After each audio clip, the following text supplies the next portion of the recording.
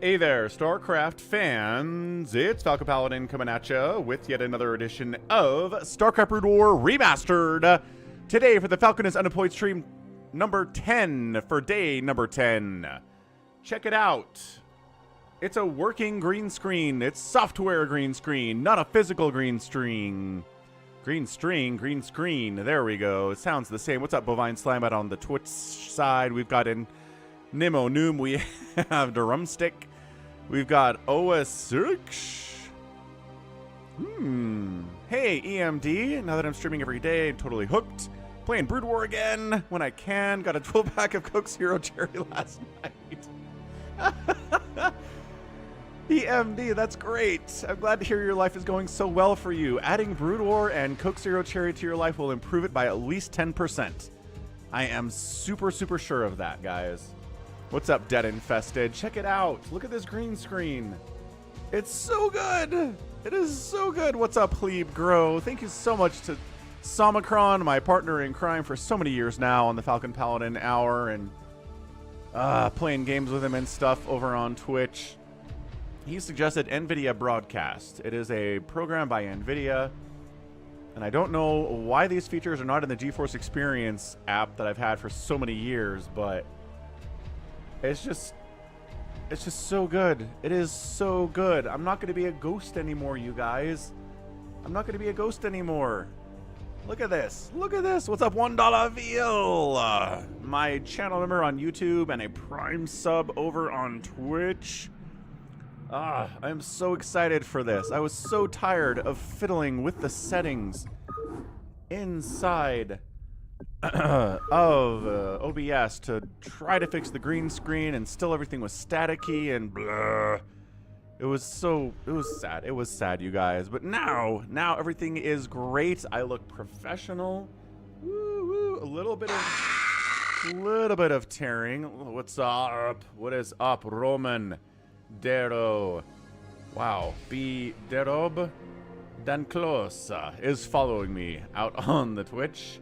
Oh, XXX Pillow God XXX420 followed me on Twitch too, about 14 hours ago. Good heavens.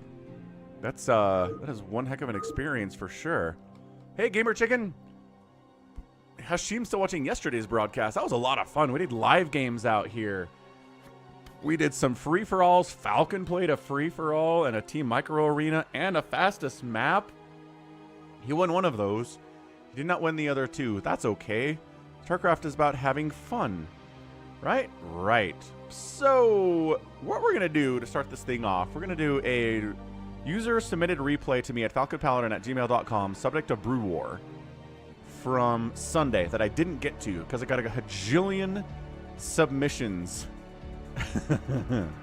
Like a bajillion submissions for Sunday. We didn't have enough time for all of them. So, what we're going to do...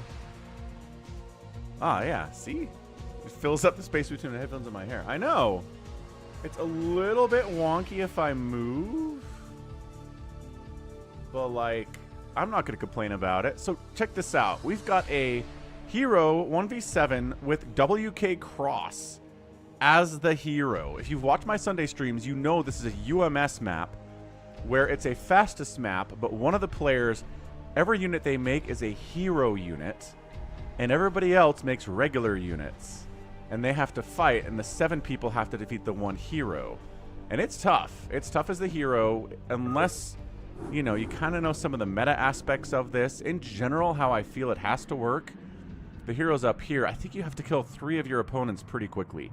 Like in the first 5 or 6 minutes. If you can show up and kill a bunch of your, like 3 of your opponents fast, then it's a 1v3, and it's way easier to deal with in the long term.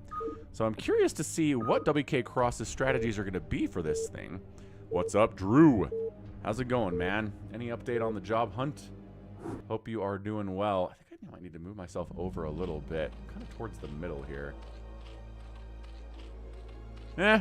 It works. All right, so top left, guess what it's going to be hero? It's a Zerg hero, which means you get Hunter-Killers, which means you get Kukuzulas, which means you get Yggdrasils, who have, let's see, 1,000 hit points and 4 armor, and have drop immediately, and have speed. and increased sight range. They get all the upgrades right off the bat. All your hero units have their upgrades immediately. So Hunter Killers have range and speed. If you're playing Terran, you get a Jim Raynor Marine that already has stim and already has like combat shield and stuff. It doesn't really matter because he has, well, not combat shield, has range. Blah. Already has the range upgrade, already has a ton of HP. It's amazing. So his enemies today are a Teal Terran player, Silverwolf 8. What's up, Silverwolf? It's Monster. We have Big Wan over here. Hey, Big Wan. Who else do we have on this map? We have a Red Terran player, Bear Down Wildcat. We know who this guy is, too. I don't remember exactly who it is. We have Health and Wealth in the bottom right. What's up, Health and Wealth? Love you. Oh, there's nobody at the 6 o'clock. That's bad.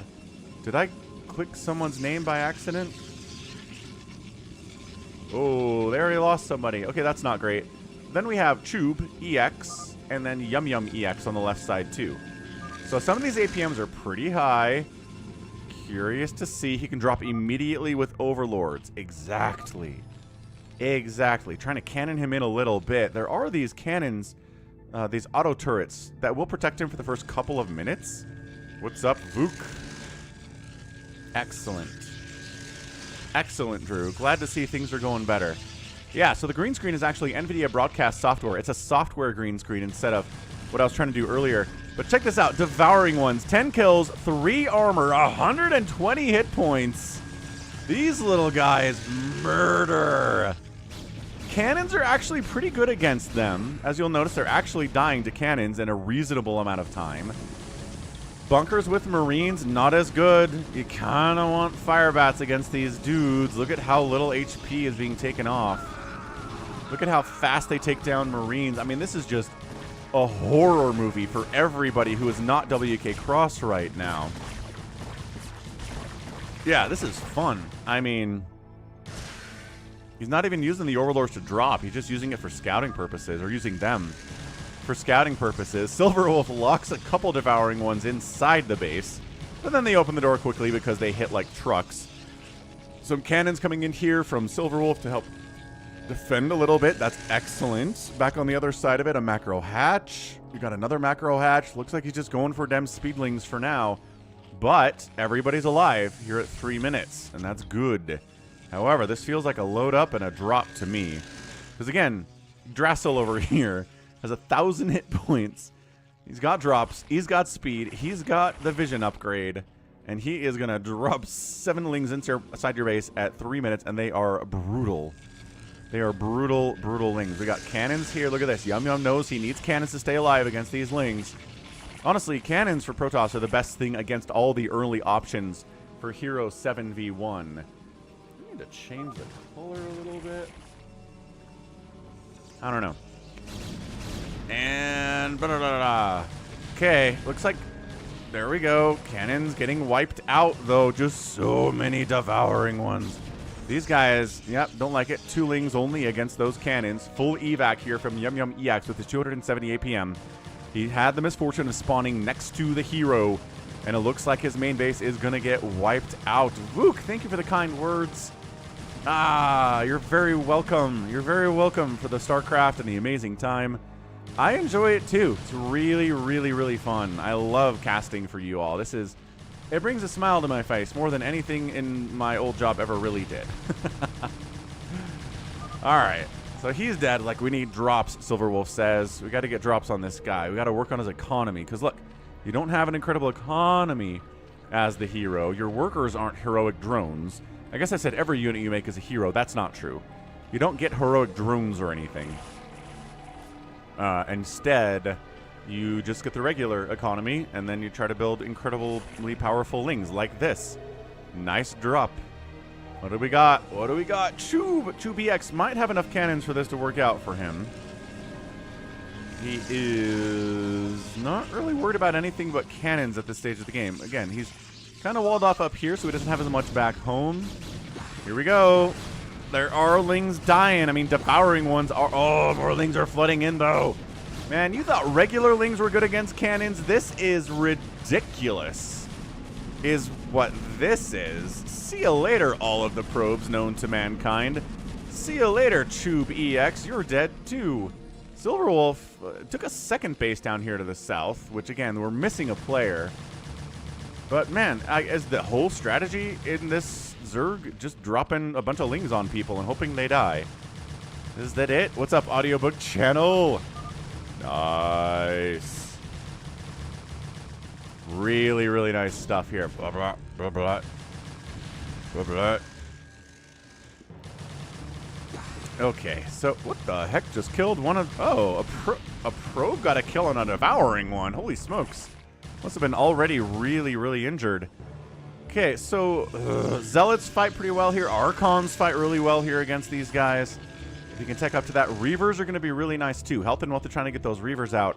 And obviously anything that flies, he can't defend himself that way. Although he does have double Hydra Den. He's going to start making some Hunter Killers here soon.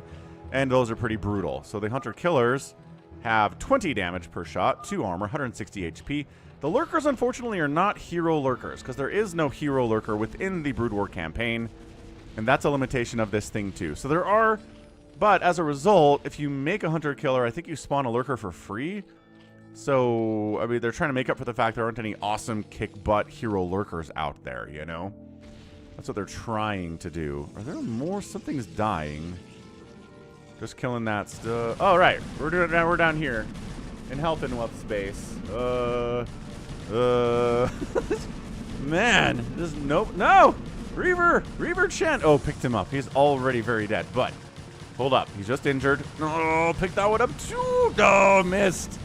Okay, Reaver. Pow. Take that, devouring ones. But look at these hiders and lurkers. Health and wealth is like, we can't do this. It's impossible. Okay, we got 2 Reavers. Wait, 1 Reaver in a shuttle. Just gotta have snow level Reaver micro, dude. That's all you have to do. All you got. There you go. See, you're clearing this out. You lost your Robo, which totally sucks. We're not even 7, says Tube EX. You need more cannons, says Silverwolf. Yeah, I mean, learning about this for sure. Hey, leave it to Reaver. No, this is a hero 7v1 match.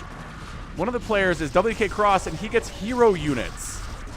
He gets Hunter Killers that have 20 damage and 2 armor. He gets Devouring ones that have 10 damage and 120 hit points. And he has to fight everybody else at once. Did you not see him go 9 pool? You must get cannons, says Yum Yum. The 2 lings alone can clear cannons. They're arguing about the best way to deal with this is, and it's a big ask. Yes, Nimo Noom. There is Protoss hero and Terran hero. You get Phoenix Zealots and Phoenix Dragoons if you're the Protoss hero. And I mean, the Garanthithor carriers and Artanis scouts. Like, you get all sorts of fun stuff. Terran gets NORAD 2s. It gets Edmund Dukes.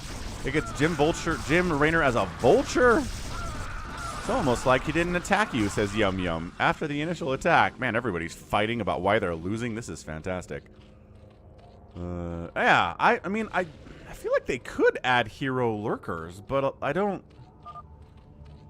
know. Like, I just don't know. They haven't at this point, and I really feel like they've said there's a limitation to why they can't. So Big Wen's going to try to swing over here and wipe out our guy Wk'Cross with the Mutalisks. The hero mutas are Kukuzulas. And zoop, and same thing.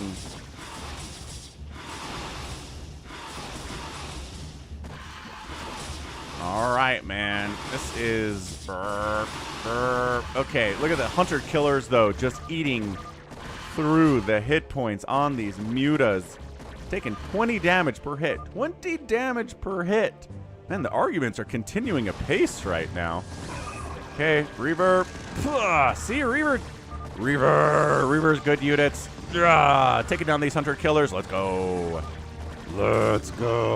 Yggdrasil also provides 30 supply. Good call, Philippe. I did not mention that. Stop talking and listen. Yum Yum and Silverwolf are fighting about this.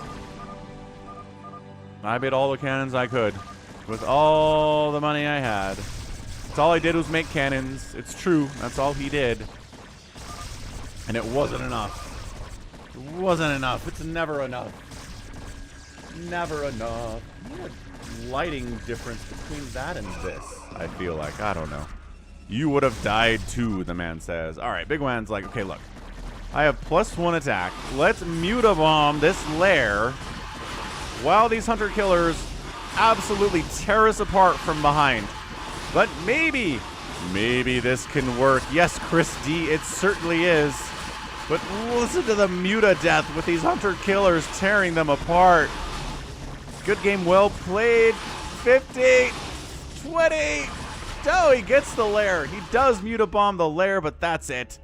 Can't handle it. Looks like Bear Down Wildcat is dying. Looks like looks like the Hydra Lurker army, the Hunter Killer Lurker army, has found health and wealth as 2. It's just Big Wan alone at this point, and he doesn't really want to fight against the hero. And also we found this down here with the Hunter Killers. So what's up, Alexander? Man, that was awesome.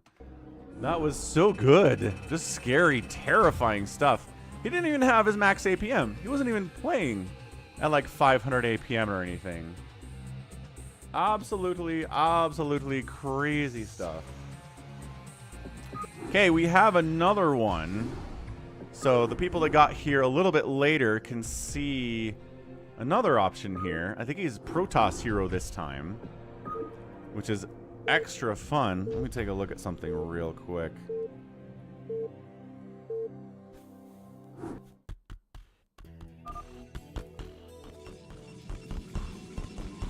Okay, real quick actually. I'm getting a text here from my kid. No.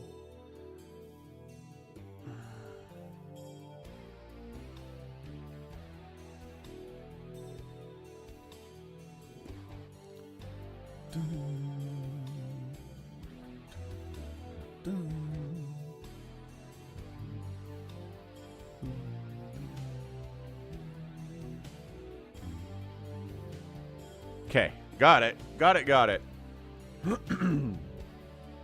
Yeah, Drew. I mean, you have to be aggressive as the hero.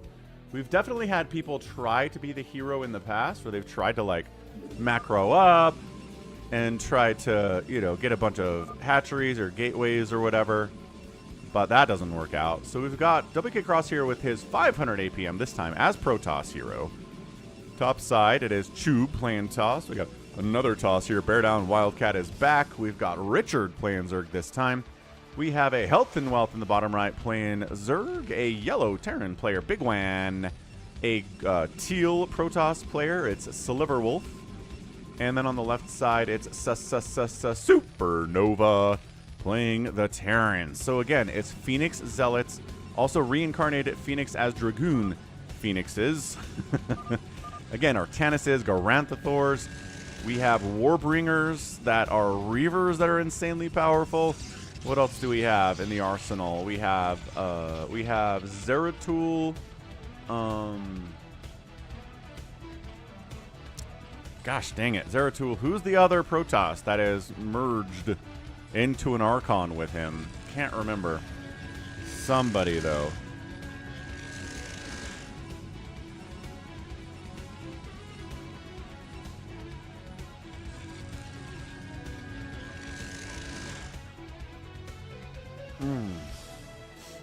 What's up, Wyhas? What is my pump up song? Terran BroodWar track number 2.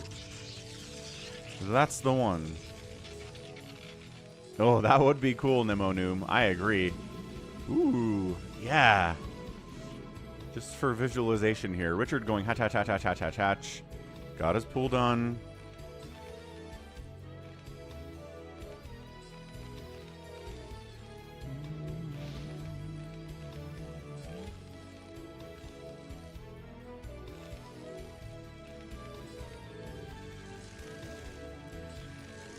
Okay, so first Zealot is out. It is Phoenix. He has 1 shield upgrade by default.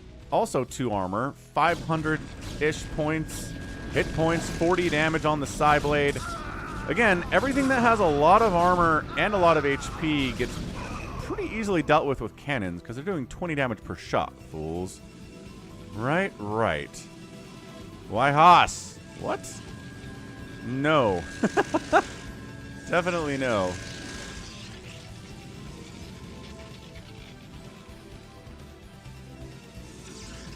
Oh, and this is a strategy too. You can float engineering bays up over the enemy's minerals to make it hard for them to put probes onto their mineral patch.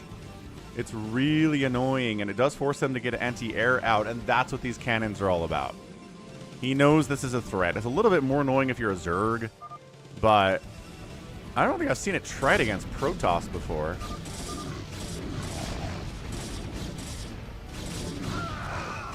Is he? Oh my gosh, he's proxying gates in the middle of the map here too. He's got a cannon defending. Here come the engineering bays. The cannons aren't hero cannons. No, I definitely believe you, Wyhos. 100%. Tassadar. Yeah, Tassadar and Zeratul became an Archon somehow. If you get Archons in this particular Protoss variety of Hero 71 or 1v7, however you want to say it. SCVs fighting against Phoenix. Not a good time, folks. These Marines fighting against Phoenix. One-shots those suckers. One-shots those suckers. Because they have 40 hit points. Oh my gosh. And they have speed by default, too. I didn't even mention that. Artosis somewhere is waking up in a cold sweat, screaming his face off. He's like, no! No! We had a game like this in the Rain versus Sharp series they posted, I don't know, like 12 hours ago. I'm not going to spoil anything. I will tell you, one of the games featured Zealots inside Sharp's base. That's it.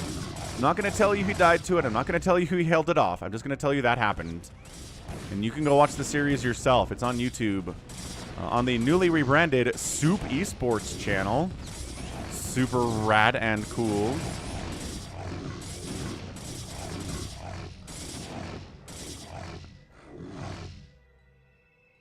Alright, so unfortunately spawning next to the hero is a tough play. Especially if there are zealots showing up in your face, so Supernova's in trouble. Somebody's complaining about lag a little bit. Wk'Cross says, hey? Not sure what that's all about, but he does spawn a bunch. Oh my gosh, there are so many zealots. How does he have so many zealots right now?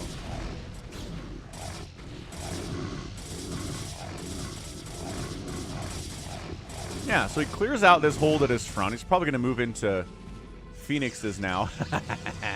Yeah, Phoenix Dragoons now.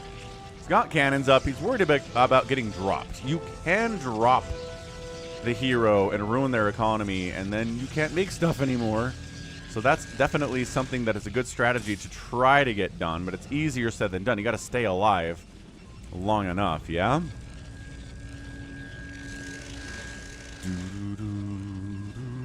Because someone is getting, yeah, Silverwolf is getting shuttles out here. Got a million cannons up to try to stay alive. Some glitching SCVs from Big Wanner down here. Yeah, because Big Wan is in trouble. He's trying to rebuild his economy when there's a Phoenix inside of his base, which seems dicey, but maybe brave at the same time. They're over here attacking Richard. Richard, your Sunkens and your Hydras. You think Zealots, regular Zealots, are good against Hydras. Oh no. Oh, no. Okay, well, that's it for a Zerg player, I'm afraid. A couple Protoss are alive, 3 Protoss are alive, and a Zerg, but oh my gosh, the Phoenixes are here. Okay, Sunken count, pretty effective. They do have range, but you cannot range a Sunken with a Dragoon, even if they have that range upgrade.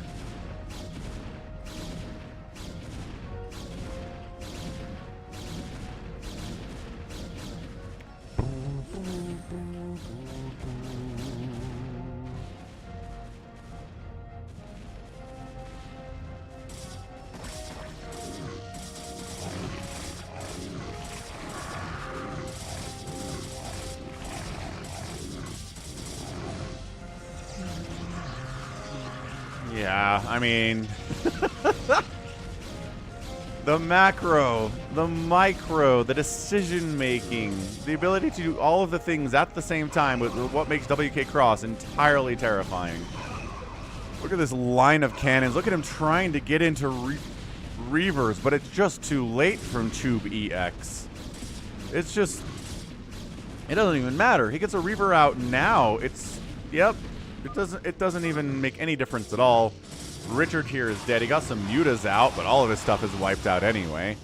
The center position for Wk'Cross has been pretty fantastic. What's up, the White Knight? Leave it to Reaver with a 20 Canadian dollar super chat. Thank you, Leave It to Reaver. As long as the parlays keep hitting, I'll keep donating. Oh no! Parlays never keep hitting. There's always going to be a week where the parlays don't hit. I mean, maybe you're like the luckiest gambler of all time, or the smartest one maybe. That would be good too, and you never lose a parlay, but yo, that's a lot to ask. Thank you for the super chat though, Leave It to Reaver. Oh, got some Guardian. Okay, Guardians versus Phoenix Dragoons. That's the sound of Guardians dying, folks. Health and Wealth is like, G. If you get 1 G, you get no GG.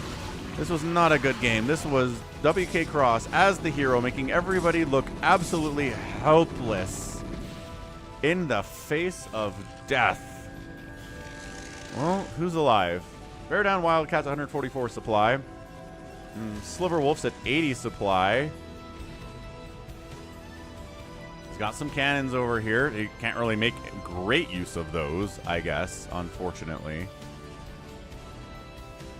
But yeah, it's just Dragoons and Zealots, man. He's not even getting into any of the fun stuff. He's getting upgrades.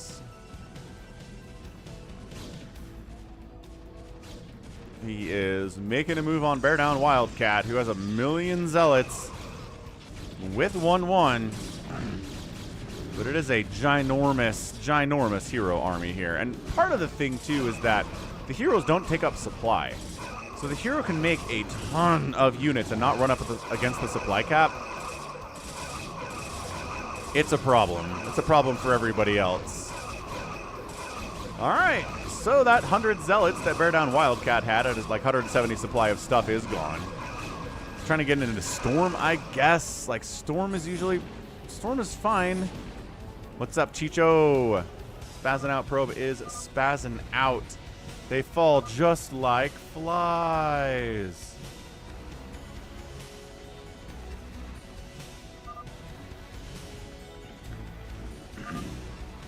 They died so fast. Yeah, this one's over too. GG. Big Wan GG's out. He's trying to rebuild over here, trying to get siege tanks. Here comes Silverwolf. He's going to make a move. With two... In this mode, you can't see what's inside the shuttles. It's like it's a live game. No! Bad! Super... Ah!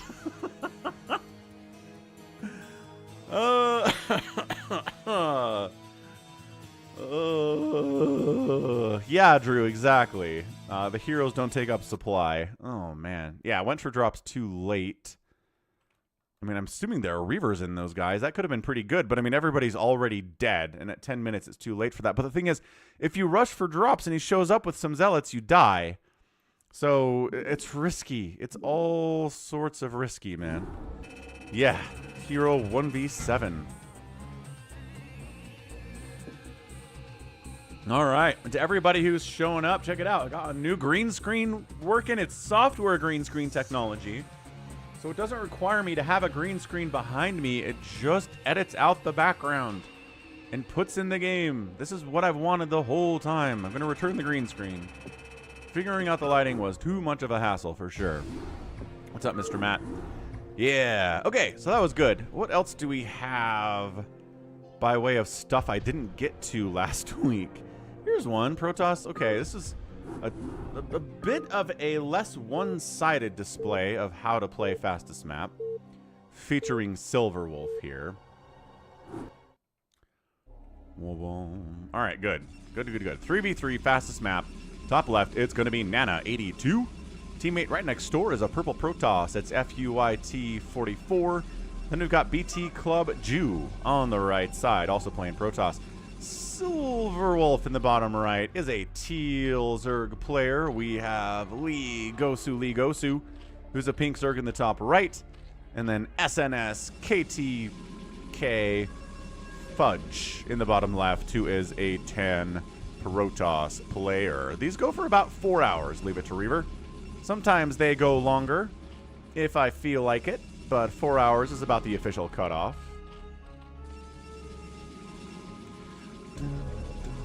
Ooh, yeah. Play BroodWar for your physio. I like that idea a lot. Tell him Falcon Paladin said it's okay.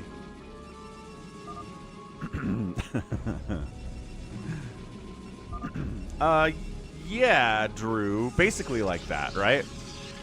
Same thing like in Discord where you can replace your background with like you're on an island or you're in a busy city or you're in space and stuff. It just takes that and then just replaces it with the screen of the thing you're streaming. It's awesome. I mean, I don't know. Why the heck are green screens a thing for gaming and streaming anymore anyway? I hope they're not. I hope everyone's just using technology like this because it's so much easier.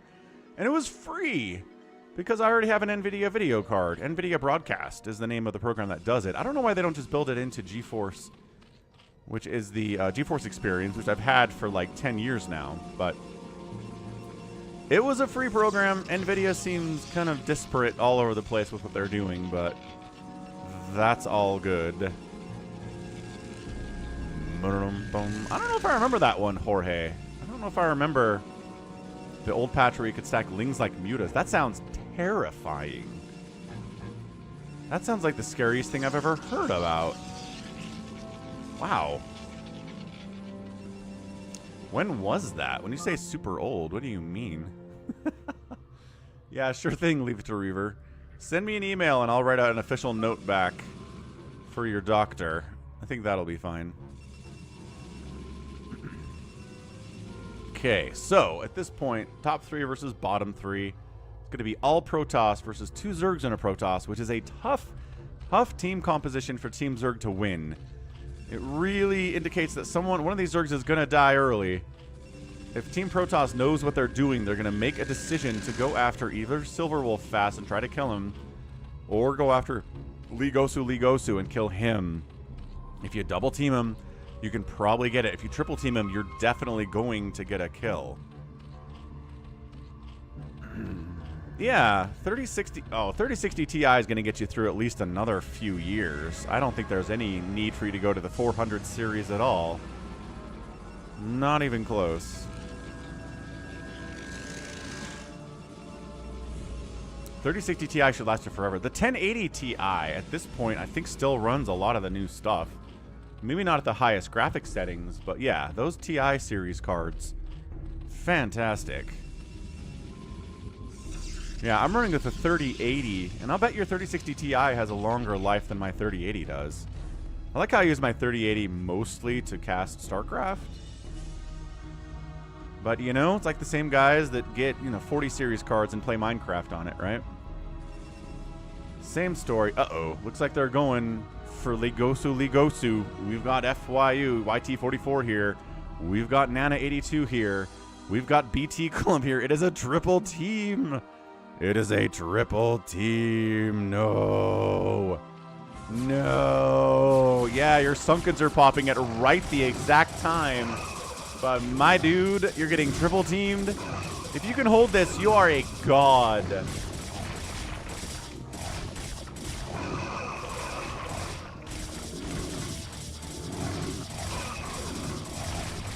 Yeah, sorry, Sunkens. You're all super dead. What's up, Music with John? Yeah, there you go. So, Drew's gaming needs are totally fulfilled with a 3060 Ti. Bingo. That's what I'm talking about, folks. Yeah, so what did Falcon say would happen here, everyone? He said the 3 Protoss would attack one of the Zergs and kill them, and that's what they did. So it turns it into a 2v3, but it does kind of set the Protoss team back on tech a little bit, right? Kind of sets them back on tech a tiny bit to make all these zealots early. So Silverwolf's like, well, time to power up. What am I going to do here? I'm going to get macro hatches. I mean, if they come for you, you're in a lot of trouble, man. What's up, Nintendo? How many Carvot plushies do you have? That sounds amazing.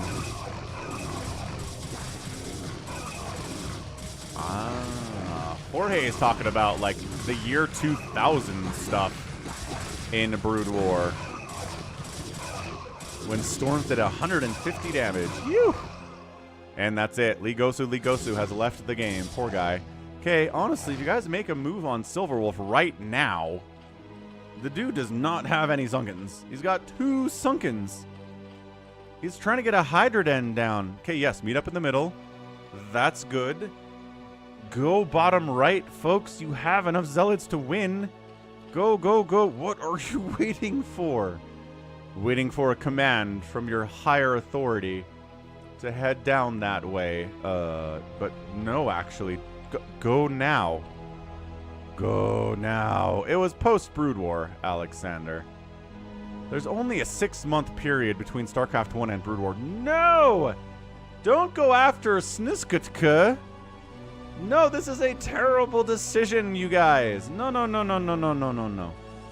No, no, no, no, no, no, no, no. It's going to be so much easier to kill the Zerg. They got Hydras out now and more sun. Okay. There was a window. There was a window in which this was going to go extremely well for Team Protoss, and instead, they threw that window away, went after Sniskutke. They might actually kill him. It's just going to be harder because the SimCity and the cannons are maybe a little bit better against Zealots than Sunkens are. Oh, I don't know. Somebody fact check me on that. What's better, cannons or Sunkens against Zealots? I mean, it's 20 damage versus 40 damage. Damage types apply here at all? Okay, Sunkens are better against Zealots. Yeah, Drew, it's just tough. It's tough to just turtle up every time in fastest map team games, because there are some times that you can actually help defend a teammate and keep them alive, and that's really valuable in a team game if you make Lings instead of 20 Sunkens, right? It's just tough. It's tough to read the game properly, tough to scout perfectly, tough to know what your enemies are doing, tough to know what the right read is in every given match. Okay, still holding with the economy down here as Snika still has 40 workers. Some Hydras made it over here from Silverwolf to defend. See, this is what I'm talking about. A bit earlier, right? With Zerglings. Holding. Cannons are dying, but more cannons are there to take over the work of the dead cannons. Of the dead ones. Here come more Hydras. Silverwolf being a great teammate. An excellent teammate of the highest order, keeping Snicketk alive. Ooh, Zealots tanking for Hydras as they do the damage. That's fantastic. That is okay, but now the Zealots are kind of gone. Yeah, you thought Hydra Ling was good. Hydra Zealot? Oh, wait. No, pull back. Let the Zealots tank for you, Hydralisks. Hydralisks, no. Bad. Well, it's kind of working for them anyway. Before BroodWar? Oh, man. How many patches were there between StarCraft and BroodWar? I have to look at the patch list history because I guess there were a couple. Definitely were a couple, I guess. Because it is, I mean, 6 months for a new game is a long time. Hive coming in from Silverwolf, really droning up really nicely here. Up to 63 workers here at 9 minutes.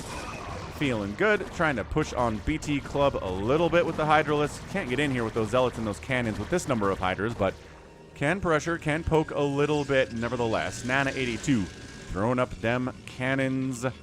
Throwing up more gateways. What's your further tech going to be? Citadel of Adun, robotics facility.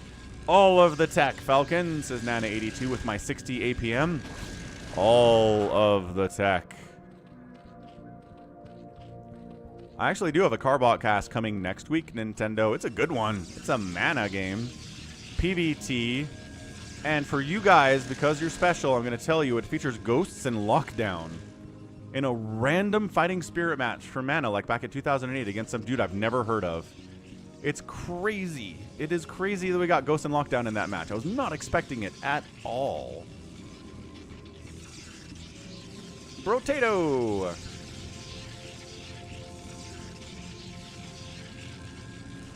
Yeah, I've heard good things about Brotato. Hydra Lurker drop on BT Club 2. Catch you later, alligator. Oh, man. Yeah, so everybody dies. Wait, is this just Hydra? Why did I think this was Lurker too? Somehow it's not Lurker. But it's doing a lot of work anyway and killing probes one at a time instead of 40 at a time. Dude has 80 probes still? He has 80 probes after that drop. Wants the Nexus. Gonna get the Nexus. Nice. decides to morph lurker. Oh, and who's in here too? Snooka's here. Snooka's is in here. Oh yeah, BT Club is dead. Hang on. Yeah, trying to morph lurkers in the battlefield is a lot to ask. Burrow.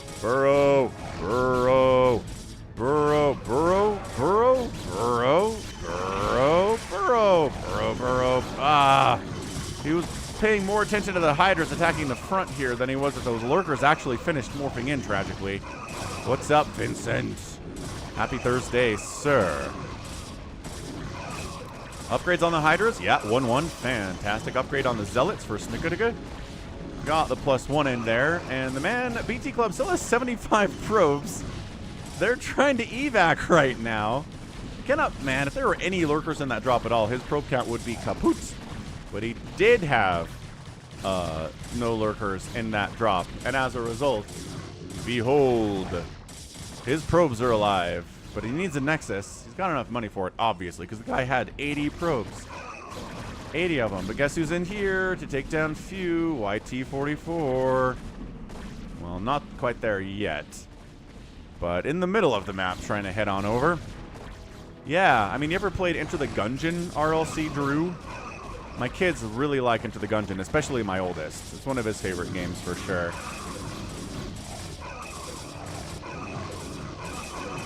I played a bunch of it. I'm not very good. I'm not a huge fan of Bullet Hell, but I can understand how the challenge appeals to a lot of people.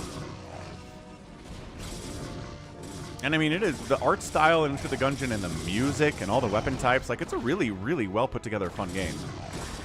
It's not exactly my jam. Enter the Gungeon. Okay, let me find it.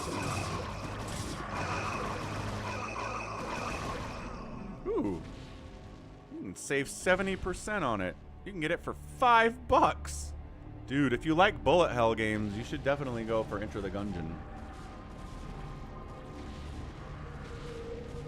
There, everybody can play Enter the Gungeon. Anyway, what else is happening now? We're trying to attack these cannons and failing kind of miserably at it. Also, Storm's probably available in here for a few. YT44, he's got enough High Templar that he didn't make the High Templar without getting Storm. Jorge. I will remember, Jorge.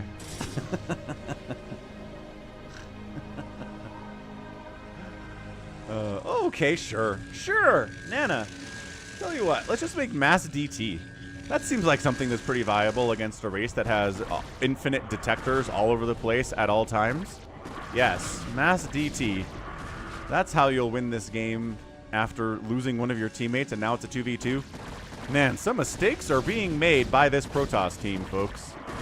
I've just got to throw that out there. They had a really nice coordinated Zealot attack to wipe out Lee Gosu. But kind of everything after that's been a little bit problematic for them. Oh, Silverwolf sneaking through Snick space. Gonna try to get on top of our guy, a few YT44's base with a bunch of Hydralisks again. Did he bring lurkers? He brought lurkers this time. Okay. He brought lurkers this time. Oh, it's on your Steam wish list already? It's $5. You have to get it. Enter the Gungeon is a great game. If you love bullet hell, especially, it's a great game. Okay, here goes. Lurkers _. Storm where the drop is incoming. Excellent decision making there. That's a great choice. But the probes, though. 14 probes remain after that. Absolute bloodbath. Everybody dies. Also, Jorge, I like that you're old enough to remember for everything else, there's MasterCard commercials that we used to get when we were, you know, back in the 70s and 80s and 90s. Was that a 90s thing? What happened to MasterCard? Are they done? MasterCard die? Crypto the Necrodancer? Yeah, I've heard good things about that one too. I think my kids had that as well. I don't know, Drew. It's $5. It's a fair point, though. You make an excellent counter argument. So Nana's in here with his Dragoons, and you know what? The DTs are getting some work done. Silverwolf does not actually have any detection in this particular area. So, oh gosh, don't storm your own DTs, though. I know you want to kill the Hydralisks, but abject chaos right now. It's on sale for the next 6 minutes. Are you kidding? Dude, if you like bullet hell, Enter the Gungeon is on sale on Steam for 6 minutes. That's crazy. I timed that horribly, or maybe well. Whatever. Okay, well, yep. Cracklings are all upons right now from Silverwolf. Got 2-2 upgrades on those guys. The economy got murdered. The Dragoon count by Snusk is insane. Much, much better player here. Snuska is compared to Nana and really compared to BT Club as well. So that helps. That helps making a comeback from a 3v2 situation like these guys have totally done today. Nicely done, Silverwolf and Snus. I do still feel like if those Zealots had gone after Silverwolf when they had the opportunity, this would have been a very different game. Hey, Drewbot Enter the Gungeon. Let's go. Hey, what's up, Lucky X Dark? What elo is this? 7? I don't know, man. It's a public lobby FME team game. Like, it's going to have varying levels of skill in here. But look at the APMs if you want a general sense of what this particular game is. But yeah, after this, we're going to move into pro games. We had a lot of fun here with the kind of lower level stuff, the team games, the FMEs. This one's over, though, because, I mean, Nana by himself, there's nothing I've seen from Nana that indicates he is capable of winning a 2v1 versus a maxed out Snukasgus and a Silverwolf, who's probably going to show up with Guardians here in a minute. Or Ultralisk, sure. Got an Ultralisk Cavern down there. Not great against DTs, though, right? Not great against DTs because of those big swings. The big 43 damage. With +1. With +1, it's 43 damage. We're not even done with upgrades yet, as we can see those coming in on the production tab. Lucky, this is actually a replay. This is not live games today. Live games are for Sunday streams and for Wednesday streams. But, yeah, I mean, if you want to jump in, those are the times to do it. We're always looking for more people to play with us, so you're very welcome to do so. Yeah, throw me a follow so you can get notified when I'm live on Sundays and Wednesdays, and hop right on in, sir. Those were 90s ads. Well, there you go. You have MasterCard. MasterCard exists, says Chris D. I'm going to Google it. MasterCard. MasterCard totally exists. I haven't seen anybody... Dude, it totally exists. Hey, and what's up? Ah, Lucky does toss me the follow. Thanks, man. Yeah, I'm here 6 days a week with StarCraft. It's a good time. I got laid off from my job about 6 weeks ago. Oh, maybe 7 weeks ago now. And about 10 days ago, I decided, heck, can't find a new job. I've applied to 150 different jobs, and they've all said no, and it's very sad. But what if I make live streaming full-time a new career?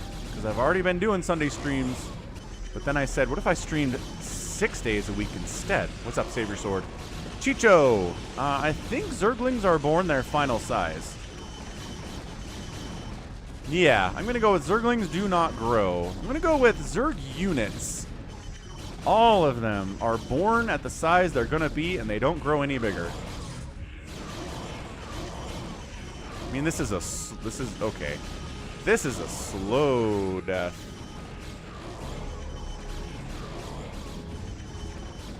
We're going to ×2 this thing because, look, Storm and DTs and Dragoons and stuff are good. It's really tough nut to crack if you're just trying to come through this narrow choke in this lane here. But it's 2v1. Silverwolf is smart. Snickich is smart. BT Club is trying to get carrier tech out, actually. He's not dead yet, folks. He's trying to get carrier tech out.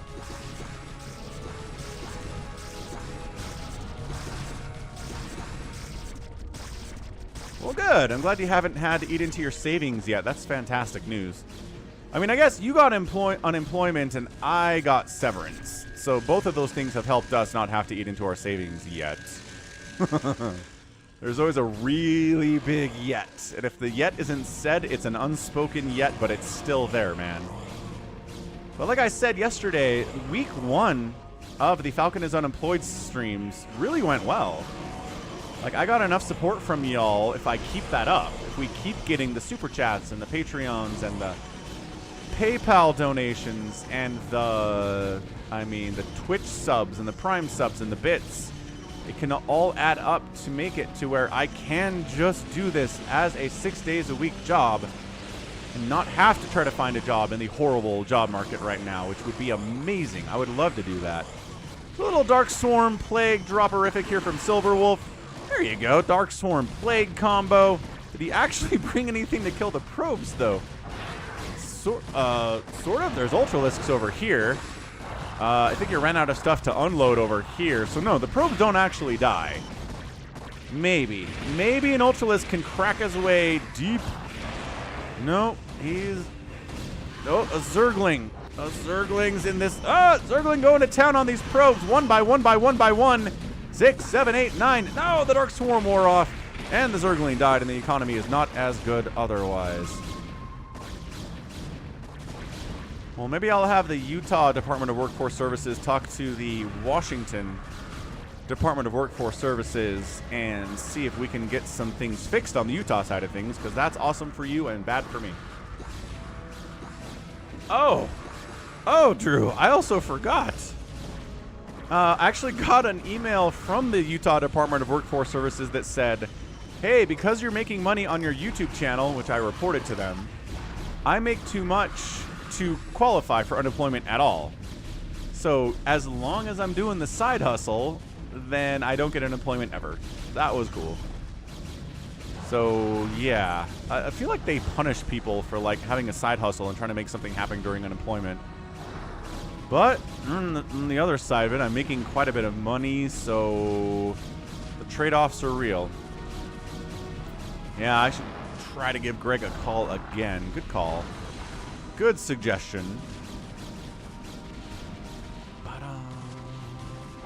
Alright, this game's over. So GG Silverwolf gets the win with his teammate Sniskate. Dude, seriously, keyboard spam is a name? Ridiculous. Ridiculous. So Silverwolf outproduced everybody a wide margin. A Zerg player that lived to the end of the game is usually going to do that. And then Nana killed the most stuff with the Storm and the DTs and things. That was nice. Total spent here. Silverwolf on the head. And yeah, just Nana couldn't keep up economically. BT Club died early, so he couldn't keep up either, which is understandable. But yeah, look at green screen. Look how cool it is. Look at how awesome it is. I'm here. I'm not a ghost. I'm not a ghost. It's the greatest. Can I seriously want... Is it better like... I think it's probably better like this. I look less in the dark when I have the other setting up, right? Right. Okay. That was fun. We got to some of the replays I didn't get to on Sunday, which is awesome. So now we're getting into the pro.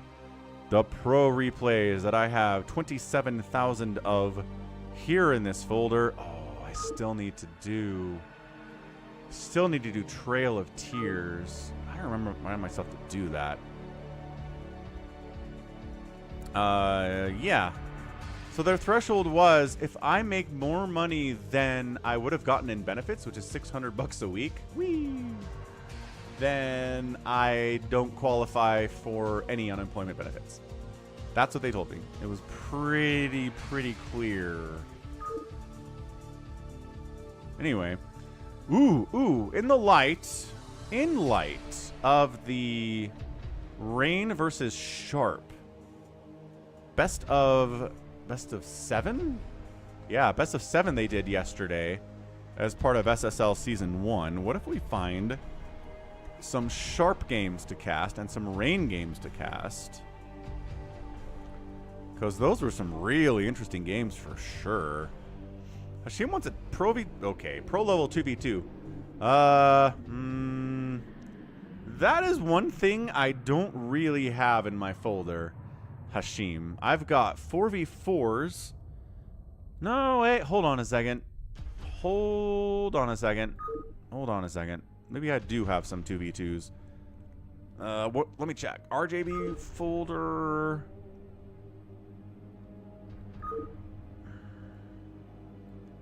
Flash versus Larva is all up in there. Fastest map stuff that was sent to me a while ago.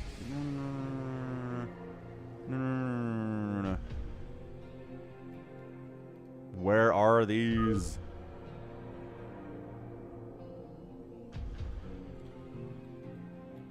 Gotta remember where they are.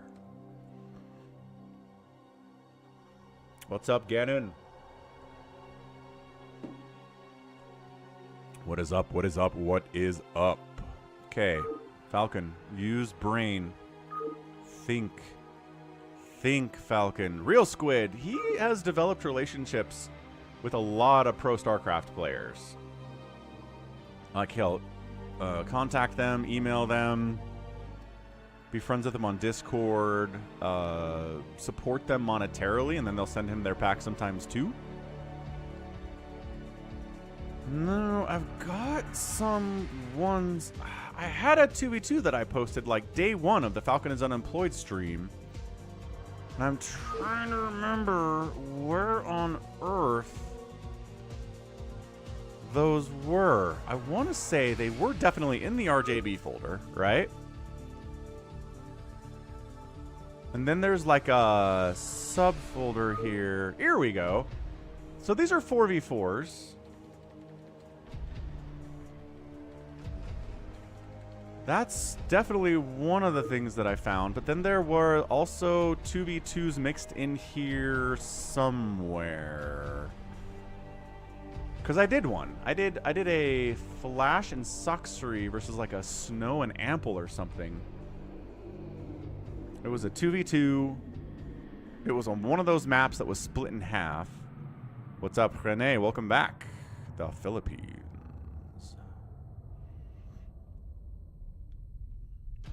Boom, boom. Well, that's cool. 800 a week is nice, Drew. It's better than 600 a week. Okay. All right. We are gonna do brain thinking. Brain trying to think while streaming is always tough. We'll do a 4v4 here. Oh my gosh, it's a new super 4v4 with pros? I thought this was like hunters or something. No. All right, so we'll keep the fastest map thing.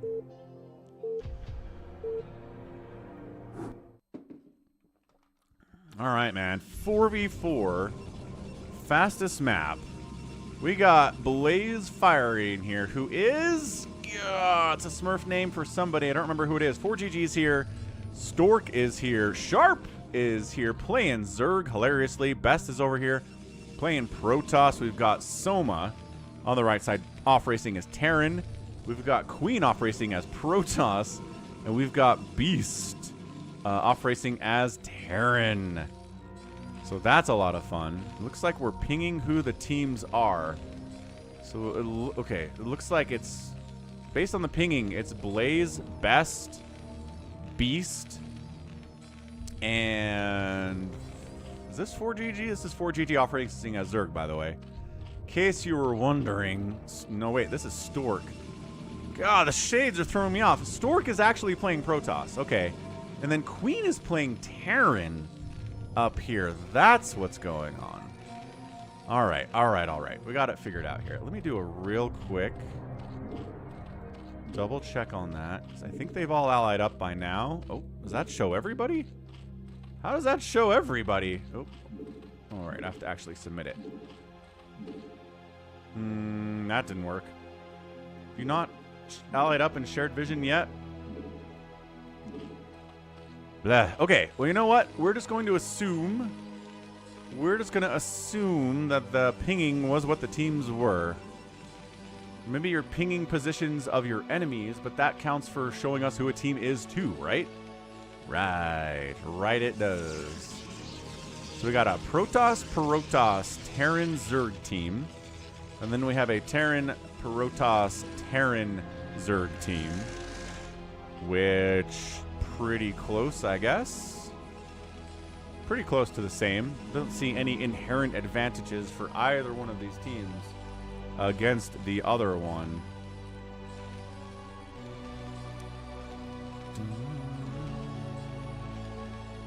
Hey, got a rejection email from a company I applied to. Hooray! That's always nice.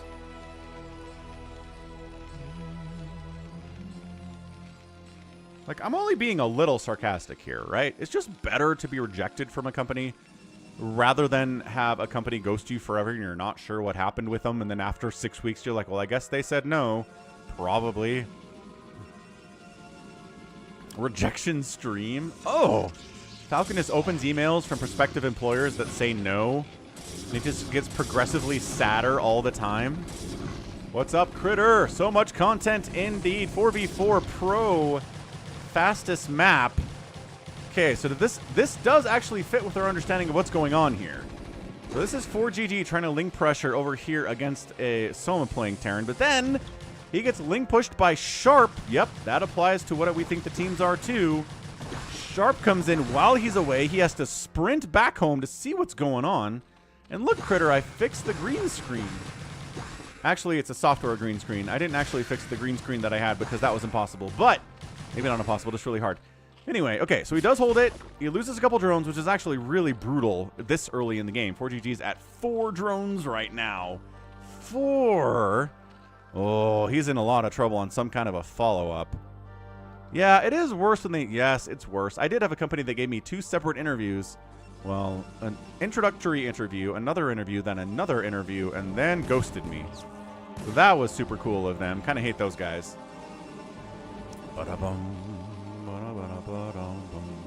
The rejection emails are Artosis' TTS.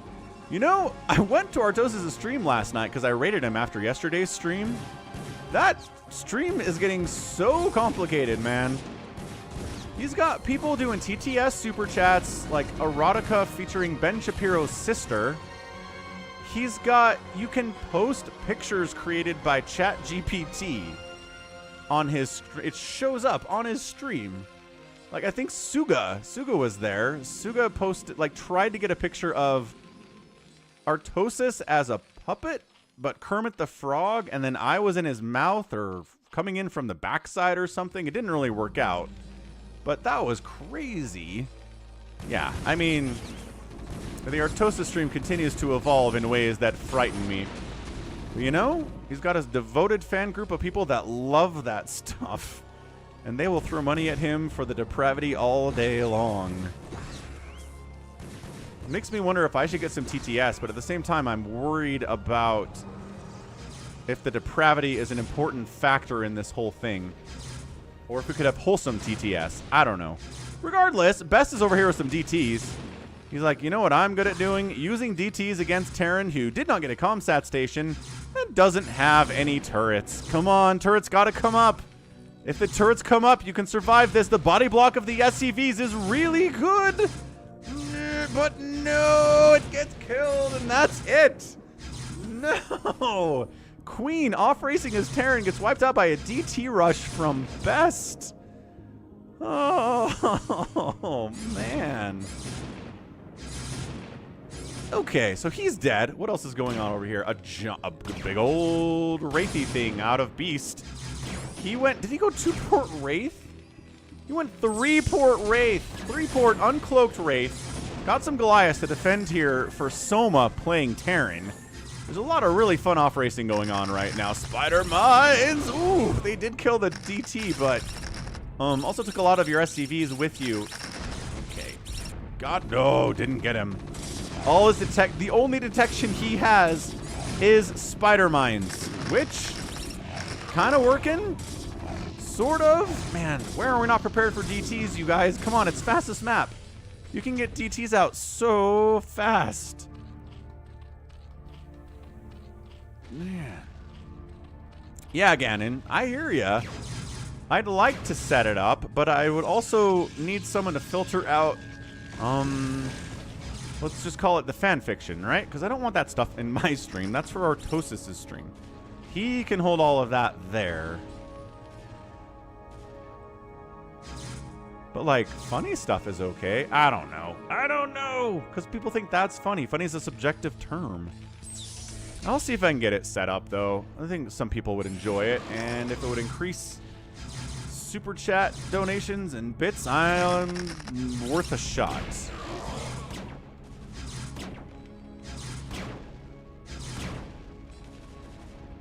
How to get connections and search for jobs on LinkedIn.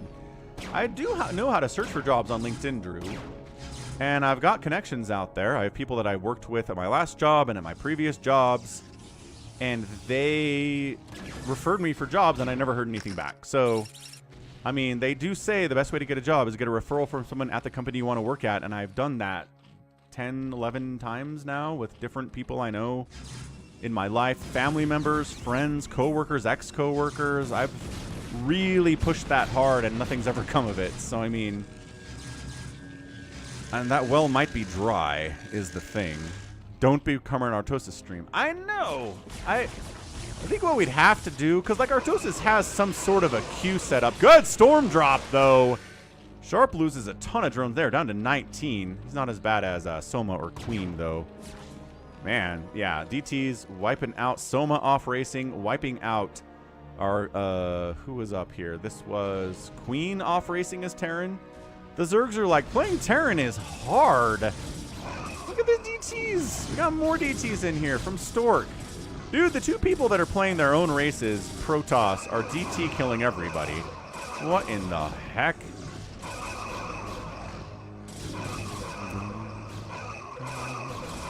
Da-dum. Da-dum. I guess not, Drew. Sounds like something I don't know. Bum, ba, bum, bum.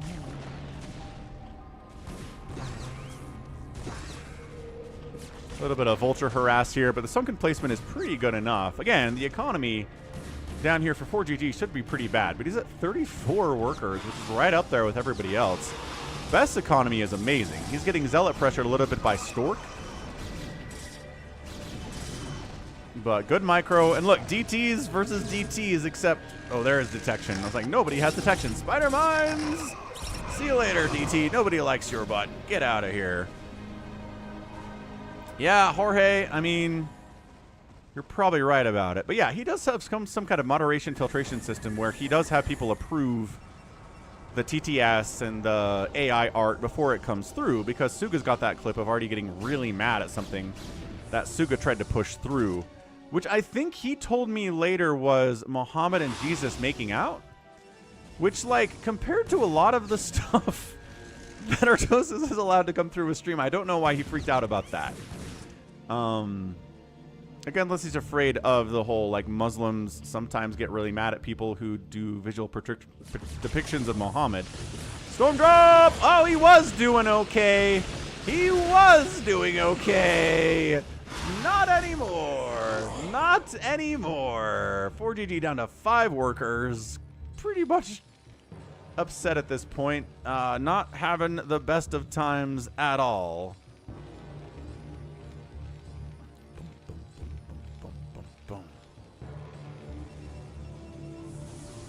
Alright, sounds good, Drew. I appreciate the help.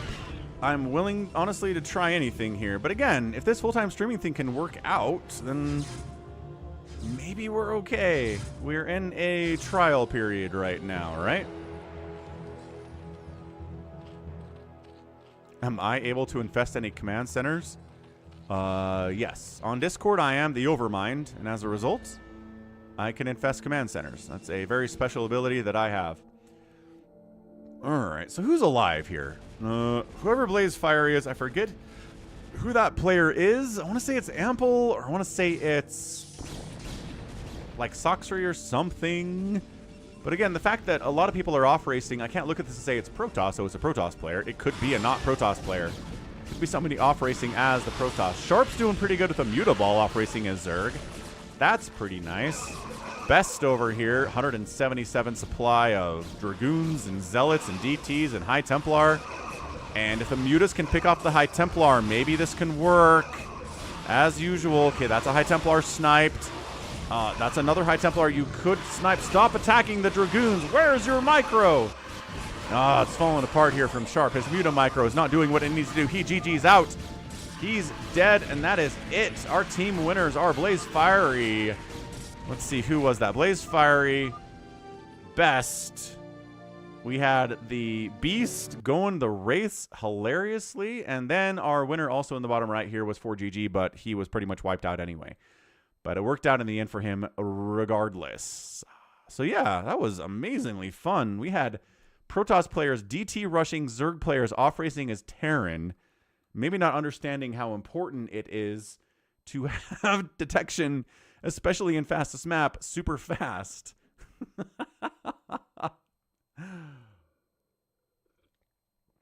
All right. Well, that was extremely fun. That was awesome. So Team Pro stuff. There you go, Critter. Critter feels better about dying to Storm Drop, because guess what? ForGG can die to Storm Drop too.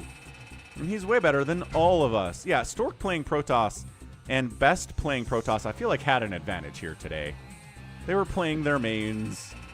They knew what they were doing. They both outspent. They were the top 2 spenders. Which, again, I think the advantage was clear for them.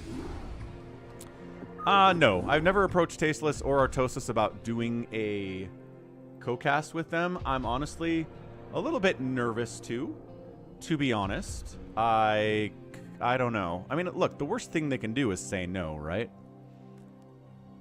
I think that's pretty much a universally held belief. So anyway, 2020-01 Pro 4v4. It is. This replay was number 6.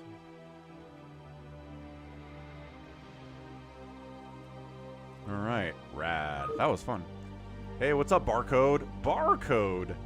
That's an amazing coffee mug. Where can I buy one? Ha!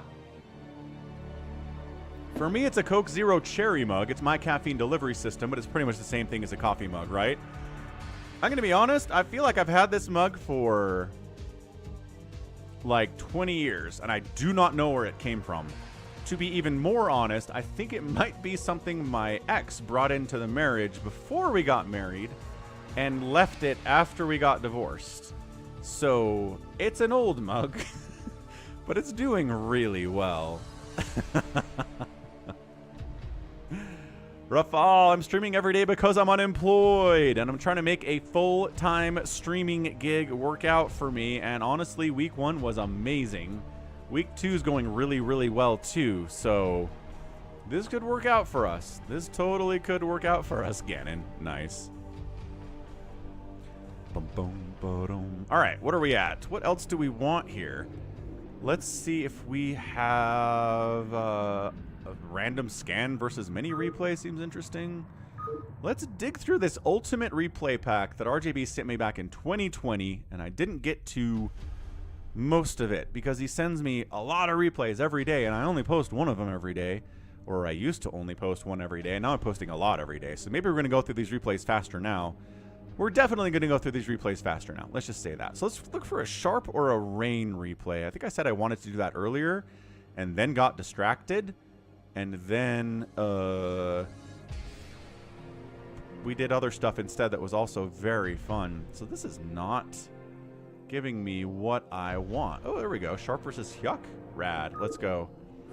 Sharp versus Hyuk on Circuit Breakers, a map that does favor Terran with their siege tanks. Let's get a prediction going. Now, I will tell you that Hyuk in 2024 is a different player than he was in 2020. For some reason, Sharp had some really good finishes in ASLs in the mid-2010s. And then he kind of fell off and stopped practicing as much.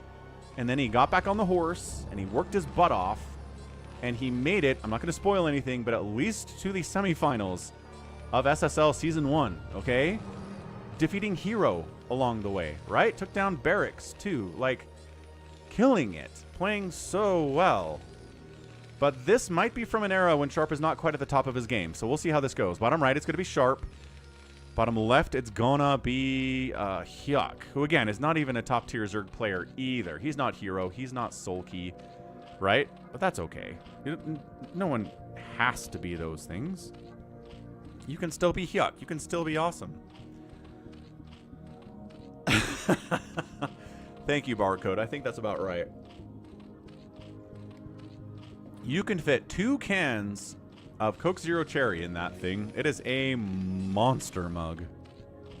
A monster. You're probably right about that, Hashim. All right. So... nothing crazy so far. No early pull from the Protoss. No proxy racks here from the Terran, just building the racks inside of his main here on circuit breakers. Save your sword coming through with the puns. Someone's got to bring the puns into chat. That's not me. Hatch Firston is our Hyuk, and Steve, the SCV, moving out. So since this looks like it's going to be a pretty solid macro opening, let's get a quick shout out to, guess what? FalconPaladin.store. Woo! FalconPaladin.store. It's for merch needs. It's been revamped. The store is new and cool and still has the currency selector up top. You can search your currency now instead of having to scroll through the entire list yourself, which was kind of annoying. But yeah, United States currency, Germany, Canada, those are the top 3 currencies for people that use the store and watch my channel. It tracks and makes out. We've got t-shirts. We've got extra warm, super embroidered hoodies. That's a really popular thing these days, especially as it's getting colder in a lot of places in the Northern Hemisphere, but not everywhere, like if you're in Louisiana. We do have a Falcon Paladin mug, which is kind of nice if you want for coffee or tea or whatnot. Robert the Zealot t-shirts. We've got a Falcon Paladin BroodWar beanie to keep your head warm. When it's cold, most of the heat escapes out your head. So get a hat for when you're outside and frozen. Pullover hoodies if you want those. Tie-dye shirts. We got the Terry the Overlord and Steve the SCV shirts too if you're into those. And new on the store are buttons available. A pack of 5 for $17. And then a lightweight hoodie too if that's what you are into. So, GG, that was great. What else is happening? Nothing. Lair with the first 100 gas. Right. Expansion on the way from the Terran. He knows because it was a hatch first from the Zerg. He's okay to do that.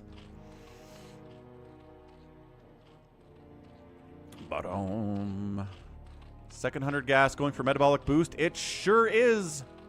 Chachi. 100% it is. Second racks coming in. No gas. No fast vulture. No fast fac. No Goliaths early against these Mutalisks from our guy Sharp. He's just going for the SK Terran. Gonna make a lot of Marines. He's gonna make a bunch of missile turrets. He's gonna be fine. Is he gonna make enough Marines to actually get out there and maybe shut down a third base that Hyuk tries to go for? That pretty much is an auto loss in a TVZ. You gotta defend it for sure. Christian says it's 80 degrees in New York yesterday. It was. But next week, I believe the forecast says the highs are going to be in the 40s. 40 degrees Fahrenheit, folks. That is hoodie weather. There's the Spire. SCV finds it. Trying to hide it in the natural base a little bit, I think, was Hyuk, but no, definitely not. That definitely did not hide as well as he wanted it to. So Maynard transfer down to the natural base. Academy coming in. I am a big fan of little Marine push-outs, but I don't know. Hyuk's got some wings out to kind of scout that, see if it's coming. He's not going to be caught off guard by any kind of Marine pressure because, look, this Ling sees this move out. Excellent. And then they pull back and don't actually know it, and then they do move out. Can't make up their minds of what they want to do here. They want to try to save this SCV is what they want to do. And they totally do save this SCV. Spire coming in. Ah.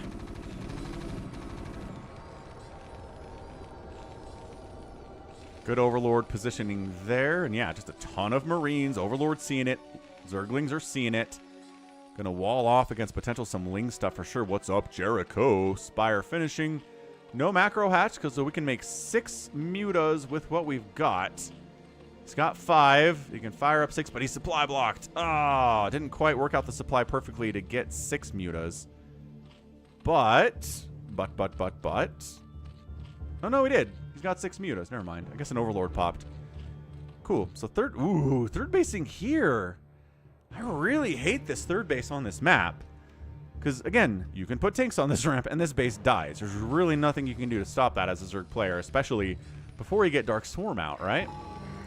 Range upgrade for the Marines. Got the medics. That is a scan. Ooh, JYJ is watching, by the way. There's a scan. He sees the Spire. He sees the gas. He says, there are the Mutalisks. And now we're going to play the Muta stacking dive bombing game. The Muta stacking game with 6 Mutas. With 8 Mutalisks. With 10 Mutas. He's getting a Carapace upgrade for the Flyers. All right. He is intent on making these Mutalisks work right now. Can he do it is the question. Yeah, this is a live stream. Hyunjun4574 live, the man says in his own chat. Yeah, I mean, this is pretty standard TVZ so far, right? It's going really well. Oh, man, gets a medic. And once you've got one of the medics, it's really much easier to jump on and completely shut this group out. Yeah, Sharp overextended a little bit, man. Yeah, I hear you, Critter. I'm with you on that.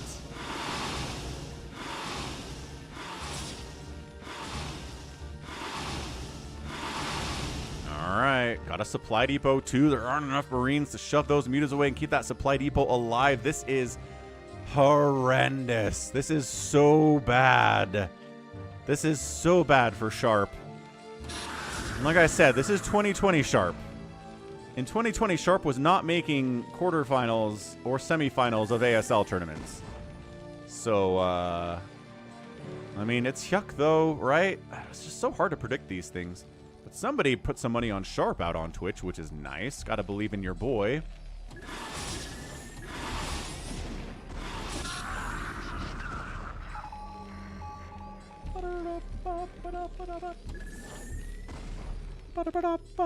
Jorge, my favorite player of all time is Jaedong. Love Jaedong. Definitely my favorite Zerg. My favorite game of all time is, I mean, it's Flash Jaedong on Wk'Cross from like some WCS 2007 tournament. The greatest TVZ of all time. It's so good. Oh, look at this sneaking a Marine over. Oh, the drones killed him? Oh, boy. Oh, boy. You could say that, Real Squid. Christian, WC3 happy still crushing players. I don't know. I am not familiar with the pro scene for Warcraft 3 these days. Hey, thanks for following, Hyunjun. Welcome to the Sunday and Monday, Tuesday, Wednesday, Thursday, Friday stream. Man, my brain still thinks I'm only streaming on Sundays. That is not even accurate. Not even a little bit. Not even a tiny bit. Yes, the Tyrant is Dong. Yeah, I don't know. I imagine, like, Todd would know who's active in the WC Warcraft 3 professional scene. Actually, Liquipedia knows, too. If you go to Liquipedia and choose Warcraft 3, it'll show you recent tournaments, who's been winning tournaments, because they keep track of all of that stuff. Man, are we just going to win with mutas? That Carapace upgrade is in. Having a Carapace upgrade against Marines is absolutely mwah. Chef's kiss. Beautiful stuff for a Zerg, man. Plus one Carapace for Lings is also very good. Is he just... Wow! He's just jumping on this? There's like 3 turrets here. Dude, he just killed all the Marines. Now the Ling... Oh, hang on. Some Marines are popping out. I don't know if jumping on that was the right move. Okay. He just lost all but 3 of his mutas. That might have been an overextend there from Hyuk. Yes, Ganon, exactly. He wants this turret real bad, but I don't think he's going to... Okay, he got it. Fine. He got that turret, but there's more turrets where that one came from. Dude, I think Hyuk's just going to do this with Lings and mutas. This is the Soma ZVT special, where you just Ling muta your way to victory against a Terran, and it looks... really overpowered. Oh, that front bunker's down. Oh. Okay, now the Lings can jump on turrets and take them out. When the Lings are taking down turrets and making the muta's life even easier, that's when you know you have it bad as a Terran. That's when you know you're in all of the trouble in the entire known world. Yep, natural base is an absolute disaster. More mutas keep flying in. He's not even getting further upgrades on these mutas. He's just happy to have +1 Carapace. Oh, this hurts. This hurts. It hurts so much. Sharp, I'm sorry. I didn't choose this game on purpose. I didn't want to see you go down like this. Irradiate's done. And there's a science vessel. Not enough energy for an Irradiate yet, but... maybe we get an amazing Irradiate off, and maybe, all those mutas die. Huh? How cool would that be? 34 to 24 workers, but the natural base is a war zone. What's up, Zach? Nope. Applied to 5 jobs yesterday. Gonna apply to 5 more today. Gonna read RLC Drew's email about how to find jobs.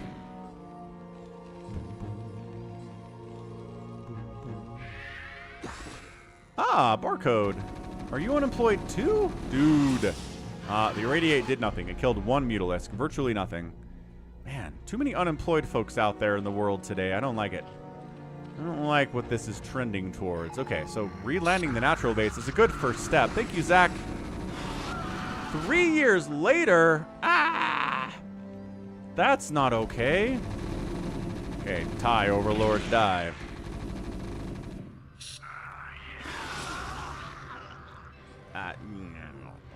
I mean, he's okay. Hang on, there's a supply block on Hyuk here. Why are all these slow overlords? It's a bad rally. Supply blocking Hyuk into next week. Oh no! Oh no! No, the supply block is real. No way. Sharp cannot win this game after losing his natural to Mutas and Lings, can he? Well, I mean, not if he gets easy pickoffs like this in the middle of the map, but you gotta watch out for the Irradiates too. Yeah, Zach, this is more Falcon streaming 6 times a week to try to make a go of full-time streaming because the job thing's not working out so well. So far it's working out pretty great though on the stream side of things. Gotta hold. Where's your Irradiate? Oh my gosh, 75. Get it! Get it! Irradiate the mutas that are left! There it is! Ah, but all the Marines are dead. It's too late. More Marines are coming across. No frigging way is Sharp actually going to win this game. Absolutely no way that is possible. Absolutely no way. Nah, Christian, I've heard being a delivery driver for Amazon is incredibly tough. I heard they, like, you're not supposed to, like, bring your hands up to your face at all when you're driving ever, or they think you're on your phone. It's crazy. Oh my gosh, he just busted through a lurker egg. This third base is... What do I always say about third bases in Zerg? If you kill their third base, you win? I mean, maybe not this stage of the game. Sharp chaos! What is happening? What happened was Hyuk sent a bunch of slow overlords across the map. They got wiped out by a small group of Marines that supply blocked him into next week. He couldn't make enough to deal with this. He tried to go into lurkers. It really didn't go well for him. And Sharp is absolutely gonna win this game. Are you kidding me? What? What? And Dev's out. I have never seen a game. Oh, okay. We have to see what this was. This looks embarrassing. I was not even paying attention to that side of the map because I was like, all the action's over here. What happens here, Hyuk? What happens here? How does... Oh, okay, so these guys go on a magical mystery tour. La la la la la la la la la la la la la. Ganon's like, I believed in you, Sharp, and you rewarded my belief. Okay, bunker, bunker. Bunker, Marines. He stims them before he puts them in the bunker, which is such a pro move. The science vessel dies, which sucks, but then they irradiate, and these guys all die before they can even... Look at that block by that SCV! That was hype. Oh, Sharp. I take it back. I take it back. You're doing great. The 2020 Sharp was a monster, too. I don't think I've ever seen a Terran player lose their entire natural base to Mutas and Lings while the Zerg player's on 3 bases and the Terran wins anyway. I've never seen it. And again, Hyuk allowed this to happen by having a bunch of slow overlords in the middle of the map that allowed the comeback to happen. I think if the overlords are back home and he can use his money to make lurkers faster and make more mutas, then I think that's a much different engagement and a much different counterattack from Sharp. It would look more desperate than it actually turned out being. So, holy crap. So, are you kidding is my catchphrase? Maybe it is.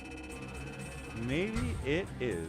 Oh, man, this green screen is working out so well. Software green screen, everybody. Don't try to use an actual physical green screen for your casting. It doesn't make any sense at all. I mean, if you're doing, like, movie creation, then you probably want an actual green screen. I think they have to have one, but not me. Not me at all. Software green screen for the win. Ganon didn't believe in Sharp. He believed in the overwhelming power of Terran. Well, that worked out for you just fine too, didn't it?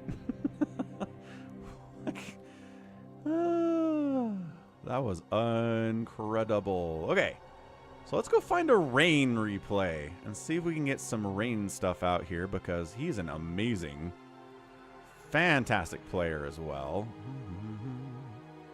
Wave of Babies Ultimate Replay Pack 2019 1004.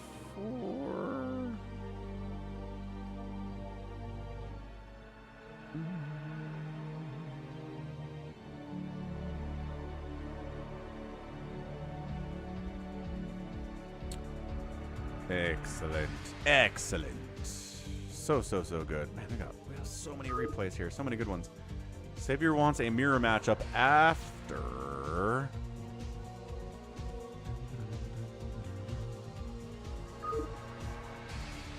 After this, we get a mirror matchup. Sounds good. I'm down. Okay. Rain replay.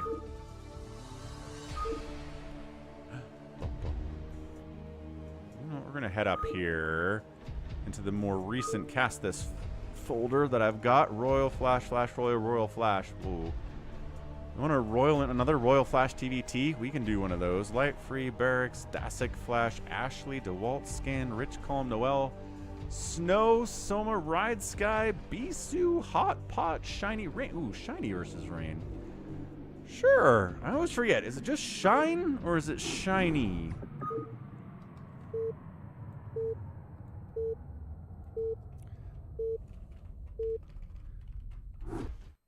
The way that Koreans do their E's throws me for a loop every time, but here we go on Citadel. Newer map, newer replay than the last one for sure. It's going to be a white Terran player. It is Shiny. Question mark. Hi, I got laid off. There was just a series of layoffs at my company. I think I got laid off during the 6th one in the last 5 years. So bottom right, it's going to be Rain under his Smurf name, Mini Maxi. Mini Maxi.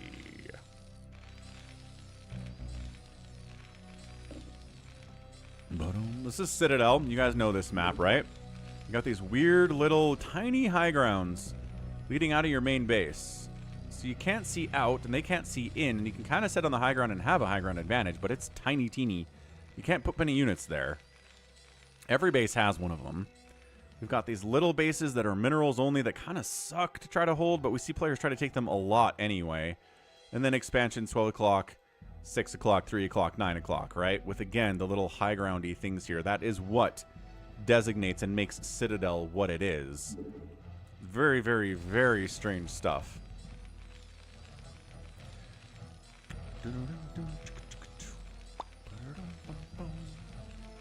Okay, so Shiny is pronounced Shiny, so this is Shiny, and he's been banned from ASL or GSL. Hyun Jun said this is 100% a Terran favored matchup.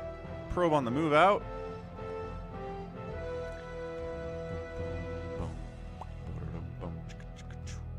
Yeah, I did see a chart that indicated that Tech had overhired from 2021 to 2022, and then we're like, oh, and then they're doing a bunch of layoffs to compensate for the overhiring. But like, I was hired in my job in 2012, so like, I'd been there forever.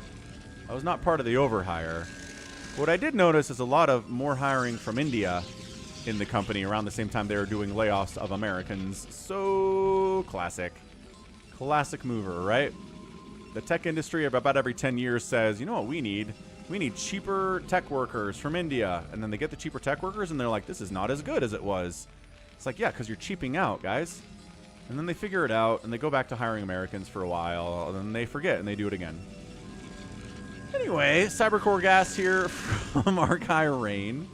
Let's see if he goes for It's probably going to go for Singularity Charge here. Have to guess. And yeah, the tech pursuit of generative AI.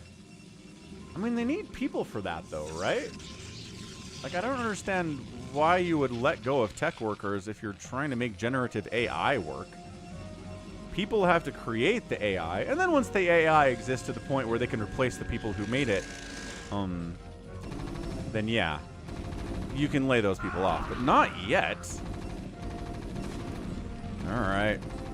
Probe gets sniped. Little bit of hide-and-go seek here with these Marines, with the barracks, and the supply depot. It takes like 40 hits from a Marine to take down a Zealot. No, just don't. I don't know if we need to chase this guy down. I don't know. Okay, a little bit dicey, but every hit you get off on a Zealot, if there's more Zealots coming, the more injured this one is, the better it is for you. It's only one, though. He doesn't know that. He's sending an SCV down to scout and see if there's more Zealots coming, and there aren't. It's in fact Dragoons. It's in fact Singularity Charge coming in. It's in fact, we're going to expand. Yep, and then expand, which the SCV totally scouts. Nice scout there by Shinee. Well done. Well done. Yeah, and look, my big thing about this is it's the bean counters. It's the accountants, right, who keep track of profits and keep track of revenue, and they have an important job. Like, your company needs people who are good at that. Otherwise, you'll fail, because if you don't keep track of your money, you die. But what you can't do is let them steer the ship. You can't let them make all of the decisions. You can't let every decision you make only factor in, will this increase our profits for the next quarter? You have to make long-term decisions, and decisions that are smart. I actually read this incredible article yesterday that looks at, as this Dragoon body blocks that Vulture, nice. That looks at Google, how Google kind of tanked their own search page by adding 1 million ads to it and hiding them to make them look like regular search results. And what's funny about it is, as the SCV comes in and gets the perfect scout off, nicely done, Shinee. Sees the robo facility, awesome. Man, great scout. The guy that Google hired to fix their search is the guy that Yahoo hired to fix their search. And y'all know what happened to Yahoo, don't you? They are irrelevant at this stage of the game. So and all he did was, yeah, we just need more money, obviously. So anything we can do to make more money, if we make people completely distrust our search results because the whole first page is ads, that doesn't matter long term. We're not going to lose the trust of our users. We're going to make more money because there's more ads on the front page. It's the dumbest, most childish, most short-sighted thinking I've ever seen. And these are people getting paid tens of millions of dollars a year to come up with these ideas. And I hate it. I hate how dumb everybody is. That's all. All right. That's enough Falcon ranting about the state of the world right now. AI does need maintaining, but not by a lot of people. Like, you don't need 20,000 people to get hired to maintain AI is the thing. Or to, you know, maintain the software that runs the robots. You know what I mean? Yeah, I mean, Boston Dynamics put out a new video yesterday showing how their robot dog Spot is being used by Michelin Tires to do analytical, basically checking for defects in the machinery, which used to be a human job. Now it's a robot job. And they have this poor guy. There's this poor guy in the video being like, yeah, I taught Spot how to take my job. I took him around. I showed him all the things that I do. And he took a scan of how it's supposed to look normally. And when there's anomalies, he can track that just like I do. And as soon as we have enough spots, I'm going to get laid off. And it's like, this poor dude. Do you think he knows? Do you think he knows what the future holds for him? It was so sad. Anyway, I guess we're going to jump on this tank if we're Rain. Okay, cool. Gets one of the tanks. Loses loses 1 Dragoon for a tank. Great trade. Two Dragoons for a tank is acceptable. 1 Dragoon is even better. And yes, Savior Sword, it does got electrolytes. Hey, look, robotic support bay. Because of course there's a robotic support bay. This is like a 2024 replay. We're going to have Reavers. Snow taught everybody.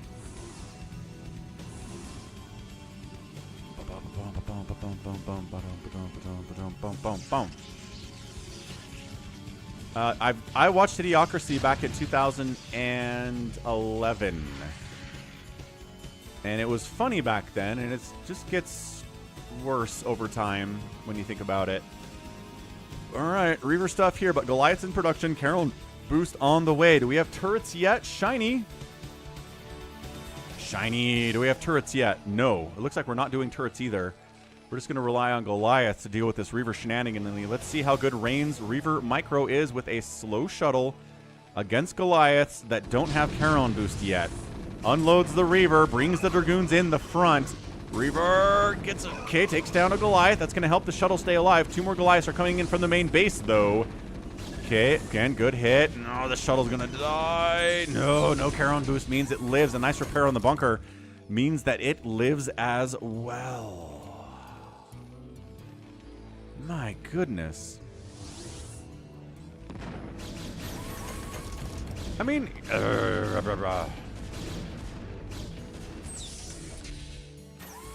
boom, boom, boom, boom. So Mackenstyle says I work robotics engineer.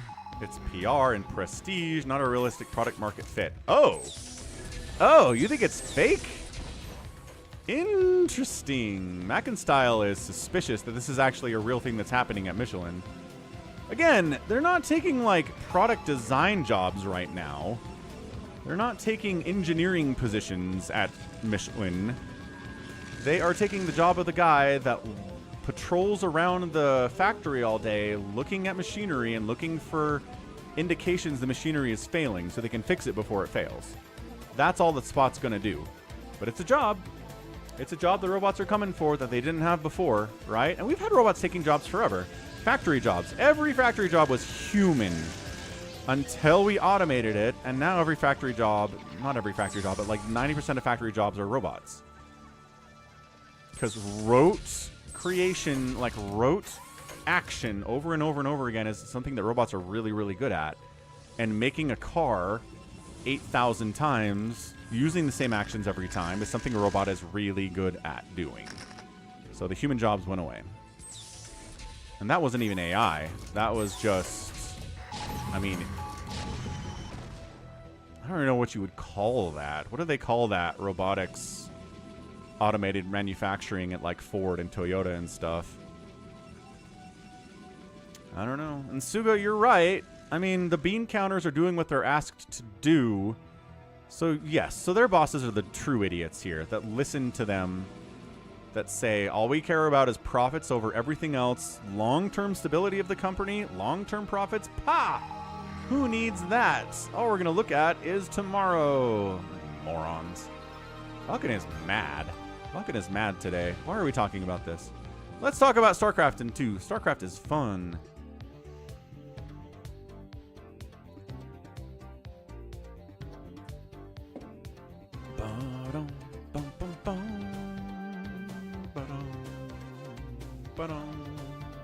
Hey, what's up? Truer143. How's it going? Oh, Roberts. Robots don't get sick or take a vacation. That is true. That is true.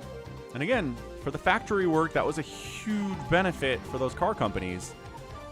You don't have to pay for vacation. You don't have to pay for health insurance. You just pay for the robot once. You pay to maintain it, which is a lot cheaper over time. And they're really happy with the arrangement. Cool, Drew. Appreciate it, Mr. RLC. All right, what are we doing in this game? Rain's up. He's up 161 to 122 supply, which is where you want to be against a Terran player in a PvT pretty much all the time if you can. He's got 3 bases. He's working on a 4th, warping in now at the 6 o'clock. Terran's on 2 bases. He's at 6 fac on 2 base. Not working on upgrades yet. The drop comes in. The spider mines and the missile turrets are putting some work down. One of the Reavers dies. Couple Reaver hits do connect, but not enough to kill these 2 tanks based on the micro there by Shinee. Really nice. And woohoo! Oh! Shuttle takes a final hit and wiped out. Last Reaver was in there. That is brutal for Rain. He did not get much value for that at all. The spider mines, the turrets, the tank positioning, the Goliaths, all of it was very good from Shinee. And if I understand properly, Shinee got banned from ASL because he just wasn't showing up for matches, right? he'd have matches scheduled and then just like blow it off. And tournament organizers are really pissed off at him. Understandably so. What's up, Sziky? Ah, that's right. It's a Falcon is unemployed day 10.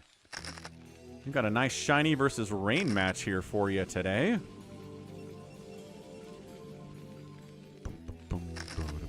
And yeah, there are costs to maintain robots. Yes. But they're more predictable, and I'm going to say cheaper than it is to insure and take care of humans.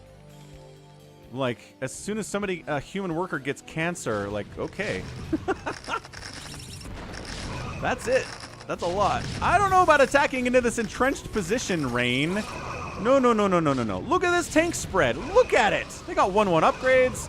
There is some good storm here. Are we trading out enough tanks to make this viable? The Vultures are a little bit out of position, but they come in and wipe out the Zealots. And once the Zealots are dead, what is it time to do? Time to run away.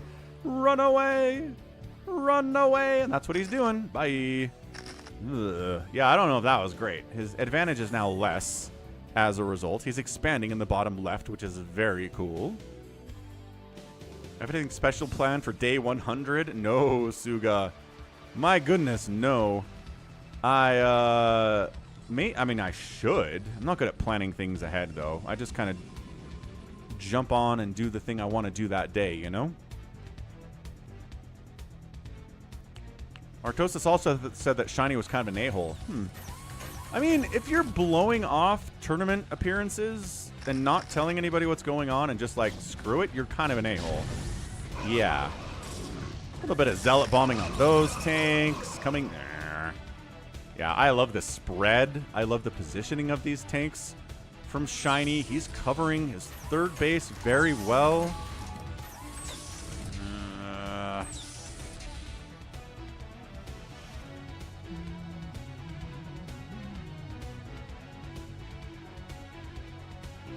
Yeah, and I imagine they probably find Shinee a couple times, but eventually it just got so bad they just like, screw it. You can't try to qualify for these anymore. And I don't know if they're going to lift it at some point or if it's a lifetime ban, like they did with Pete Rose, who gambled on baseball. Yeah, I feel like Shinee's doing all right. I don't know that Rain is ahead enough in supply to do this. If a fourth base came up from Shinee here, I really think Rain's in an immense amount of trouble, but I love that he's expanding all along the bottom. He's got 59 workers, no sign of him, keeps getting scanned. Yeah, keep checking for a carrier transition. You can check to see if the Cyber Corps is researching at this stage of the game. That would indicate an air weapons upgrade is coming in. Although I have seen players get that air weapons upgrade and make like 2 arbiters. So I think they're trying to trick their Terran opponent into thinking it's carriers when it's not. A lot of mind games go on with those Cyber Cores, you know. Don't y'all know? What's up, Fred? It's definitely Shinee.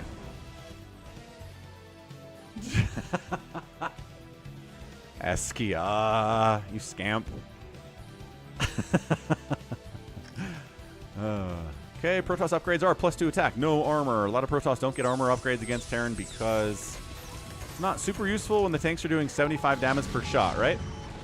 It's like, hooray, now they did 70 damage per shot. I'm still dead in 2 shots anyway. The math doesn't even work. So he's trying to pressure up here and then drop over here. He takes an... All right, into the main. Unloading a bunch of Zealots. They're eating spider mines. A storm attempt. Great SCV pull from Shinee, though. Gonna unload over here. Maybe try to get a storm drop up in this corner too. Okay. All right.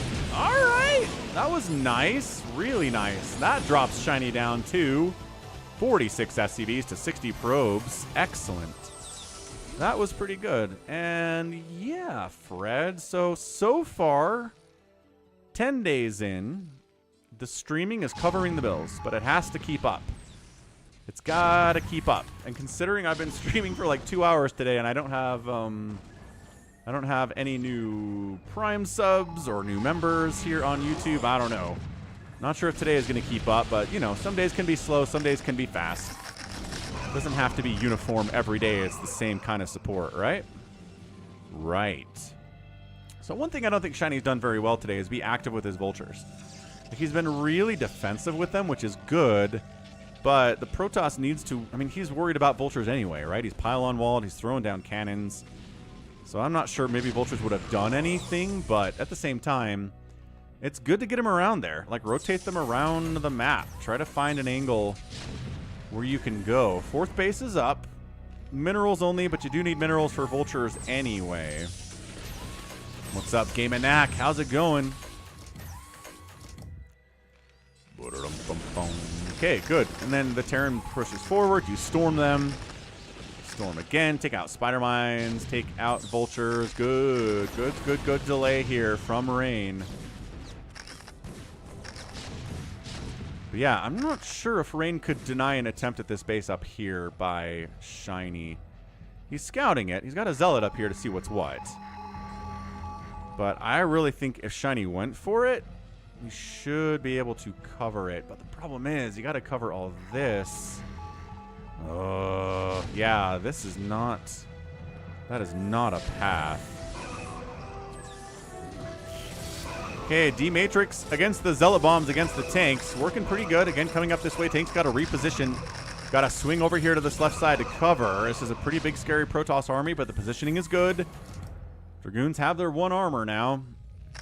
3-3 is on the way from the tanks from the mech. Yeah, the thing... we don't usually see 3-3 coming into the same time from Terran. Usually they have a 3-2 and a 2-1. They're usually not even on their upgrades, so I don't know... I guess he did get double armory pretty fast, though. So that would make sense from Shinee in the later game here, yeah? Yeah, I imagine it would. So what do we got? Got another Zealot Storm drop here at the 12 o'clock third base of Shinee. One of the shuttles gets wiped out, but it does unload a High Templar. Great storms. Good SCV dodges. Pretty good SCV dodges, too. Yeah, knocks him back down to about 45 SCVs. He'd recovered fairly nicely from the earlier storm drop in the main, which there's still a shuttle up here, by the way, with, oh my gosh, with a High Templar in it. Oh, is he going to remember that? Is he going to remember that? I don't know. Big attack, swinging again into an entrenched Terran position. I don't think you have to do this, Rain. I really don't think you have to do this, man. He's getting some really nice storms, good size storms, but... He's got to fall back again. I don't think that was worth it, but he almost took down a science vessel. That would have been nice, but nope. Did not get it. Oh, this base has 1 cannon defending it. It's a tiny little minerals only base. It's not a big deal. And yes, Suga definitely did. Michael Ike, thank you for the $20 super chat. Appreciate it, man. Thanks for helping to keep the...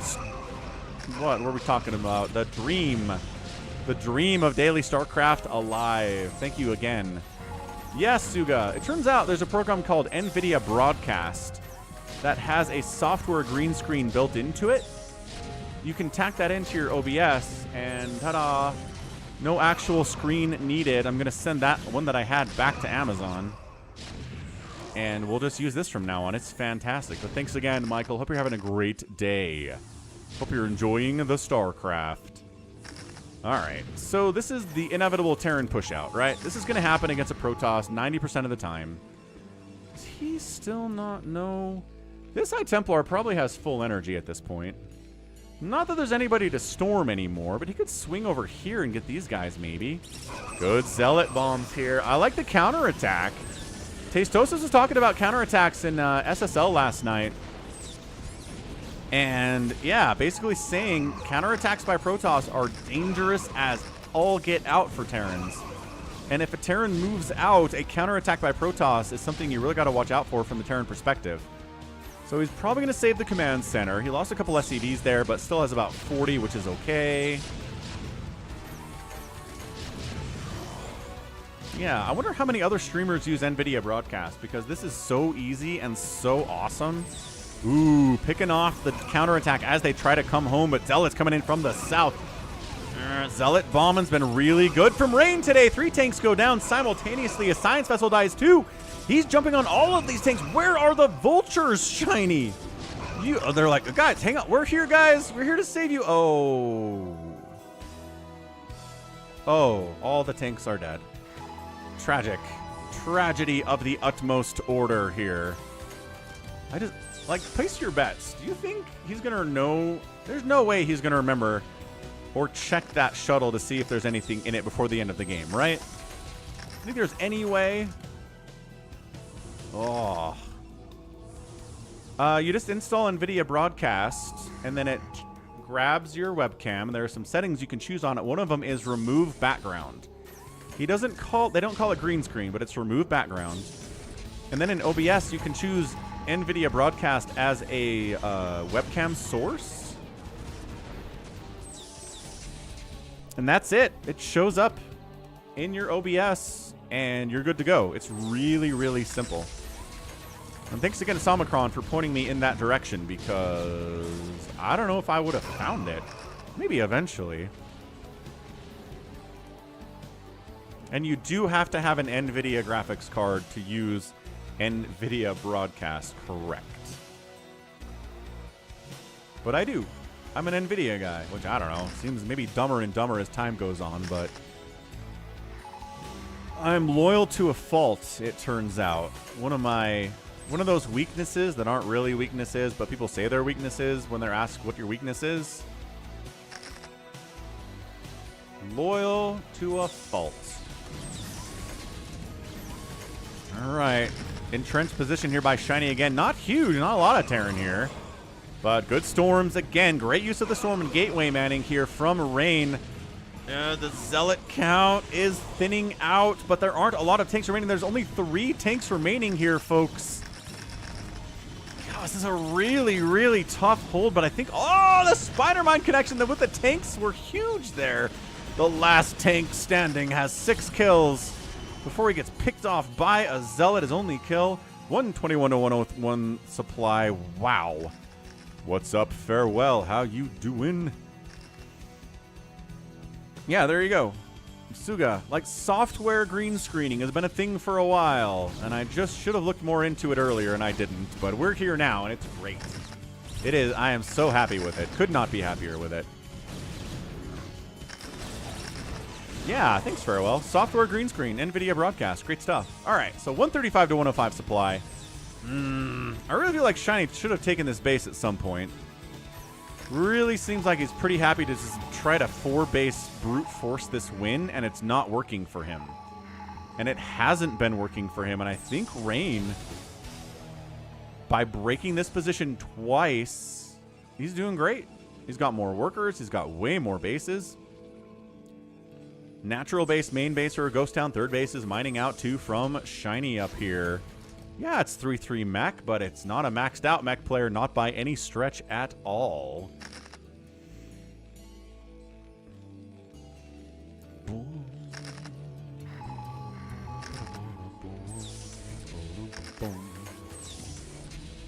Yeah, and you're right. I think AMD is catching up to NVIDIA for sure. At least their cards are more bang for the buck. NVIDIA cards are stupidly, ridiculously, unnecessarily expensive. So, I mean, that's a reason a lot of people are switching. But, I don't know. I mean, I've got a 3080 right now. When will I need to get a new video card? Guess we'll find out how many years it's going to be. The 40 series is out. And they're talking 50 series. Maybe when the 60 series is available. Who knows? All right, Rain. Again, you can kind of throw away a lead by attacking into a big Terran ball and not getting much done. That's not what happened here. He came in, sniped a siege tank and a science vessel, and pulled back. So good patience here from Rain. Maxed out now, going for another shuttle drop. No arbiters today, no carriers. It's High Templar, and it is shuttles and zealot bombs for our guy Rain. And you can see why he made it into the semifinal of SSL 2.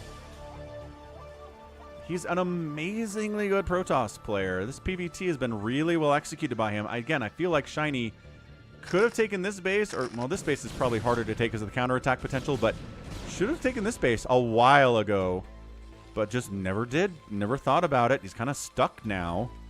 He's too afraid to move out. Protoss has map control.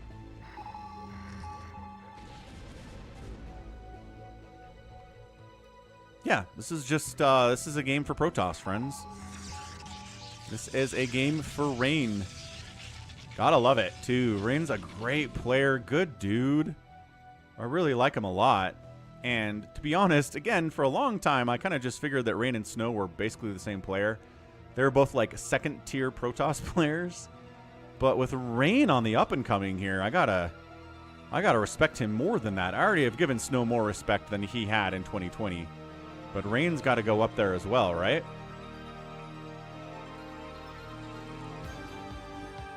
I think that's probably how this has to work. Well, Shuttleman's working out for Rain today. I really think he's got this game. Although it's a max out for Shinee here. This is a last hurrah for Shinee. He's not expanding. He's on the move. If Rain can hold this attack, he can win the game. But look at this concave. Rain's like, no, no, no, no, no, no, no. You siege up now. We're going to make you take 15 minutes to get across the map. And by then, you'll be out of cash and you'll be very sad.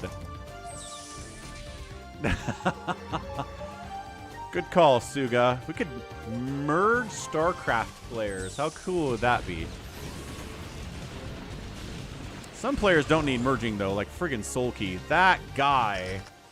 That guy. I mean, we haven't talked about BroodWar status in a long time, but if that guy wins SSL 1 and 2, that's a BroodWar. That is 4 straight tip-top premier tournaments in a row.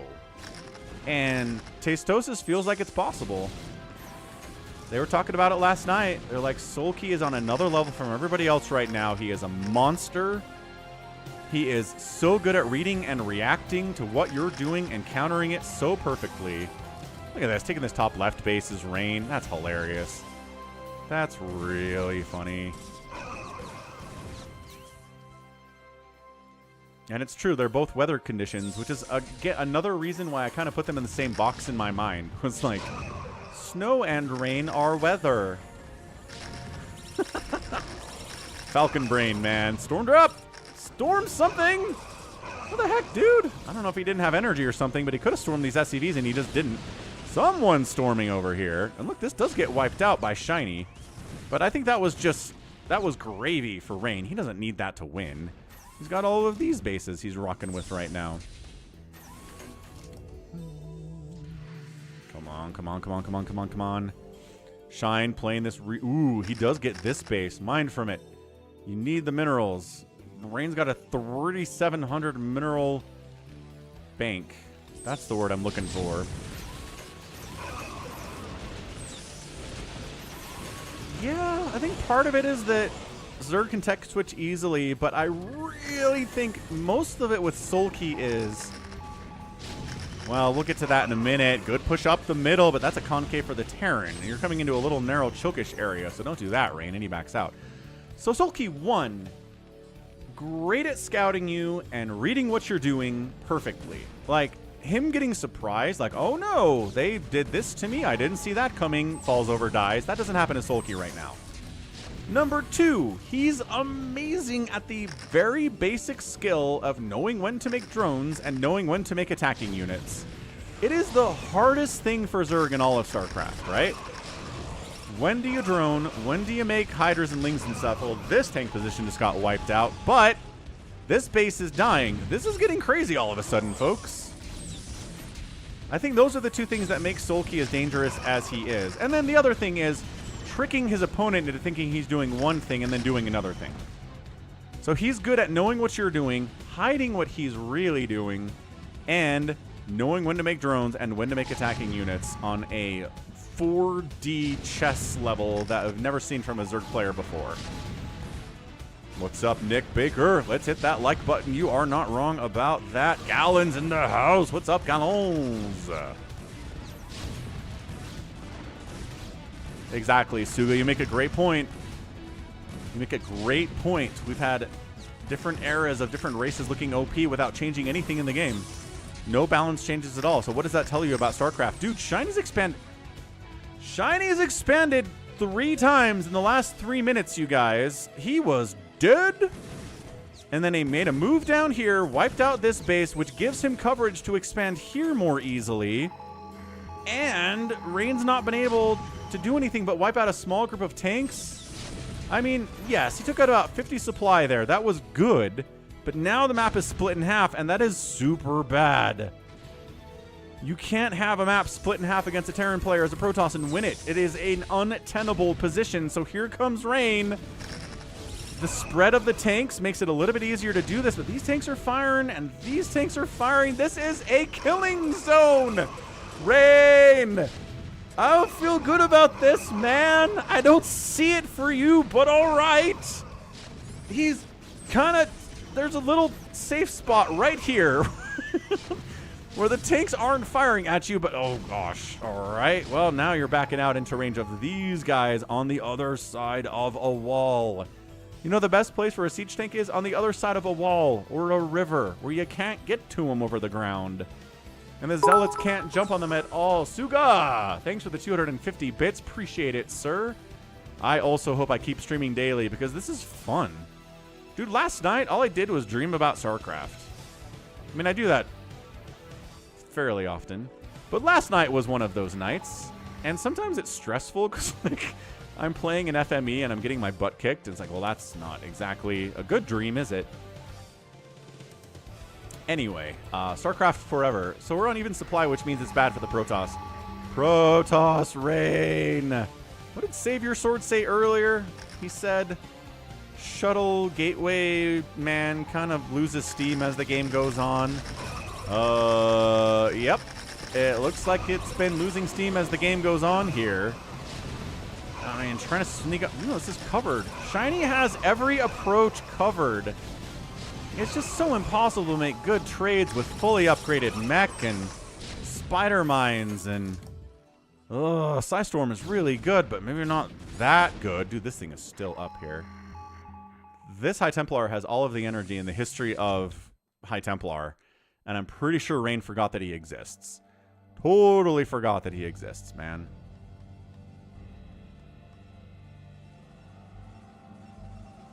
Yeah, and they're talking about Flash coming back for SSL Season 2. He promised he'll be competing in tournaments. He didn't specifically say, I'm going to try to qualify for SSL 2, but... if he doesn't, I'm going to be really disappointed in him. I'm going to go to his stream and tell him how sad I am. In English, he'll understand me. We have that connection. All right, so Rain again trying to poke up and find a way to get some really good trades against this 3-3 mech. All right, this is good. I mean, sure, getting on top of the production of a Terran player is always a positive thing. Oh, this is amazing from Rain. He totally saw an opening, exploit. This is like he recalled into the main of Shinee, except he doesn't have any arbiters. Miraculous. Now he can storm stuff as it comes through here. Oh, man. Look at this. Look at this. Oh, getting inside the minimum attack range on these tanks, wiping them out, buying time for these factories to go down. Not exactly target firing very well with these Dragoons, but he's trying to micro over here as well. Dude, this is nuts. This is absolutely insane. Oh, he did say he'll play an SSL in his stream. Hooray! Well, that makes my day, Suga. He called it ASL, but we knew what he meant. I've been calling it ASL until very recently. It took me a while to get used to the new SSL name, but I think I'm there now. Yeah, make sure these factories die. There you go. At least try to get these factories burning down at least. That would be nice. Okay, now you can sneak up this left side. Totally got spotted by those Goliaths, though. Oh, gosh. Oh, no. Oh, no! Oh, Rain. Oh, Rain. He had such plans for that dropship. It would have done so much, too. Oh, this Goliath positioning is diabolical from Shinee. Oh, Rain. He taps out, and Shinee gets the win. Absolutely brutal loss there from Rain. The man had all of the bases. He had like 6 bases to the 3 bases of the Terran. He did, but he couldn't close the game. He couldn't get in there. He took this base. Shinee took a very brave move over to the left side, wiped this out, then used the space to take these 2 top left bases as well.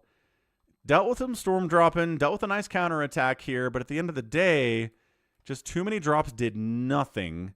Some drops were good, some drops did nothing, and he just couldn't find a way to deal with this map. Terran favored as it is. What's up, Tan?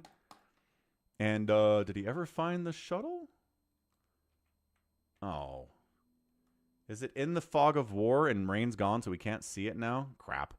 Okay, quick, super quick fast forward. We can watch the game again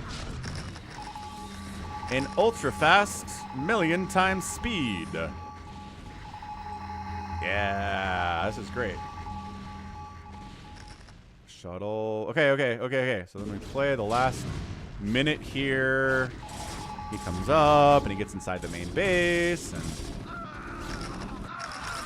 does he grab this shuttle? Because he's got High Templar. He could use another one, right? That would have been nice to have another High Templar.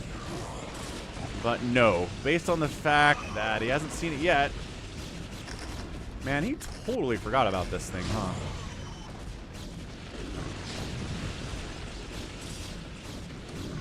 Big sneezes are big. No, shuttle.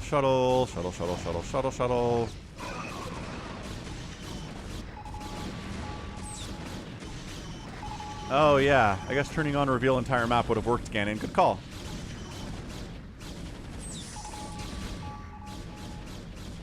And the drop... Oh, no. He never did. He never figured out that he had that shuttle over there. That's amazing. There was a High Templar in that thing, too. There's never High Templar in those shuttles.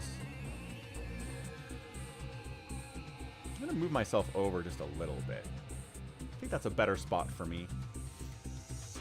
It was bugging me how far to the left I was. All right, good. That was a sick game. An absolutely sick TVP between 2 monsters. Man, Shinee. Like, he's not going to compete in future SSLs because he's banned, but dude, that guy's incredible. The outspend. Look at this outspend. Look at this outspend by Rain. Maths. 3 plus 10 plus 10 plus 1.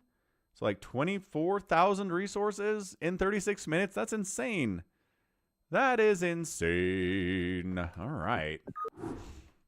Not enough for the win there. Man, Shinee was in such a bad spot and he made it work magically somehow. Anyway. Scary stuff, dude. Yeah, Shinee is an absolute monster. Let's grab that replay, send it over into the already cast folder. Okay, so we got a mirror matchup coming up next. So what I'm going to do is I'm going to... Can I set up a poll? I bet I could set up a poll, right?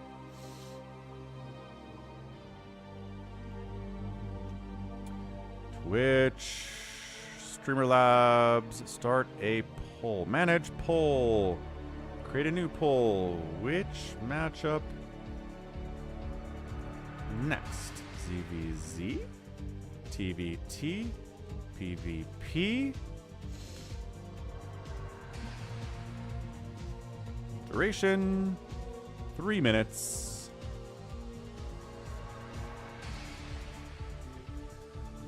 Am I charging you to vote? I don't want to charge you to vote. Why is that a thing that's going? Maybe. Oh no, channel points to vote. Whatever. Okay, so there's those. And let's do a poll down here too on the YouTube side of things. Next match. I can't type.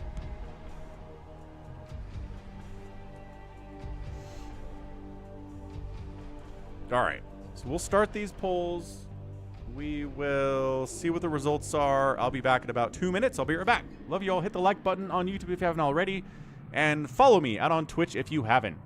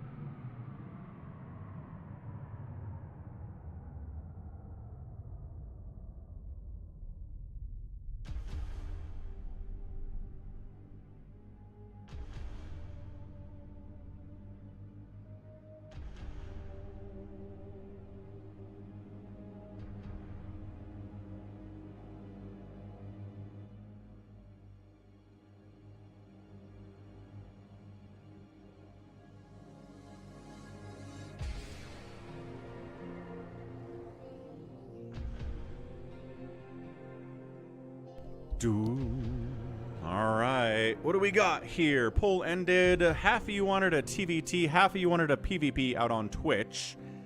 So that doesn't help me very much. And then the biggest vote getter out on the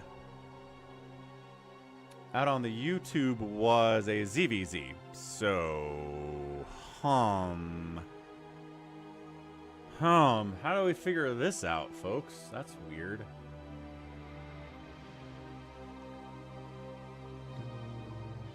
So nobody on Twitch wanted a ZVZ, but the most popular matchup out on YouTube was a ZVZ. I mean, if it's a mirror match, if it's a ZVZ that gets to Hive Tech, maybe Sulky versus Jaedong, that would be super cool, agreed. Like, super, super extra cool. But I mean, do I have anything like that? All right, tell you what, let's dig through. Let's see what we've got for options for ZVZs. Let's see if we have a DEF CON 1 ZVZ. What do you think? Odds are low, right? TVZ, ZVP, scrolling through the whole gosh darn thing. ZVP, ZVP, TVP, ZVP, lots of Zs, but no ZVZs. Nope. Okay, nothing there.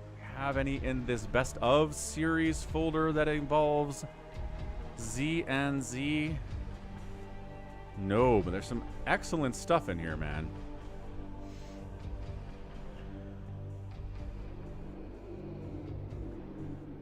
Ooh, Zealot and Rain sounds like fun. Zealot is fun, dude. Combine the results on both. How?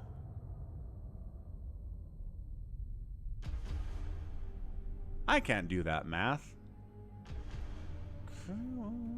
How about in here?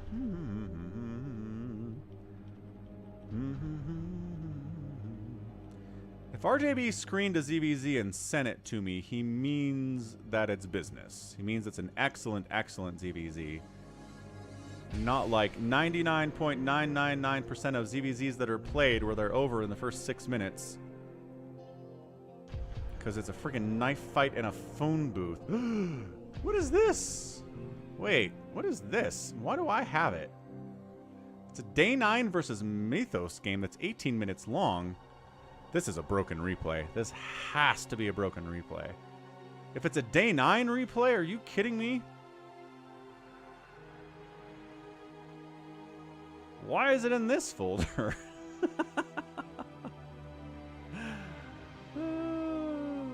Escalade! What's up, Escalade? Long time viewer, Escalade.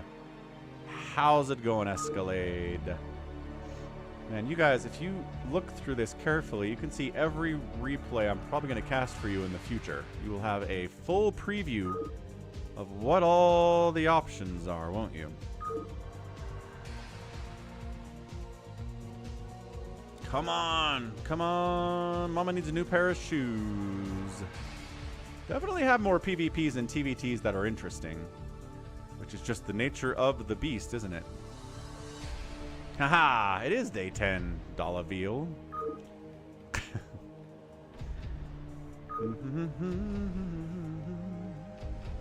Oh, that was so close. That was so close to a ZVZ, but there was a Zerg observer. Which I don't know why you have to choose a race to observe a game of StarCraft, but apparently you do.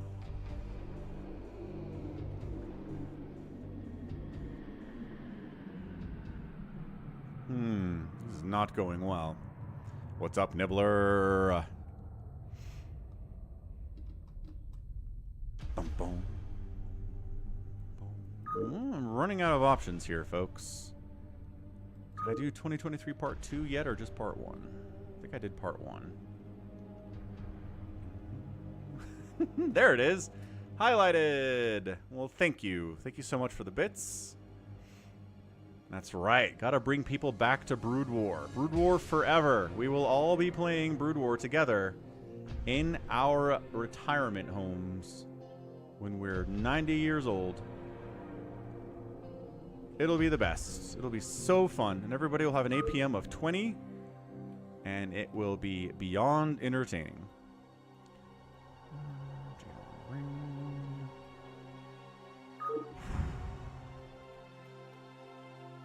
What else can we try here? This Jadong folder is all ZVPs, tragically. That would be a good place to look, but... Don't know, man.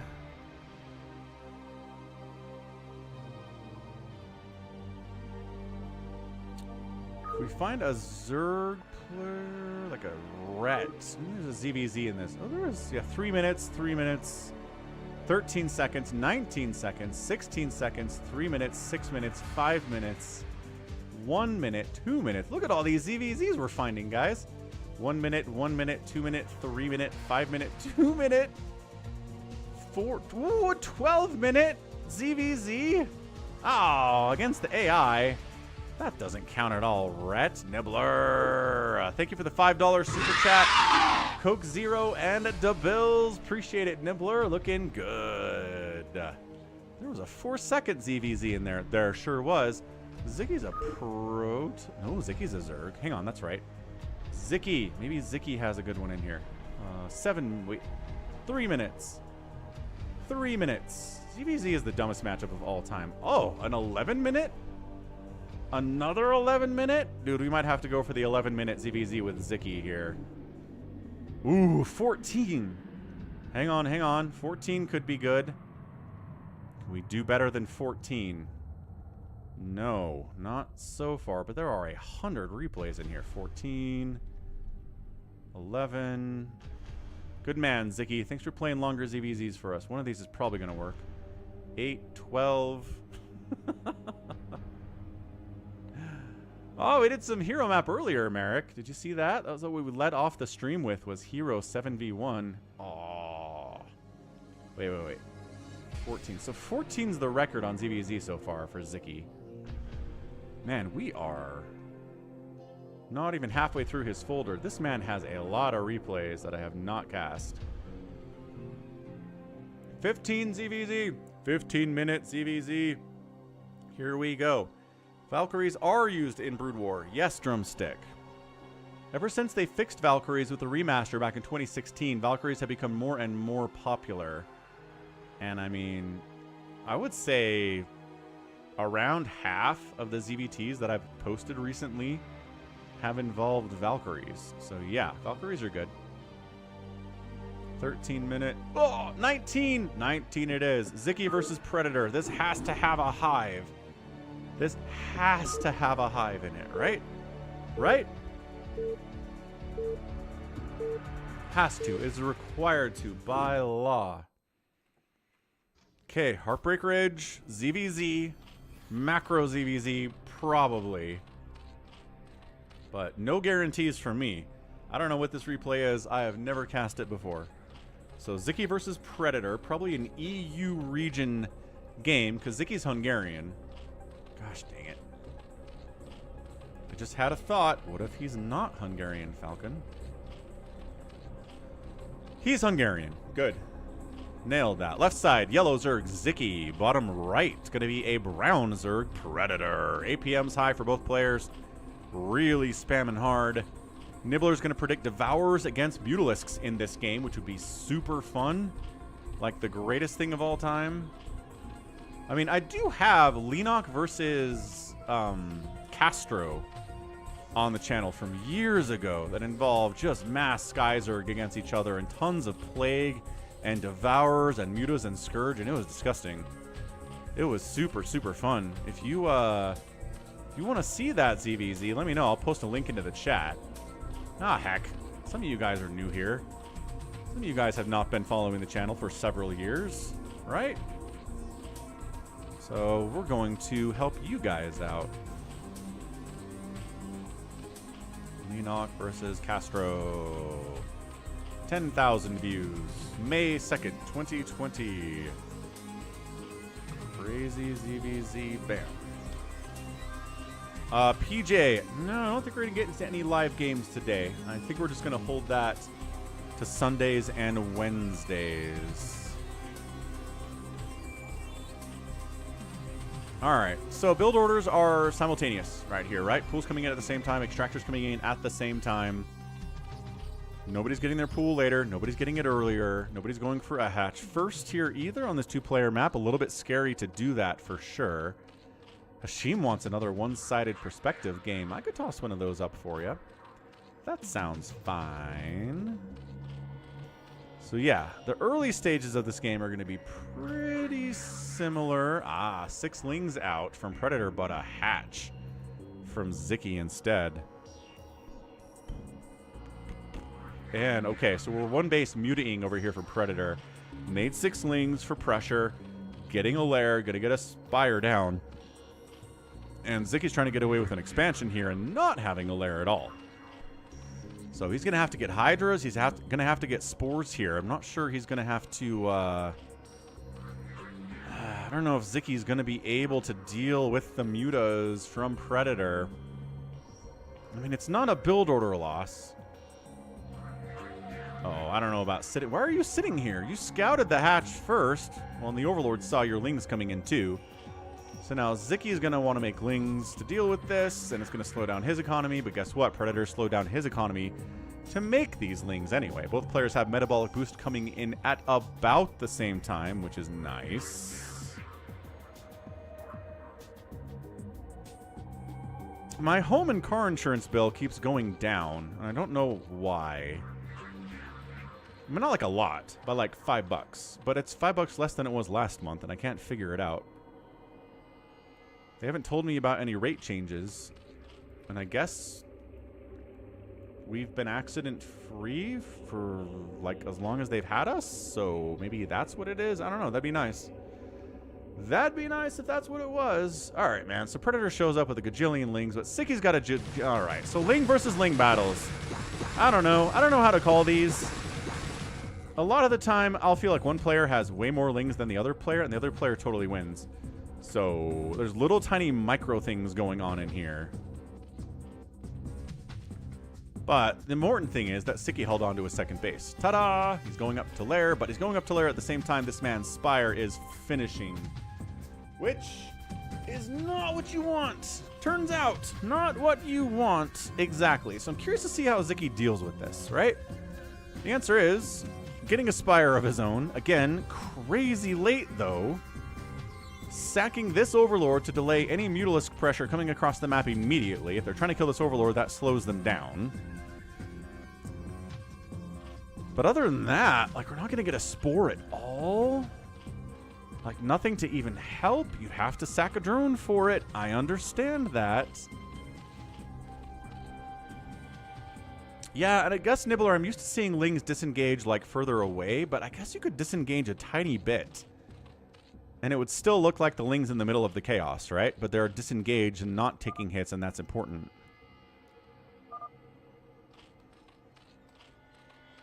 Predator says, what is N?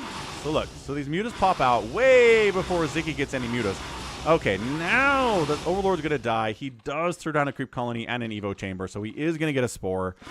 2 Spores, actually, to try to stay alive, because he is losing the muta count at this point, but... he has access to a second gas that Predator doesn't have right now. Plus Sziky's supply block, which totally sucks. But he's got the Spores coming in. He's going to try to stay alive. Oh my gosh, this is a butt ton of Zerglings, man. I don't know. A butt ton of Zerglings plus mutas? He's defending with them, though. Why? Why are you defending with these? I mean, I guess Sziky could counterattack. That's the thing about Speedlings, man, is they can counterattack fast. He's making another, oh my gosh, 2 Spores in the natural. Well, maybe 2 Spores in the natural. Can he get this one up in time? He is. But it's super injured and might be easy to take out later. Doesn't lose a Mutalisk to that Spore, which is nice. Probably gonna straight up, no gosh, Scourge though. Woo! Target fires the wounded Muta, so 1 Scourge takes it down. That was awesome. It is 2 Scourge on a Muta unless it's taken previous damage of a significant amount. Well, not even that significant of an amount. That's the math. But all right, good. This is excellent. This is Sziky 2 base in it. It's got 14 workers to 8, but this is a big ling flood. Like, I do not know how Sziky survives this. I'm looking at it. I'm staring at it. It's so many more lings, but these lings are bouncing around the back. This is great positioning from Sziky. Look at these lings. They're not involved in the fight at all. Oh, he's trying to buy time for Sunken to finish, but Sunken has not started yet, so that's not good. There we go. Doing it now. Got to pull some drones to fight. Predator is actually... okay, he's still one. If he can snipe that Sunken, that's a humongous... and he does! He takes down the Sunken, but more drones are getting pulled, and Sziky can afford to lose these drones because he was so far ahead in drones before, and he's still ahead. What's up, Scotty B? Afternoon. Okay, so he held, but the man's at 11 workers to 9 for his opponent. His second base isn't dead. That's a humongous deal there, too. And I think Ziky's okay. He's not happy, I don't think, about where he is, but he's way happier than he would be if he had died. So far, okay. So far, okay from Sziky here. Can he... yeah, more creeps. More spores. Is he just foregoing the Mutalisk play entirely? It's just, I'll use some Scourge from time to time. The Sziky counterattack's pretty rad, although, I mean, Muta's whittling down your ling count as you're trying to get stuff done totally sucks. But hey, jump in there. 11 drones for Predator. He gets a good drone pull. Loses a couple. He actually ended with more than he had before. He had 11, now he has 12. So I guess a bunch popped. I mean, it would... okay, so yeah. So like 3 drones died there, maybe. But still a worker advantage from Sziky. Nothing too crushing for Predator here. And his second base is done. He's got a second gas up before Sziky does. This is... man, ZVZ is such a stressful matchup. 1v1 especially. It's so stressful. Ping. I'm no... I don't know what we're saying to each other exactly, but maybe these are two people who don't speak each other's language, but they both kind of speak English, right? And this is why. This is why you can't take your second gas if there's mutas out that you can't defend against.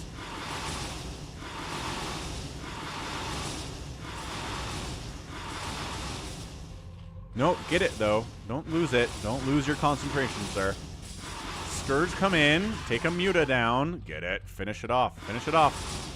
It's like, fine, I'll Muta stack, screw you. I didn't want to, but I will. And he gets it, okay? So that slows down the gas of Sziky a lot, and his gas is just happily mining. 17 to 17 workers.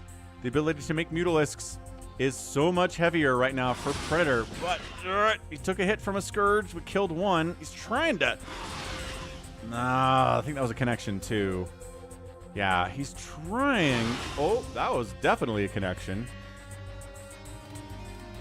Yeah, if you're not very good against Scourge, it's tough for you to do stuff with Mass Mutalisk in a ZVZ, because you're just going to keep losing Mutas to Scourge and allow Sziky to stay in this game. Both players working on a Carapace upgrade. Ziky's building a Mutalisk, guys. What's up? Sziky. Ah, so Sziky, not Sziky. Fair enough, Kaziba. Thank you for correcting me. He is Sziky. Sziky, the yellow Zerg player. Try to get his Muta count going. He has 1. He's making 3 more, actually. That's pretty good. The Muta stack from Predator is not that big and fairly injured as well. So I think Sziky's going to be okay. He's going to be all right. Feeling okay about it. Kitties meowing? What's up, kitties? I think I have noise gating on NVIDIA broadcast too, so...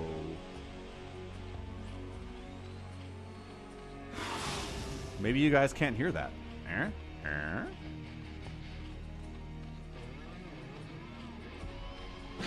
Oh, got a Muta. You just can't keep losing Mutas to these Scourge, Predator.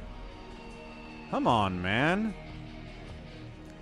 I'm going to do a quick search for Predator on Wikipedia.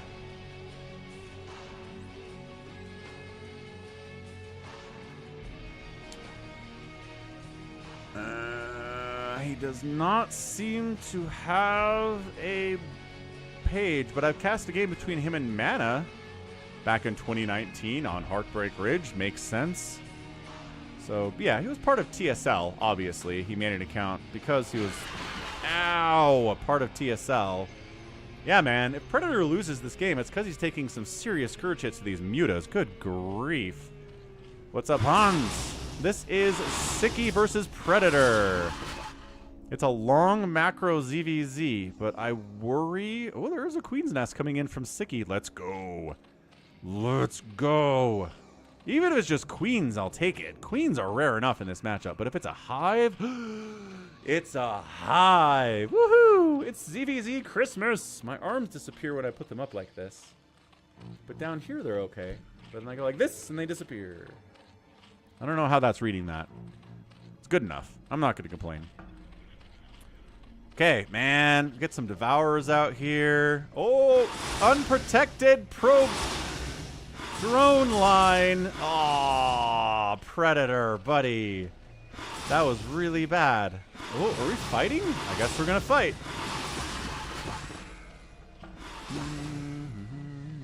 Bigger ball, equal upgrades. Predator, oh yeah, Predator's got the bigger ball just barely, but that can really snowball for you.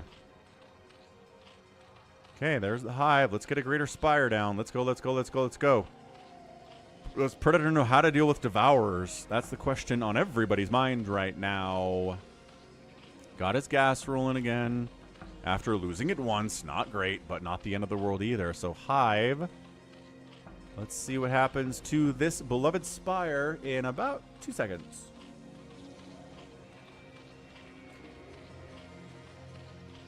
And go. Yeah! Greater spire, 13 minutes. Let's rock. 13-minute greater spire. Oh, yeah. Oh, yeah. I did actually find a long ZVZ between Art User and somebody, Buell or somebody. Like day 2 of the Falcon is Unemployed stream. But it was really just Art User was a million years ahead and kind of messing around more than it was a good game. This is more of a good game, I think. So, oh gosh. Predator's up by 10 supply. All right. He doesn't have any further upgrades, but he's going to fight this. He sees the greater spire. It is another Kerrigan take the wheel moment. I'm not sure there's any micro happening here at all.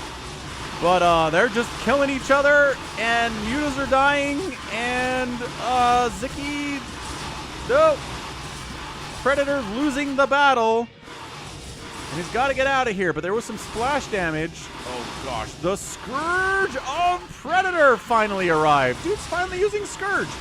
Sicky's like, dude, you weren't using Scourge earlier. What is this? You can't make them now.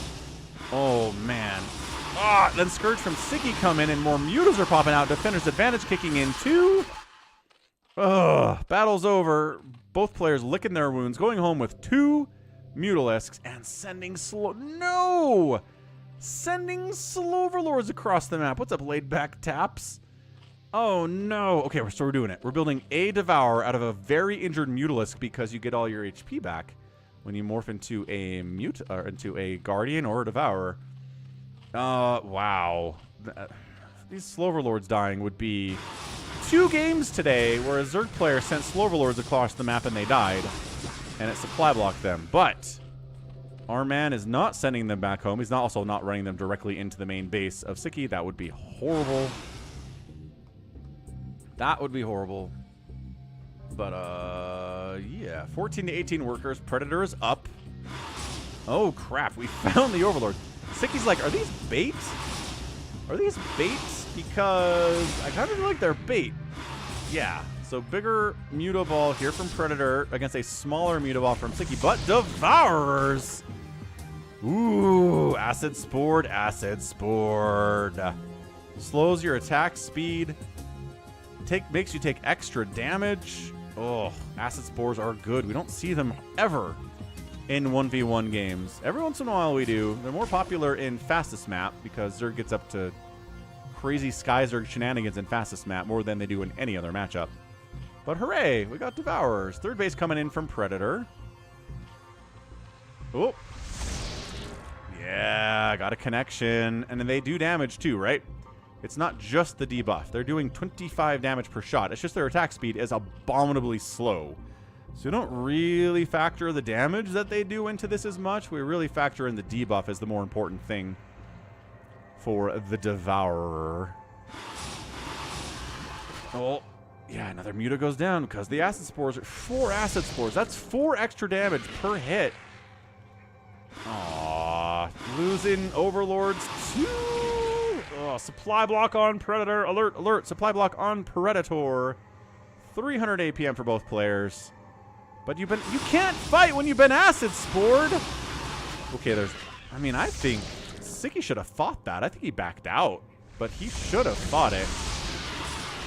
Scourge really want to take down those Devourers. They are a big factor in this right now. If you don't have Devourers and your enemy does, oh gosh, here we go. Okay, Devourers fighting. They focus on the Devourers, yes, but the debuffs on Predator's mutas are huge. Why do these come up?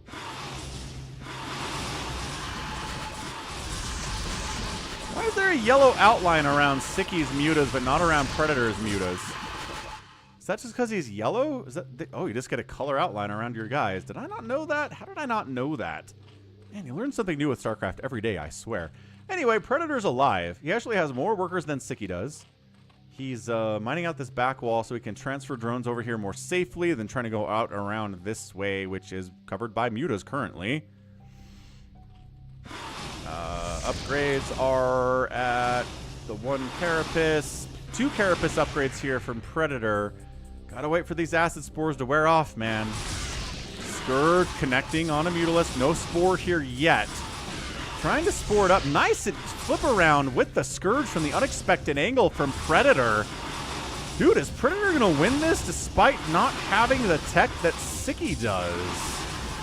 Spore comes up. Zyky's fighting with a Spore, man, but everything, the debuff is worn off. Zerglings snipe the Spore.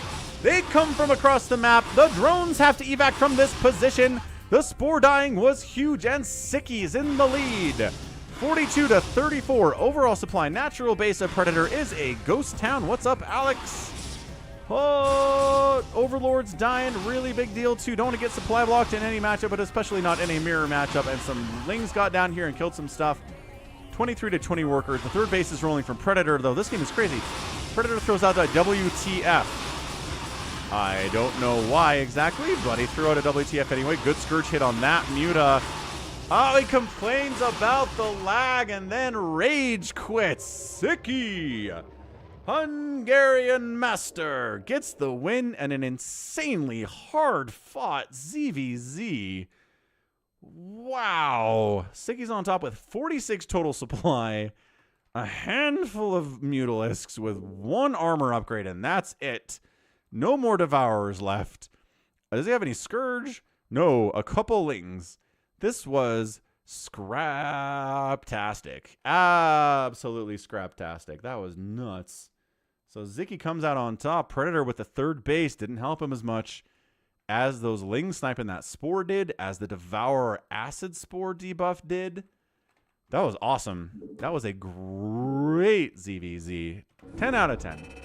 10 out of 10 ZVZ.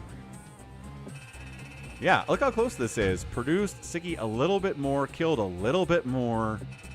Structures raised, Predator killed more buildings, but that one that Sziky got was humongous. And look at this. Look at the spend. 19.4 to 19.3. That's the outspend by Sziky today. 100 resources. Bonyth, what's up? Rating with a party of 97. We just had an amazing ZVZ cast between Sziky and Predator. 19 minutes. We got Devourers in here. What's up, Dan Alex 20? Bonyth, you monster. How you doing, man? I love casting your games, by the way. You are fantastic. You are always very, very, very, very fun to cast. I hope you had a great stream, too. Thanks for the raid. You are fantastic. All right, so we're just going to find this replay really quick. Get it out of the folder, but thanks for the follow, Dan Alex. I'm here 6 times a week while I am unemployed, especially with the StarCraft BroodWar Remastered. A follow from Cheese Toss 92 as well. What's up, Cheese Toss 92? Does that mean you were born in 92? Because that makes me feel old when I run into people who were born in the 90s, but not as bad as running into people who were born in the 2000s, I guess. We'll take what we can get.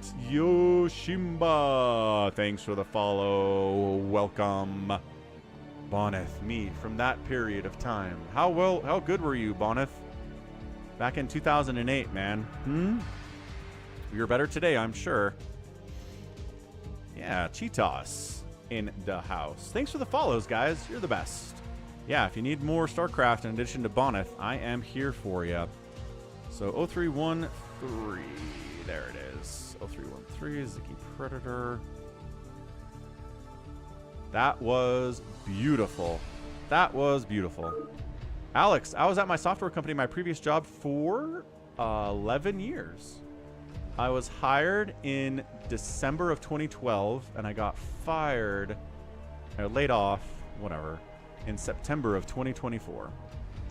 I went through, I think, 3 or 4 separate acquisitions. And I'll tell you, things did not get better with every acquisition, right? Ooh, Scan. Where's Gallons? Gallons like Scan. Yoshimbo, it's a Bonyth replay. That's a great idea. We should do a Bonyth replay. Why are we not doing a Bonyth replay? Me? We have them. Bonyth. In celebration of the ginormous Bonyth raid, we're going to do a Bonyth replay. So I got to make sure I haven't cast it before. Because, you know. Ooh, Scan versus Bonyth. Ooh, yeah. We could do Scan versus Bonyth. We can do two birds with one stone, right?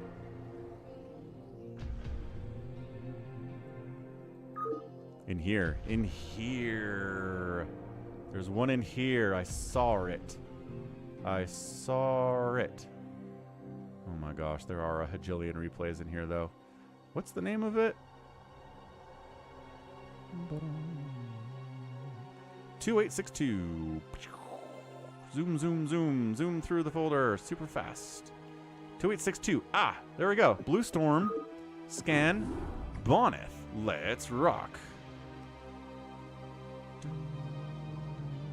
Hey, what's up, RJB? Ah, sent me a replay of Bonyth versus Tengu. I sure hope so, Alex, but also I sincerely hope that I can make this full-time streaming thing work out. That I can make it a career, because I think that would be awesome. Like Bonyth is, right? Bonyth has made his career streaming and playing and competing and being awesome. I'm not good at playing or competing or being awesome, but I like casting.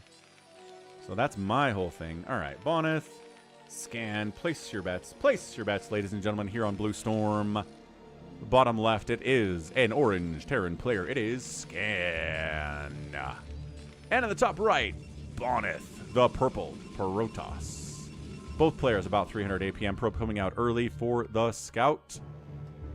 Valorex enjoys Blue Storm. It is a fun map. I just cast an incredible Soxbury versus Snow replay cast here on this map last week. I don't know. Time's a flat circle. Maybe it was this week, but absolutely bonkers. Oh, and Bonyth is going for the proxy. I knew that was an early probe. Early proxy, early gate, maybe 2-gate zealot pressure here against Scan. Oh, Scan.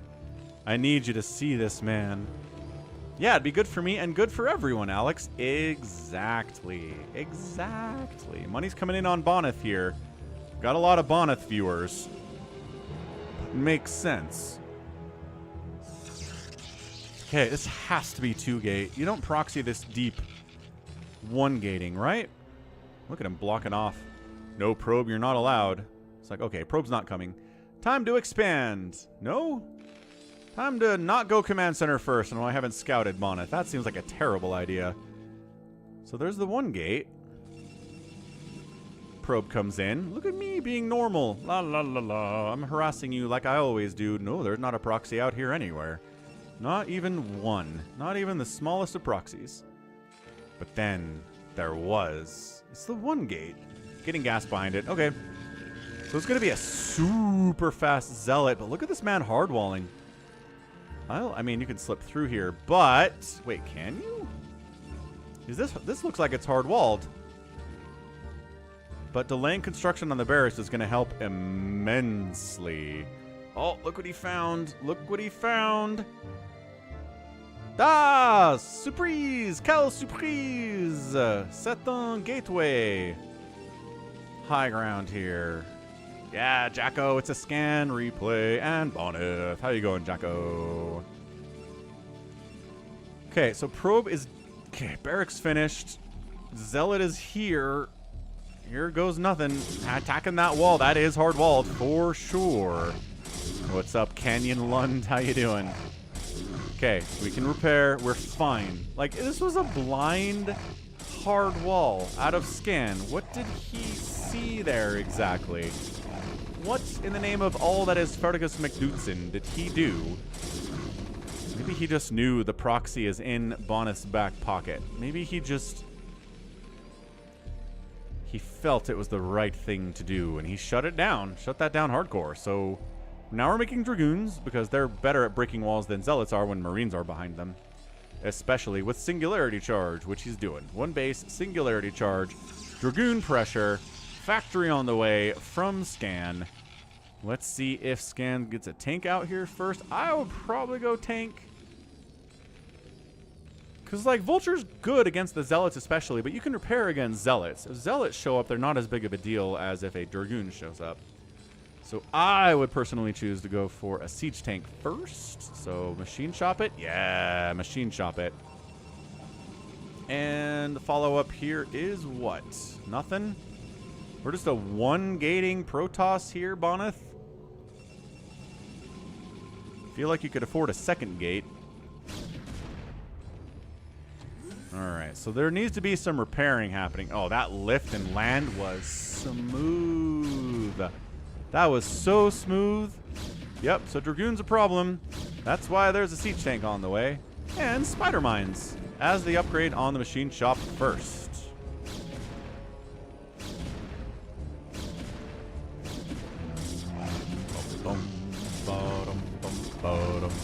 Man, you can still put your predictions in here. You have a lot more information now than you did before. See, Dragoon is problematic.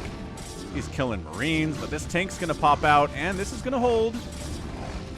This is a hold, because now there's a Siege Tank. And is he baiting? Oh, he wants the Marines to be able to go out. And they saw the tank, and so, yes, totally pulled back there. Singularity Charge just about done. Expanding now is Bonyth behind it. And yeah, one gate pressure, good enough. Put some fear of Protoss into Scan. Maybe make him feel like he can't take a second base for a while because he doesn't know how many Dragoons are out here. But at this point, I'm pretty sure he knows that it's a one-gate play. Oh my gosh. Oh, Bonyth. Oh, another tank comes out just in the nick of time from Scan. He still wants that tank. But can he get it? Repair it. Yo! Scan! Barely holds it. Nice repair. Good target firing. That Dragoon may be a bit of an overextend from Bonyth, but hey, this is a good game so far. SCV gets the scout off. Sees there's a robotics facility coming in. Sees obviously there's gas. Probably scouted the Nexus on the way in. And now Ranged Dragoon is firing on your stuff, but you've got 2 siege tanks, so like get out of here, man. Shoo, shoo. Make another gateway. There we go. Second gateway. Third gateway coming in. Observatory, because spider mines are a major threat to the Protoss right now, and he knows it. He sees the vultures. He says, uh-huh. Ow, did that guy die with his full complement of spider mines? That's sloppy from Scan. You can't do that at this stage of the game especially. Every spider mine you can lay at this stage of the game is worth its weight in gold because there's no observers yet. I mean, observers are probably getting fired up right now.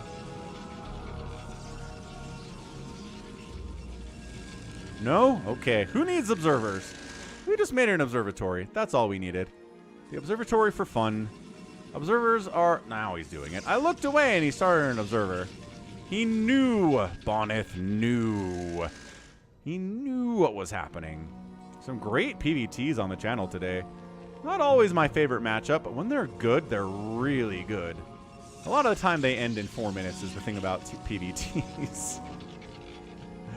Getting a really good long macro PvT is sometimes a bit of a rarity. These Dragoons covering third base expansion, minerals only. Gateway dying would be annoying, but it's probably something that Bonyth is preparing for back home regardless. They pin in the Dragoon and bully it. Oh, gosh. Oh, the bullying. The bullying. Ooh, get him. Get him. Got him. And didn't lose a vulture in the process. Nice, boys. You have any spider mines on you? Some. No, not anymore. Excellent. Good job. I like this from Scan a lot. Observer comes down for the scout to see what's going on, and the answer is it's vulture speed, it's spider mines, it's siege mode. You know, it's everything you're expecting out of Scan right now. So we're settling more into a macro game at this point. Ooh, I like this hard wall. This idea from Bonyth is great, because you are worried about vultures swinging up this way, getting inside this mineral line, swinging down here. I mean, this can't possibly be a wall, is it? It just probably funnels vultures into one direction rather than being able to go here or here. It chooses for them where they're going to go.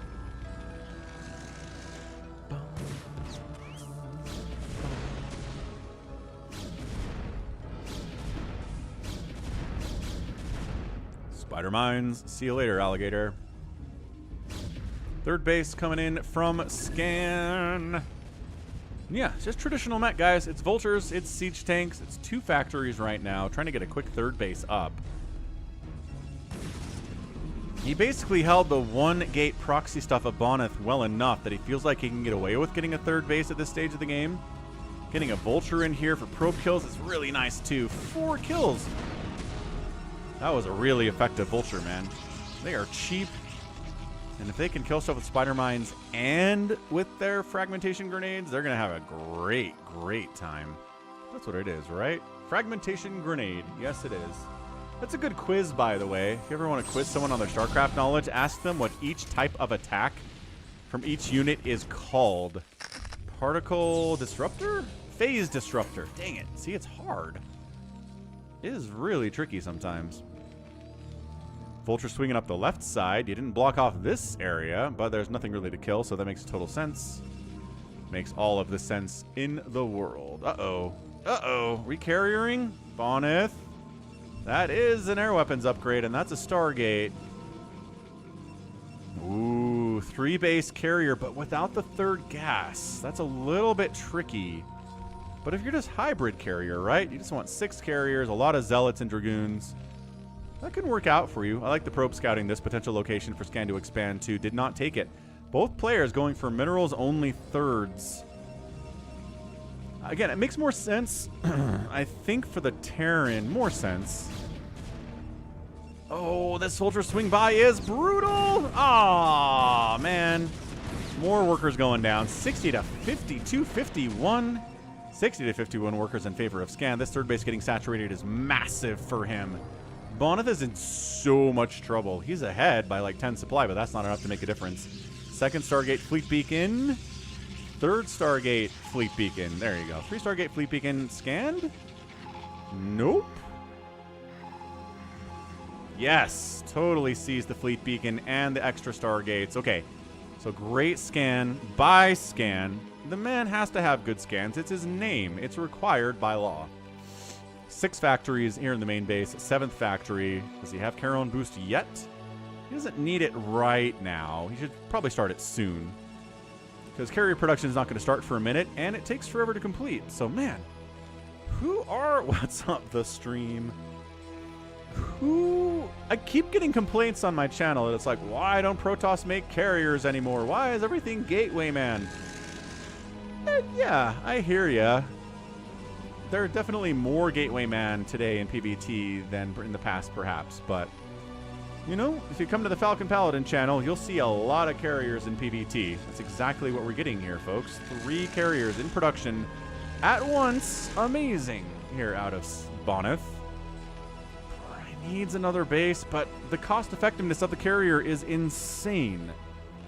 So if he just has enough carriers, controls them well, maybe he doesn't need a 4th base, but I disagree with that sentiment as I'm actually saying it.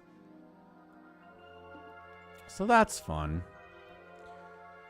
Scan checking to make sure there's not a base up here. This is Blue Storm. There are not a million places to expand. You have the corners that are left, and you have the 6 o'clock and the 12 o'clock that are left, and that is it. We've taken every base on the map except for those 4 already here at 12 minutes. It's not Citadel. It's definitely not Fighting Spirit. It's not Circuit Breakers. Not even... I was going to say Minstrel, but maybe Minstrel has as many places to expand as Blue Storm does, honestly. It's a weird map anyway. So Zealot Legs, Carrier Capacity, upgrades level 2 for air coming in from Bonyth. And as always, you're more vulnerable when you're trying to transition to carriers. Your ground army isn't as big. A lot of your supply is tied up in building carriers. A lot of your money is tied up in building carriers. So I like Scan moving out here. He sniffed out the carrier transition and said, let's see what we can do. Well, let's maybe set up a base down here at the 6 o'clock while we're on the move out. That would be nice. Bonyth, does he want to engage with this? He does. He's going for it. Coming in. No real zealots, though. Just the main pure Dragoon zealot bombing. Not accomplishing a lot. And he pulls back. But now he has his carrier bros.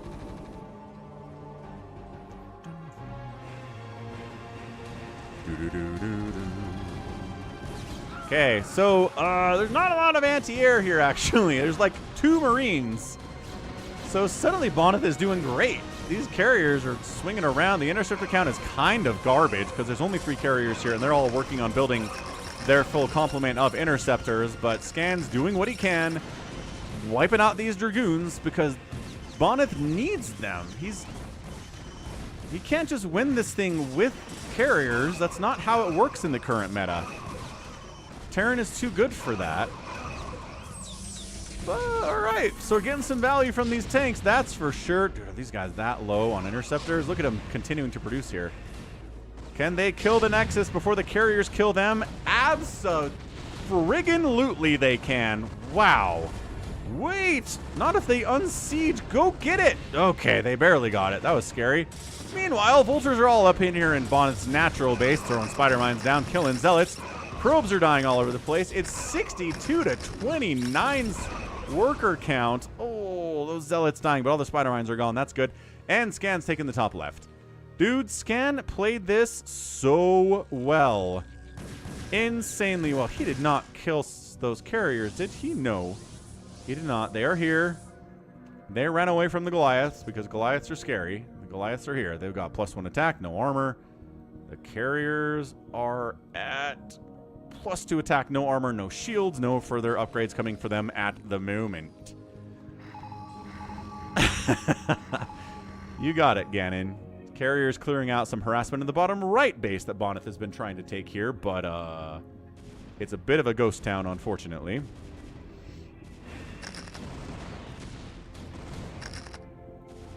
It's Bonyth, one of the better foreigner players in the world right now.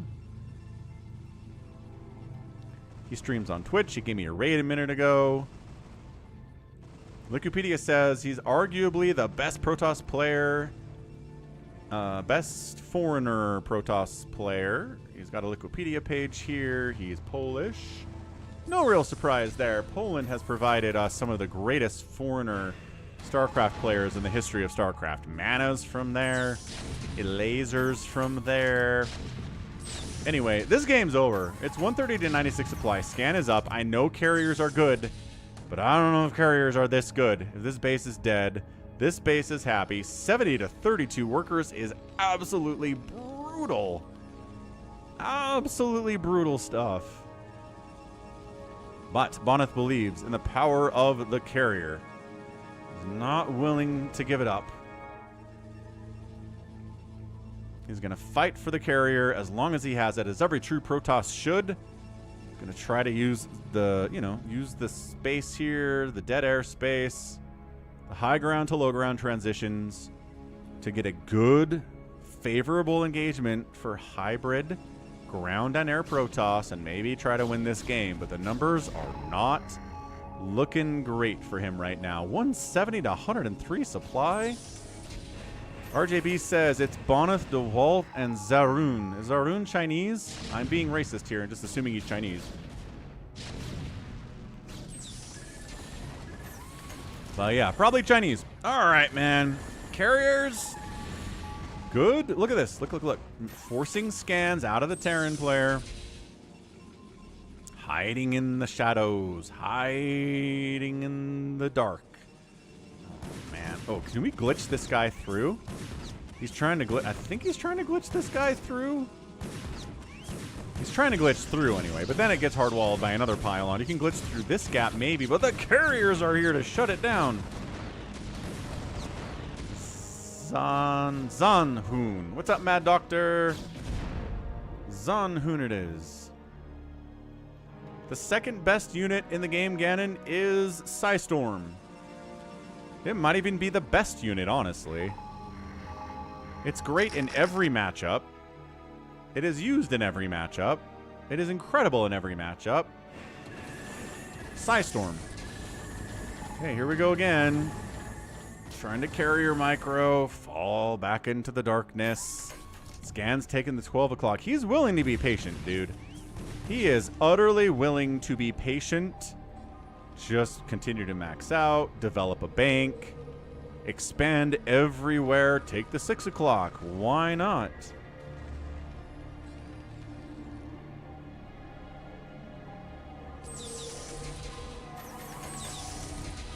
Where are the carriers? I'm playing this from Scan's perspective right now. Where are they? Ah, there they are. There they are. Scanning to see the high ground. Siege tank's gonna take the natural base down easily with their +1 attack and several tanks. At this point, I think we just need to attack interceptors. Like, I'm pretty sure, yes, you do want to attack the bodies of the carriers, but Scan is so far ahead, he can just attack the interceptors. It'll be fine. It'll be totally fine. Yeah, man. I just... I give Bonyth a lot of credit for sticking in here. His stick-to-itiveness is at a high level. Get a storm down on these Goliaths. Do it. They have upgrades yet. Still the 1-1. Working on a 2-2, but we're a minute from that.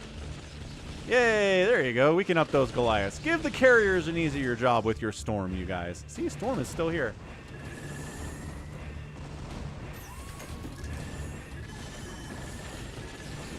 Good storm on the tanks, but still too many tanks here, I think. Dragoons are just getting blitzed. Blah, blah, blah. Catch you later, alligator. And getting body shots. And getting body shots. So much easier when the Dragoons aren't there, huh? Carrier down. He's just walking through storm. He don't care. Gets another carrier. Does he get another one? No, so close. 56 hit points on that guy, but the carrier ball is down to 6. This base is mining, but the door's been open for vultures to swing in here and cause some major problems. I honestly don't know if Scan cares at this point. Yeah, the stream, I think so. That's what RJB said on the YouTube side of things anyway. It was Zanhoon. Janhoon? Something like that. Probably who you're thinking of. Good target fire on the extraordinarily wounded carrier. There's another one too if you want to hit that. Scan. But yeah, I mean, this is a 20+ minute game, but this conclusion has been concluded for a minute, huh? Scan totally sniffed out the carrier transition and bopped him, and that was it. We've just been in a slow death situation here.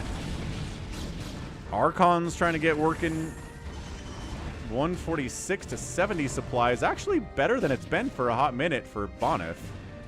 That's cool. I wonder if Bonyth remembers this game. I wonder if he was watching, if he'd be like, oh yeah, this one against Scan from like 2019, 5 years ago. Did he never target making a DT and a Spider Mind wiped him out? That sucks. No, but seriously, send like 4 vultures over here and wipe out this base and you've got it. I mean, it's over. Don't get me wrong. But, it could be extra over if you wiped out these probes. Oh, this is where most of the minerals are coming for these interceptors you're fighting. Just saying. Super Saiyan. Building turrets all over the place. Well, trying to build turrets all over the place. Kapow, kapow, kapow, Kelly Kapowski. And we're remaxed out because Scan has like 8 bases on Blue Storm, which is impossible. Yeah, just attacking the interceptors. Oh, you're talking about Mihu. That's right, it was Mihu.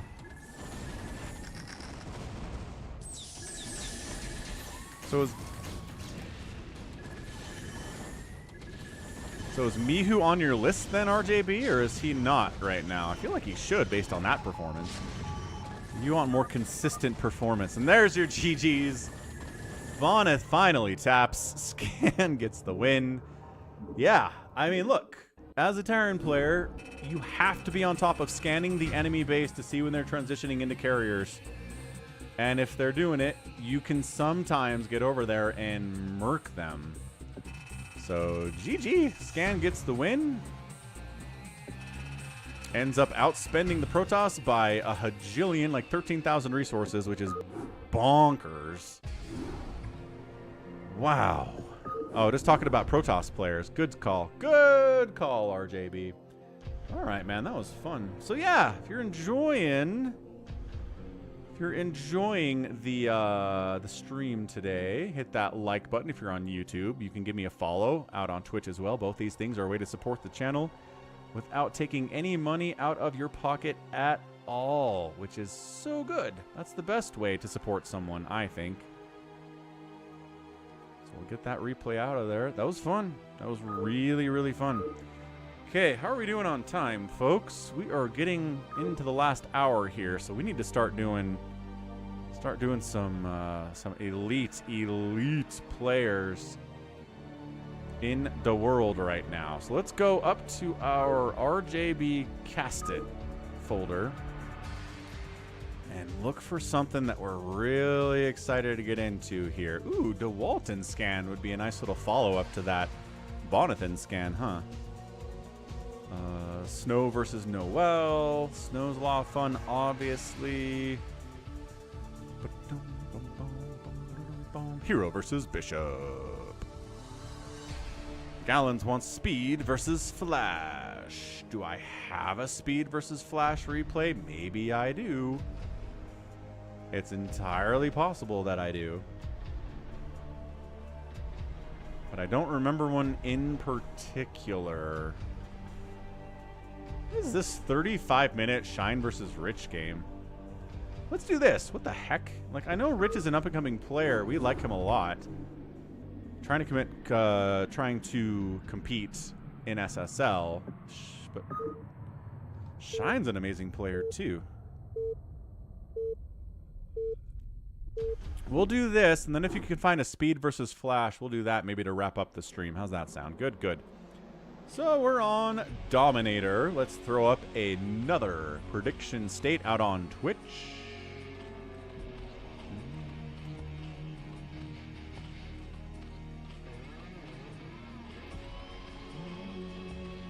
All right, Dominator topside orange Zerg player. It is Shine.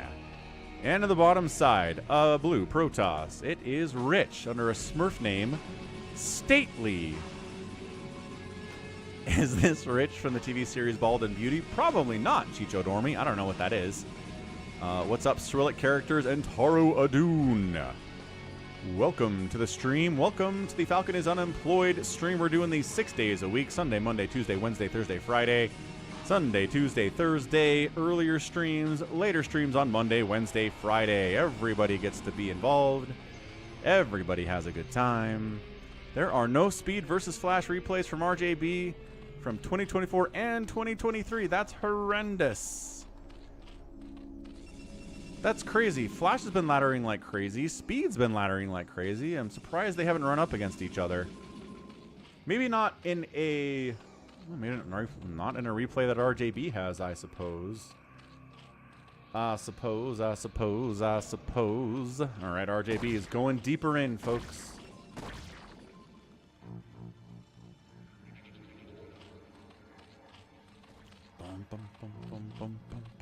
Drones, get to work. There you go, guys. Get on out of there. Probe trying to block the hatch. Does force... just get a delay on it, but not too bad, I guess. It's not the latest first hatch of all time here from Shine. Probe being annoying, but, you know, that's what probes do in the early game, is they're very, very annoying. Then they get less annoying as time goes. We Nexus... Nexus first. Against a hatch first.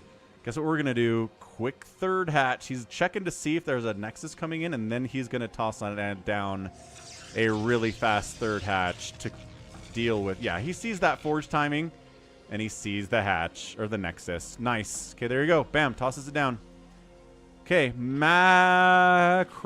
All of the macro in this game. As macro as you can get. That's not true.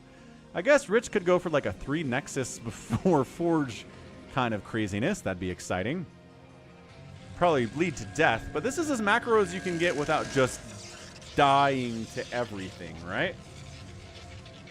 Just dying to literally everything. Oh, that's interesting. It has a hard time filling in that space between my face and the microphone. Unless it's big, and then it's okay. But a small space, it kind of struggles with. Interesting, some limitations with this. Oh, what? Dude! What? And then he cannon rushes the Nat after going Nexus first. What a madman. But he knows the pool was late from Shine. Okay, but the pool's not done yet. The pool's still not done yet. Okay, pool's done. Dude. Oh, he cancels the cannon. Alright, so he gets the refund. He did force 2 creep colonies and 1 sunken out of Shine. He's just doing math here, right? He's doing math. He's like, alright, that was good. I got him to make 2 creeps and a sunken to deal with my 1 pylon and a cannon that I canceled and got a refund for. So he's just mathing this out in his head, right? Just mathing it out. It's all good. That went great. That's right. Cheese indeed, Dollaville. Looks like most of the money here is coming in on Shine. Let me tell you a secret. If you see a player in an RJB replay that you're like, that guy's not very good, they're going to do pretty well. I think there's a better than even chance they'll win the game. If RJB sends me a game from like Rich or Tengu or the other guy that he's been sending me replays for that I'm totally spacing on that name. Noel, there's probably a better than even chance that the player is going to win against the better known player. So, consider that when you're placing your bets on Twitch, huh?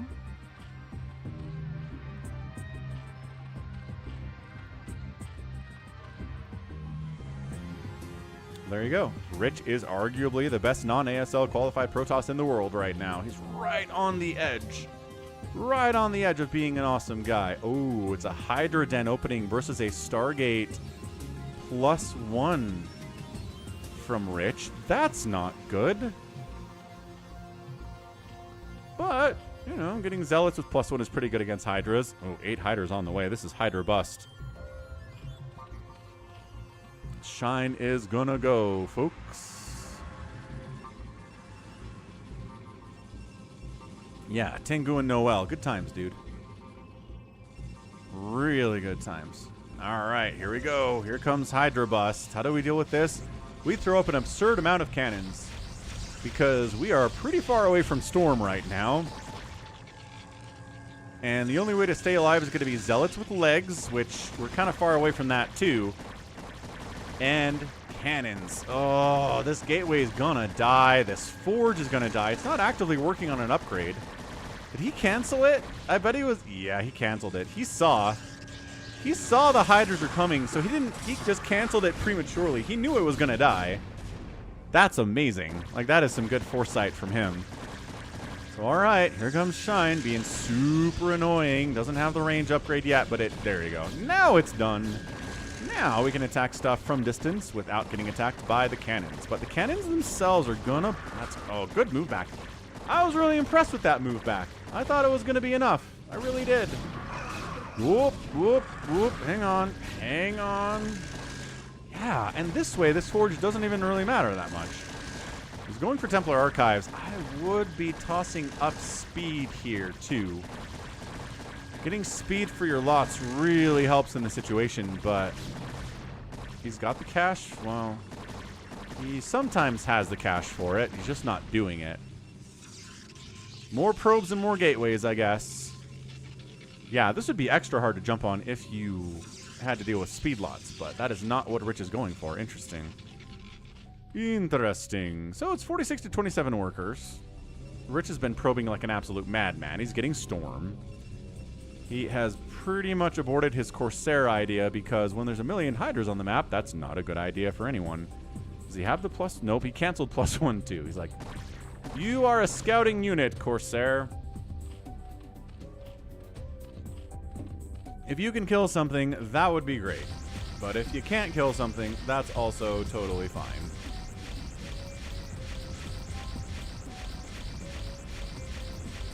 Like this. You can try.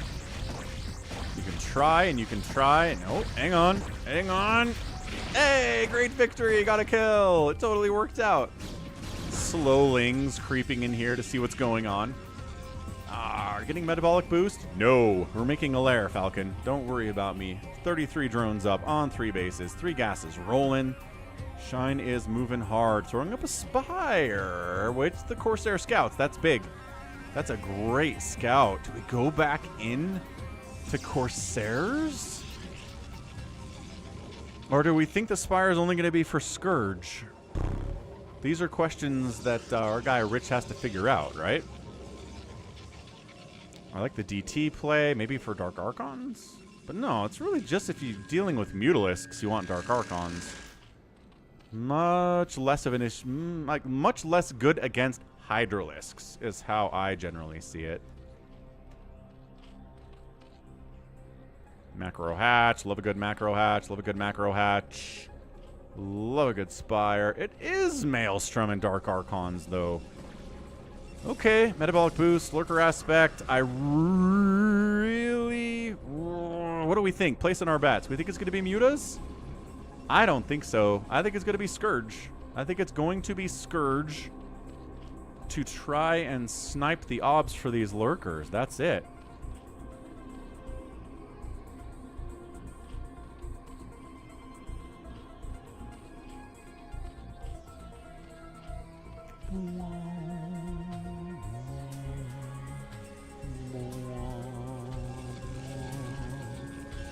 Maelstrom. I do love that the spinny things around the Archons are color-coded. Just the blue and the red together looks nice. I like it. I like it a lot. Alright, so Shine's got his Hydra almost lurker tech. He's got Scourge out. He's got Overlords in a ring, trying to cover troop movements, trying to see where Zealots are going. You can spot that. The Overlords see the Zealots see the Overlord and say, huh. And a 4th base is coming up on the right side from Shine. So doing a good job containing, keeping an eye on where Rich is at all times while expanding up, macroing up. And he's looking pretty darn good. Gotta say, although, yeah, the Maelstrom, the investment into Maelstrom against a Hydra Lurker play, not something we see a lot of.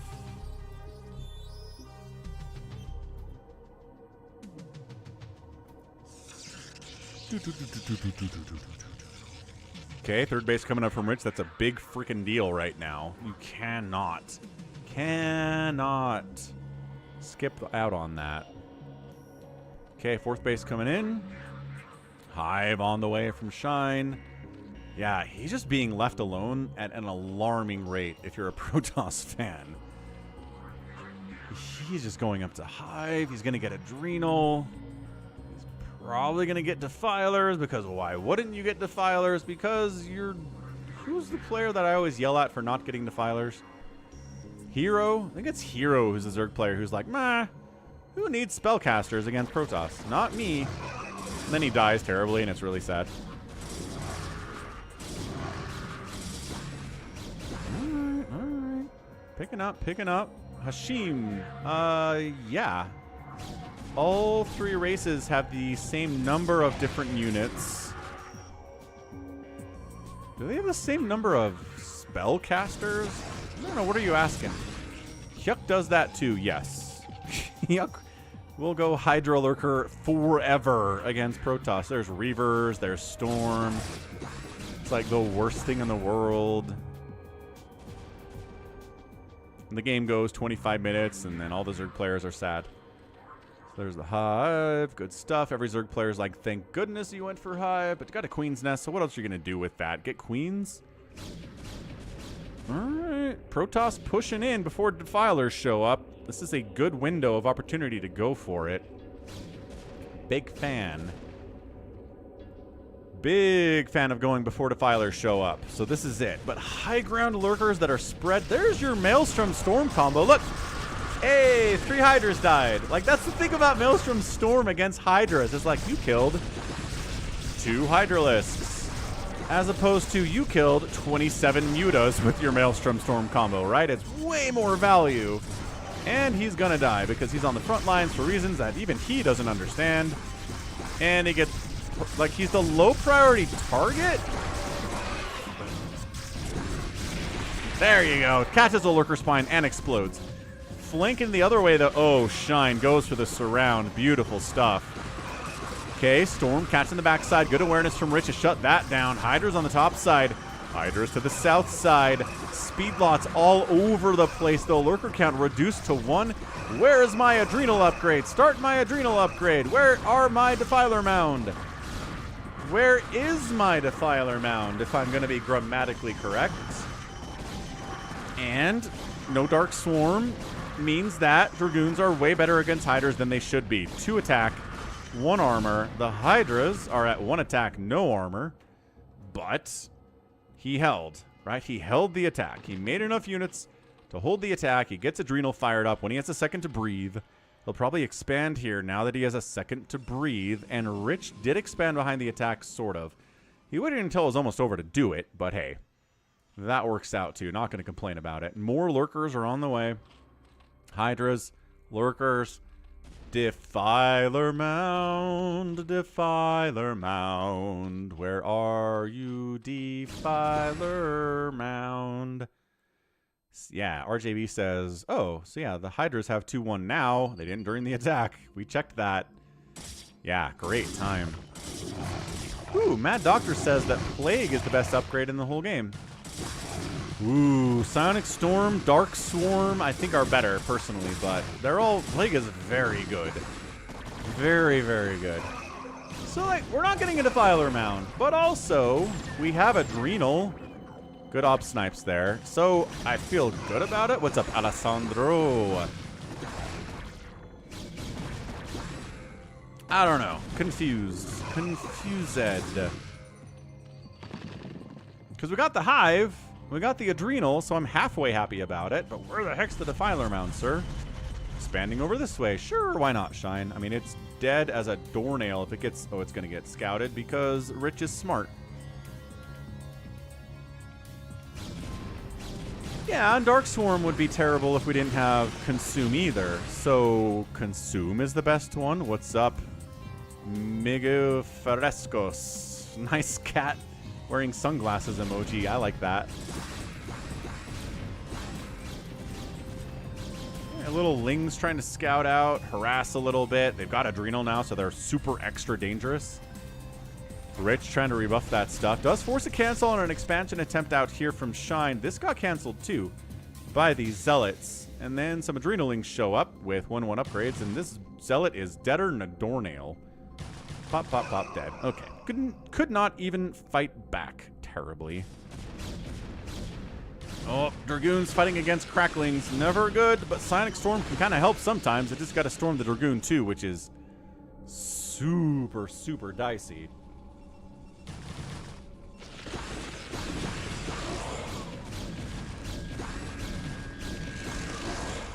Okay, great defense. Storm, cannons. Are we getting dem Reavers, folks? What do we think? Reaver tech in the future here from Rich? There must be. There must be some Reaver tech.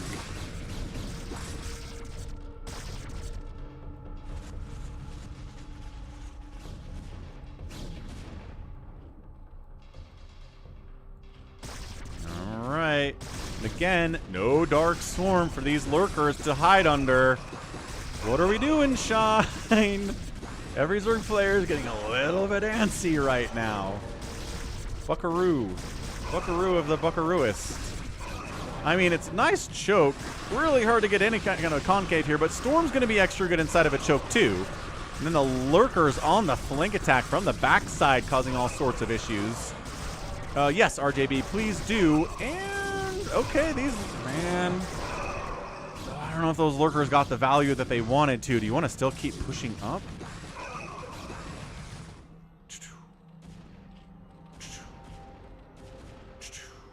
There's not a Defiler mound somewhere. I am being tricked. Oh, there is! Holy crap, there's Consume getting started. Okay, so we did fire up a Defiler mound. Didn't do anything with it for like a minute, and then started Consume. Alright, good. Zerg players can stop clenching and feel better about this game. But it's so late. 17 minutes to start Consume. I mean, he's not dead, so maybe he's gonna be alright. Good grief.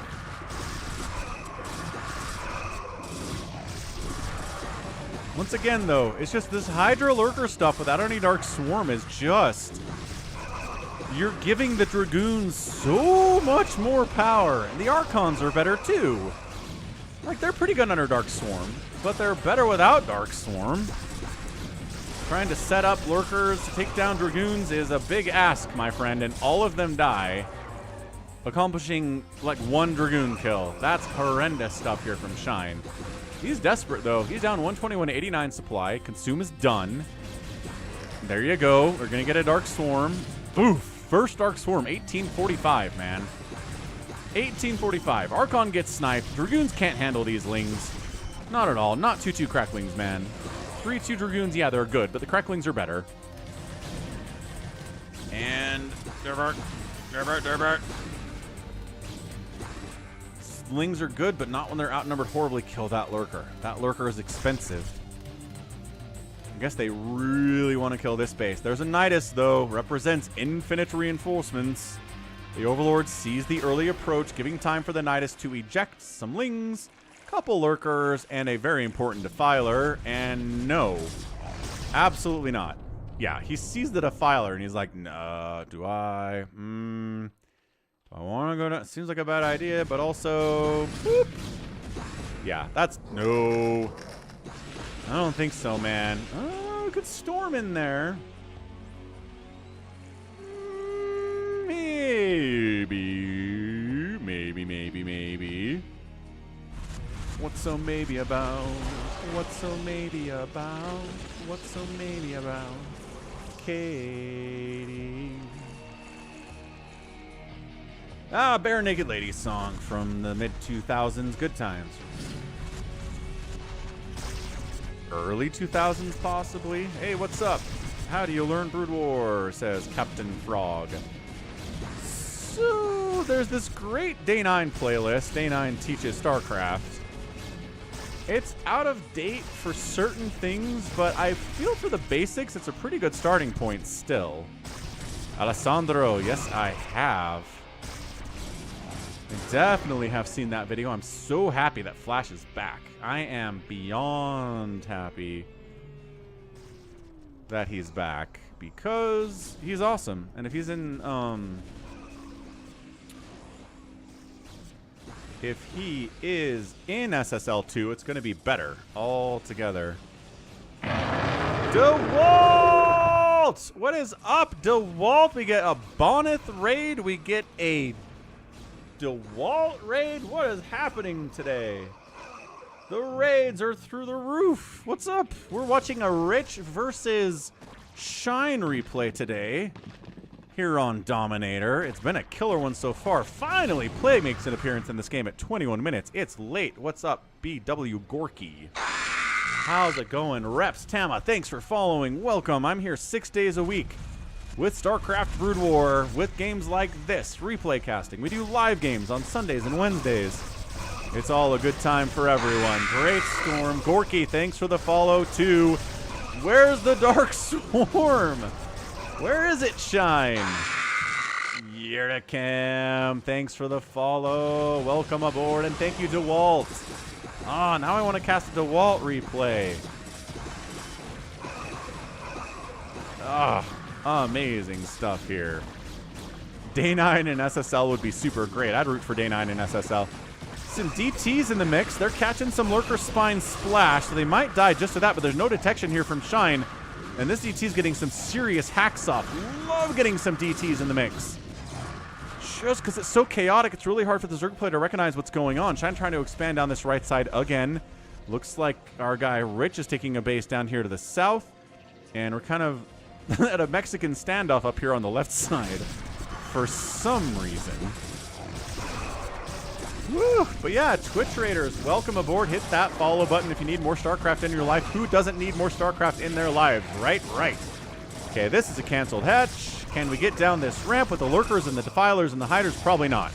But canceling that base was good while taking this one of your own. Even supply count here is pretty good for the Protoss. They've got the Storm. Does Rich have the Reavers yet? He has the Robotics Bay. I don't think he has any Reavers on the field yet. And I don't see any Reavers in production, but I'd love that from him.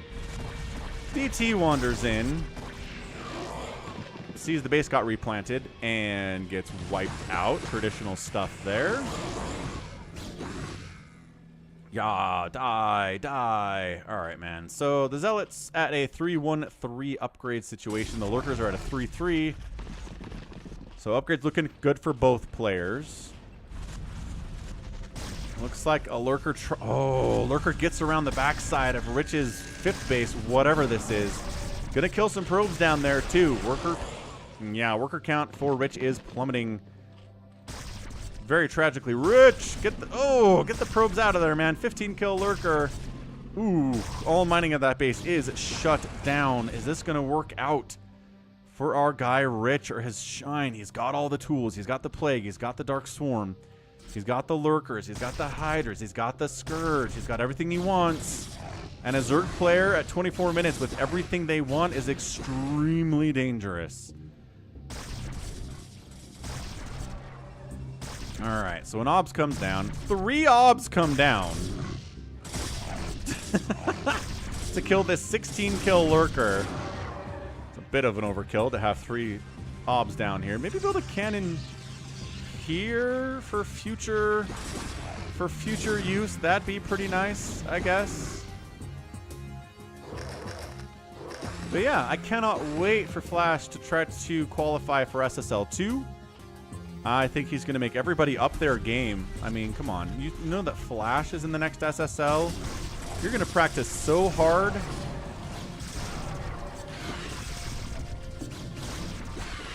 So Chicho, no. If there is no Overmind, then the Zerg just go feral, and they have no ability to act cohesively nice Plague on their own. StarCraft 2 introduced the concept that Kerrigan can control the Swarm, even if the Overmind is dead, but I don't know. You guys are BroodWar fans, so the answer is no. If the Overmind is dead,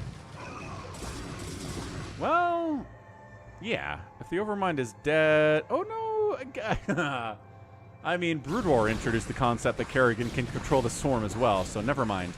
If Kerrigan's around, then yeah, you can get some cohesive Zerg action. But if the Overmind and Kerrigan are not around, then no. StarCraft 2 introduced the concept of brood mothers into StarCraft, which doesn't exist in BroodWar. I think that's what I was trying to talk about, but then I got all confused. Whew.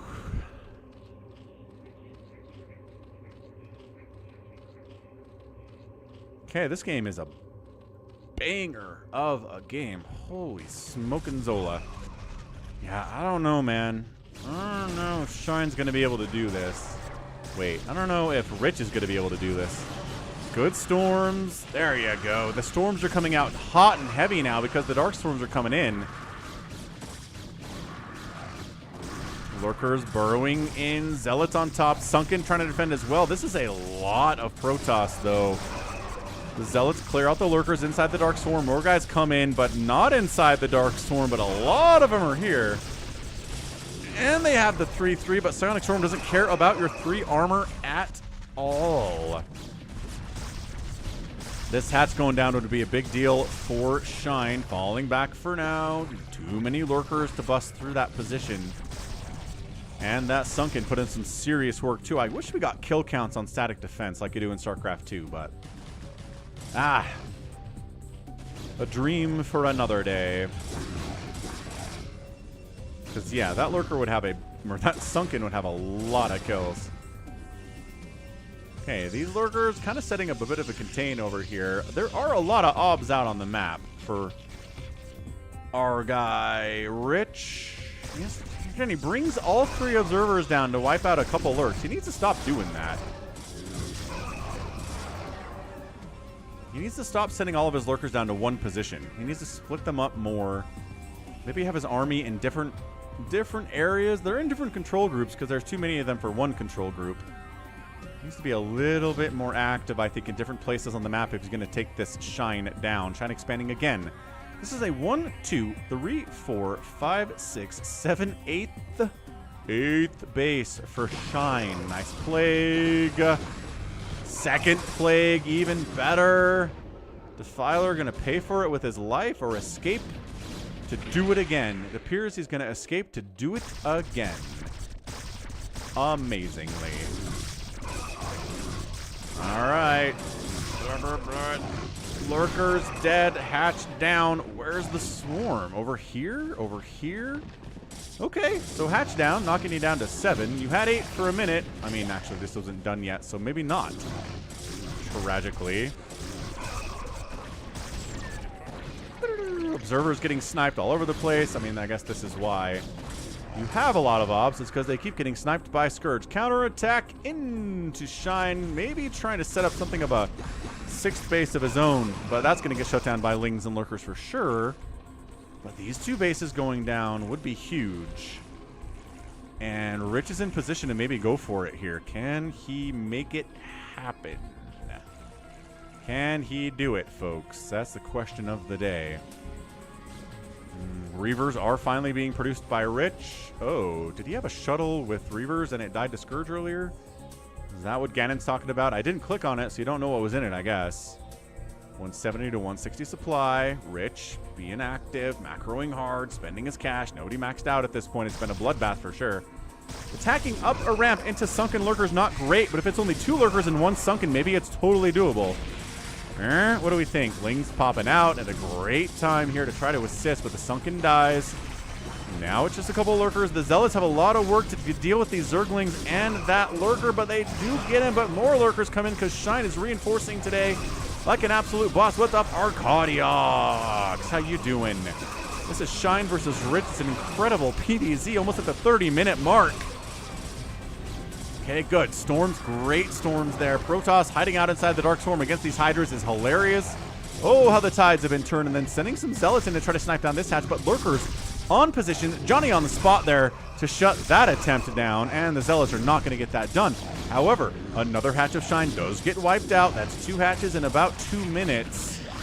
It's a good way to start here from Rich.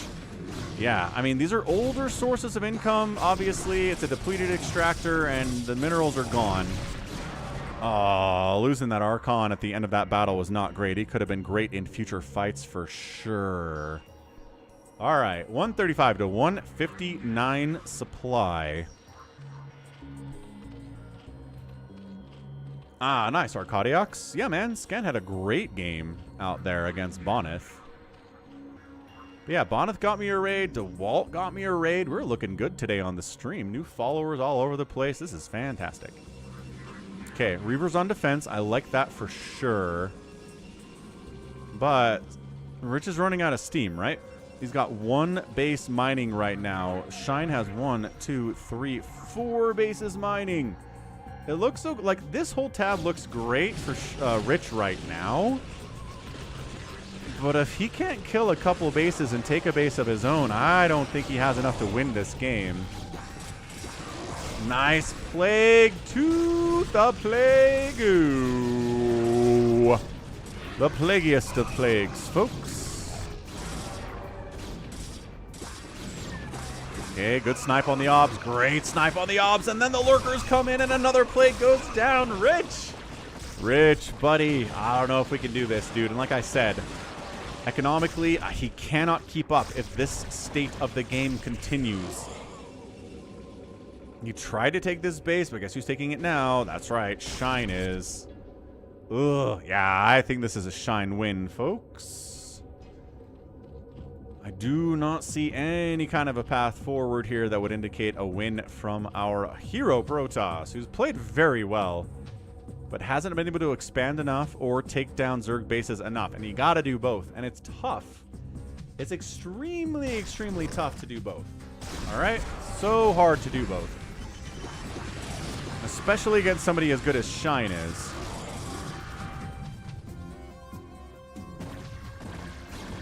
But yeah, once the Zerg players got the Dark Swarm and the Plague, it's tough. It's really, really, really tough for the Protoss right now. Zergs have really gotten good with those spells. The macro's better than it ever has been before. The micro's excellent as well. I mean, come on. This is...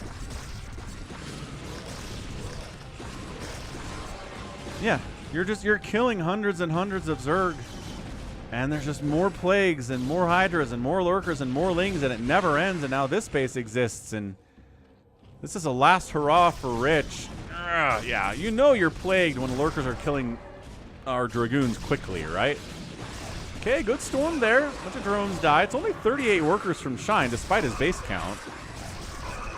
But again, he just has more active mineral patches than our Protoss does. And this looks like a good engagement, but... Production tab is not quite as heavy for the Protoss. Yeah, Zealots all dying. Ob's getting sniped out. And Rich, I think he knows he needed to get something done with that push, and he didn't. There's Sunken Lurker Defiler over here you don't really want to try to break. I feel like the answer would be to use Reavers on offense, and here we go. He should have probably tried to use Reavers on offense a while ago. Simply has not done it until now, but I think it's too late.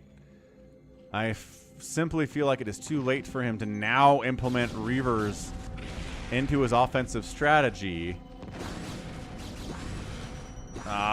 Nice dodge. The shuttle got a plague, but the Reaver didn't because it was... Okay, well, the second plague got him. Yeah, I mean, it's a good idea. It would have been a good idea 10 minutes ago. But as it stands, no. No. Zerg's gonna... Okay, shuttle died. Reaver sniped. GG. Last hurrah. No way on earth. Okay. All right, Rich, we love you. You did a good game. You took Shine to 35 minutes, which indicates you are a fantastic Protoss player. Right? If you could take a known player to 35 minutes in a game of StarCraft, you belong. Even if you didn't win, you belong. You know how to play. You know how to stay alive long enough. You know how to slow down the Zerg enough. He didn't just overrun you in the first 9 minutes, right? Nope. Nope. Rich is just like, is there anywhere I can go to kill a Zerg base? And Shine's like, absolutely not. Not even the teeniest or tiniest of places to kill a Zerg base. Everywhere is extremely well defended or has a Nidus at it to get defense there early and quick. And that's it. GG! Rich taps out and Shine is our winner. Whew! 35 minutes and 51 seconds. What an absolutely bloody ZVP. 1,090 Zerg units produced today. Lost 800 of them, but that's pretty good on the ratio, man. Structures raised, 11-6. Resources, it's an outspend by Shine with all of his bases by about 20,000 resources, and good. Good. Extraordinarily good. Okay, let's go ahead and make sure we get that out of the folder. But yeah, thanks everyone for being here. Hope you're having a great time. We got one more replay for you. It's going to take us past the 4-hour mark, but like I said, we will go later into the time slot if we have a reason to do it. And guess what? We do. It's going to be a speed versus flash TVT. Ho, ho, ho, ho. We like speed a lot. We love flash, obviously. So let's see what that gives us. But yeah, thanks everyone for hitting the like button, for subscribing, for using PayPal, FalconPaladin@gmail.com is my address at PayPal for one-time donations. If you're not interested in subscribing at all, you don't like the idea of a monthly recurring charge, that's great for you. The most money goes to me when you do it that way.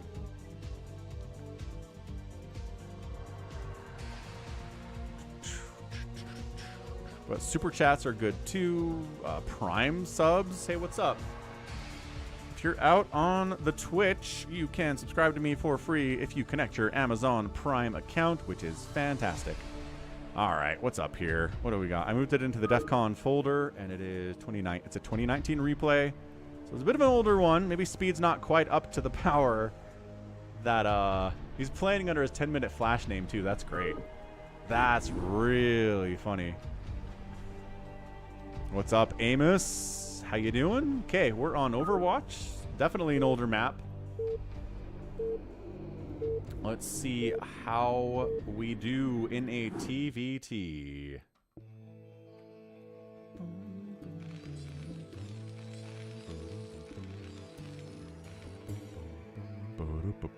Top left. It'll be blue. It'll be a blue Protoss. Blue Terran player. It's Flash.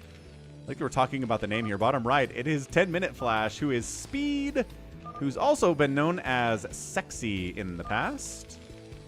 Gonna step away for just a minute. I'll be right back. Let's get our predictions in the bag here and head on out. Patreon subscriptions do not show up like super chats and follows because it usually has people's real name out on Patreon, and I don't want to dox anybody. You can set it up that way to have them show up on the alert box, but I turned that off pretty early. They don't. And the only thing that shows up on the donation goal is direct donations through Twitch that aren't bits. There's a donate button under the stream you can use that apparently one person has used once this whole time. So I don't know. I need to set up a different tip jar or something so we can keep track of super chats and bits, right? And all that kind of stuff. But we'll figure it out. Okay, I'll be right back. Hit that like button.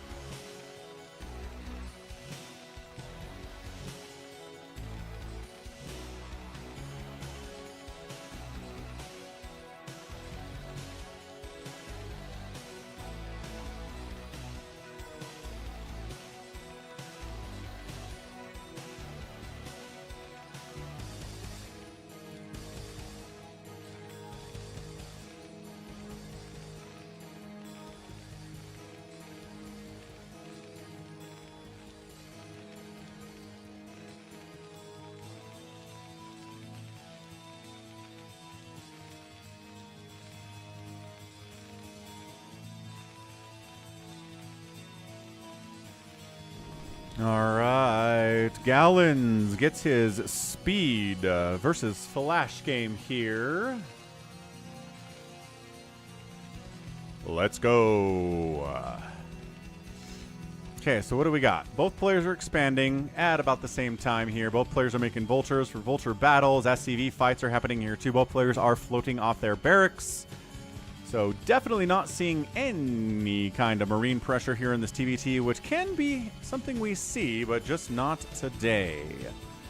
Just not today.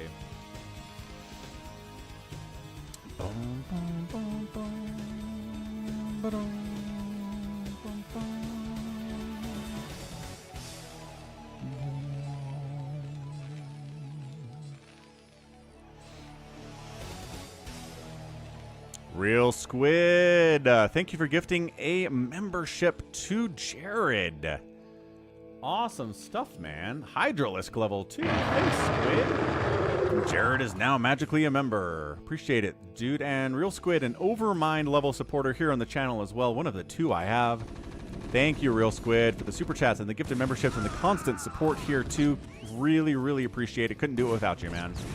Thank you. All right, we got Vulture battles here. Nicely done there. 2 kills and sniped, though. Cannot run. Slow Vulture versus Slow Vulture is very funny stuff. So yeah, we're on Overwatch. This feels like a map we can split in half pretty easily. We've definitely seen that before. What's up, Focus Panic?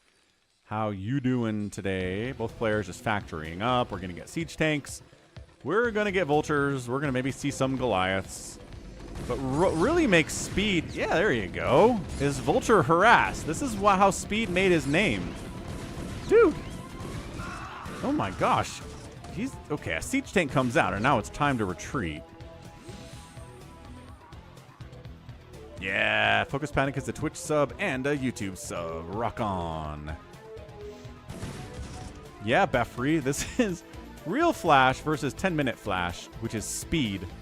I don't know if that indicates that he can play like Flash for 10 minutes and then he falls apart. I think that'd be funny, honestly. I'd like that a lot. But, Vultures. Okay, these are YOLO Vultures. They're into the main base of Flash. Okay, does snipe a Vulture. Going to kill as many SCVs as they can, but I know they're not making it out. SCVs forced off the line to fight their own battles. But hard to do. That's a 4-kill Vulture, man. Speed's a monster with Vultures. Again, it's kind of his claim to fame. Every Terran player is good with Vultures if they're, you know, at this level of StarCraft. But 7 kills? 7 kills! Dude, all right. Fair enough. Starport coming in. We want drops. We want to transition into Wraiths early. That landed barracks is hilarious. Inside Flash's base from Speed. And yeah, I mean, this is like Muta versus Muta right here. It is just absolute chaos from Vultures. Sure, you're dead, you're dead, you're dead, you're dead. Great. Vultures are dying here. The micro is important. You can't even spider mine these guys because Vultures don't trigger spider mines under any circumstances.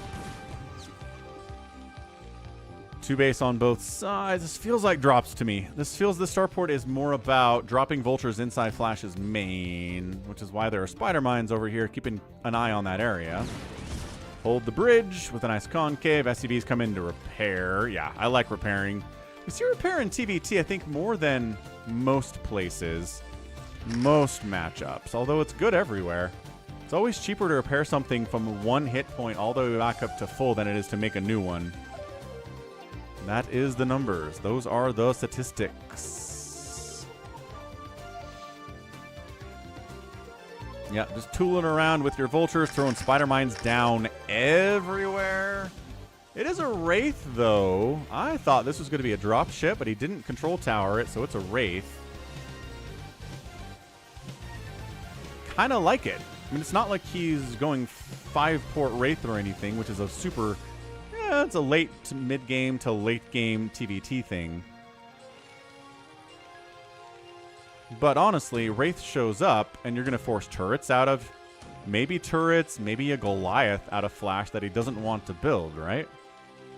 Look at this Marine walking all the way up here. What a Chad. Okay, 74 to 57 supply. Speed is killing it. He has a massive army advantage right now. You're going to try to swing around from this angle and try to jump in here. There's one tank that's going to turn the tide. Why are we not spider mining so this tank will trigger it and explode itself? Do we not have any? We have spider mine Speed. What the heck, dude? Okay, well, he retreated because, again, the siege tank is worth its weight in gold. And then the Wraith. Pew! Pew! Pew! He's He's making Flash build a Goliath. Called it. You got to build something to deal with the one. Like, the one Wraith takes forever to kill anything, but it will kill stuff if it's left alone. This is so good out of speed. Zoop. Zoop. Zoop. Zoop. Zoop. Okay, we're coming up on the 10-minute mark. I'd say speed has lived up to his name of 10-minute Flash so far. We'll see if he can keep it going past the 10-minute mark or not. It's a 3-kill Wraith. I think that was 3 SCVs. And a TVT at this stage of the game, 3 SCVs is massive when you're on 2 bases to 2 base. Let's see if we get a 3rd base somewhere. Flash is keeping an eye on this one. If speed wants to expand down there, it would be good to know.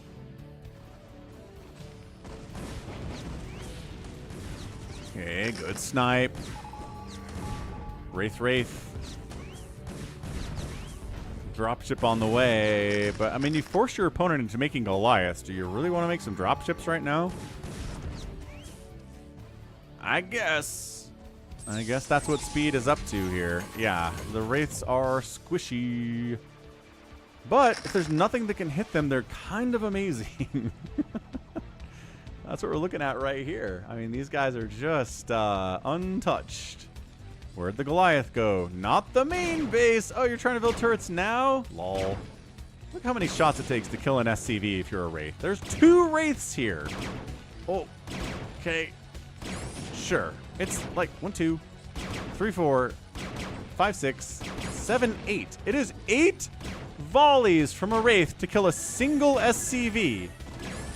Now there's a Goliath, and now we're very much in trouble, but he managed just to slip out down the left side anyway. Are you kidding me?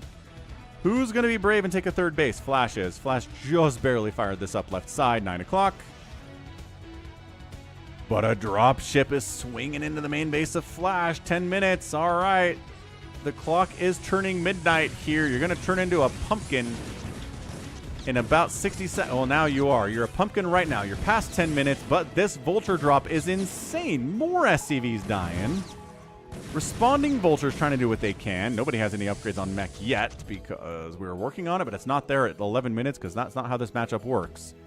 46 to 37 workers over Flash right now is speed. He's making more drop ships. He's thinking about expanding down here, but there are spider mines from Flash in the way, so that's really annoying. But look at this, 106 to 82 supply. Sure, 10 of it is workers, but that's still an army advantage from speed if we do some quick maths, which I'm not good at doing that, but I feel like I'm correct in this count. Yeah, you don't want to walk into spider mines with your tanks, because the Vultures will be like, there are no spider mines here. Whee! It's like, oh no, that's right, we don't trigger them at all. All right, just not sieging his tanks up, moving in. Ooh, using the Vultures to absorb siege tank shots. And then bringing in the unsiege tanks to get quicker hits off. But okay, this is where we get our siege versus siege stalemate. Hey, what's up, Botoro 420? Purple is Speed, recent SSL player. Speed. He's playing against Flash in this game from 2019. So it's a younger Speed and it's a younger Flash. And yeah, Flash is probably favored here. If I had to throw out a guess on someone.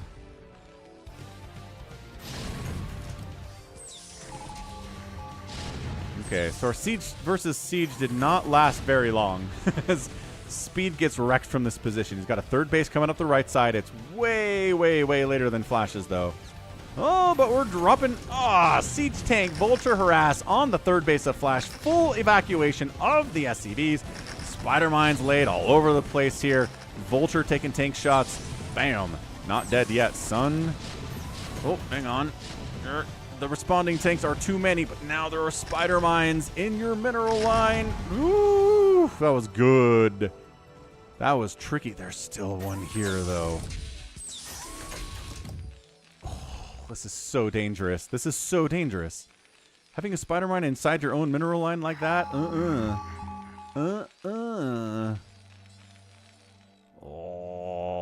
okay, so Flash is throwing up his own starport now. He wants to be able to keep up in the air superiority battle. What's up, Martino Heat? He's all right. I think both players are spending okay at 13 minutes. 47 to 56 workers. Speed has the worker advantage, and he's got his third base now. Charon boosters on the way from Flash. Oh, did he just... Oh, no, he did. He got detection because of the missile turret, fired on the spider mine, and splash killed a couple SCVs. Oh, that wasn't good. What's up, Ramon? Ah, all right, Speed. Speed's in a wonderful position. He's going for a triple dropship attack at the top left here against Flash. That is aggressive. Let's see how it does. Sieging up. Why do I feel like this map is best for TVT drops? I swear, I've cast 3 TVTs on this map in my history, and all 3 of them involve this kind of thing.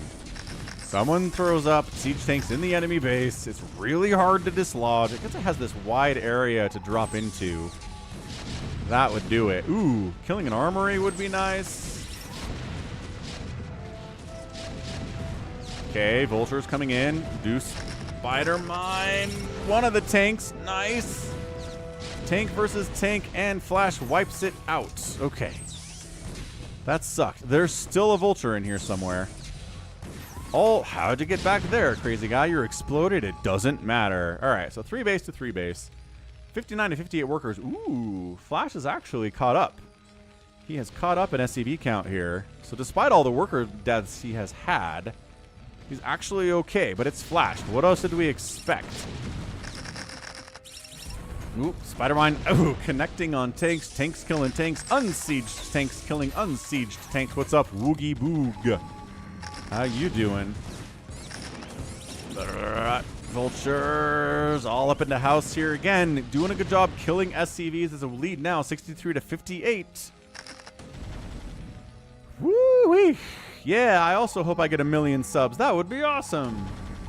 Hit that subscribe button if you're on YouTube, and hit that follow if you're on Twitch. We are doing some amazing StarCraft for you right now. The best of all StarCraft. Okay, Wraithball. It is a triple port Wraithball here from Speed. He's getting a 4th base down south. Flash. Void, thanks for following. Welcome. We got 6 days a week StarCraft out here. Yeah, it's a TVT, so we're getting scans consistently every 5 seconds, which is very fun. If you like the scan sound, watch a TVT that gets past the 10-minute mark. Vultures on the run by just right into the natural, trying to get into the main maybe. Nah, natural's good enough. Just YOLO vultures all day from Speed. That's what this guy does. He just YOLOs vultures in until stuff dies and his guys die and he's up 10 workers. He's making the trades. He's got a bigger army. He's got a better economy. Flash is expanding bottom left. That's pretty vulnerable. But it is being covered by these tanks. So good positioning by Flash. Vultures would have to run through this area to get to it. But, you know, drops also exist. So, hey, look at this Wraith Ball, too. How many Goliaths are there? 3? He's building turrets along the line, too. Wraith Ball's like, who do we fight? Who do you fight? Goliath. 1 Goliath down. 2 Goliaths down. It's still a lot of volleys, man. Thomas, play it. Thank you for following. Oh, going after tanks now. The constant scans are causing issues.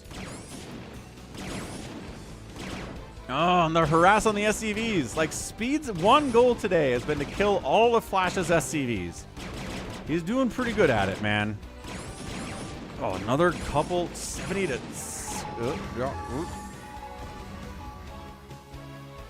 Flash is up in worker count, though, guys. Somehow, despite all these harassments, and yeah, it's because his macro is really, really good. He can afford to absorb like 20 worker deaths in the span of 10 seconds because he just makes more. And yeah, look at that. Worker lead. Worker lead. Army value lead for Speed, but okay, we're splitting the map in half, folks. Straight down the center diagonal. Taking this base is going to be tough. Taking this base is going to be tough. I'm really shocked that Flash hasn't taken this one yet.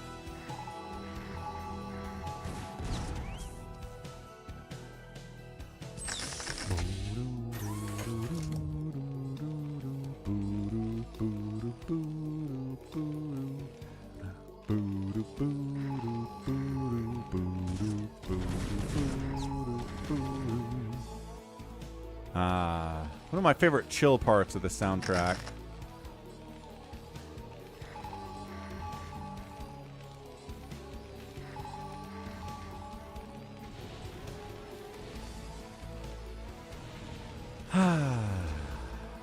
Ooh, Martino wants some battle cruisers. We could get them in this game. It's within the realm of possibility. Ghosts, I think, are less likely.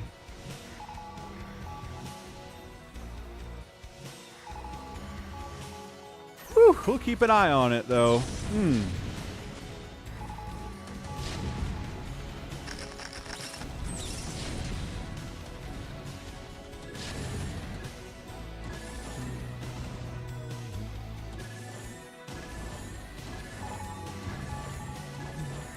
Hey, this is it. Like, this is the tank siege stalemate part of the game. We split the map in half. Aww, but he didn't cover this.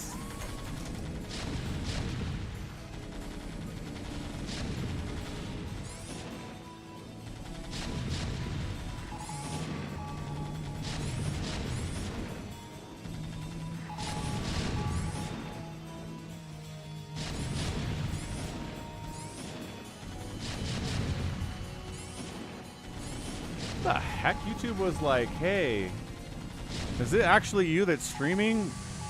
Check your pixel and tell us it is. Alright, so top right base dies from speed. That's horrendous, but this base doesn't exist from flash. So I think we're even economically right now. 72 to 56 workers would actually disagree with that.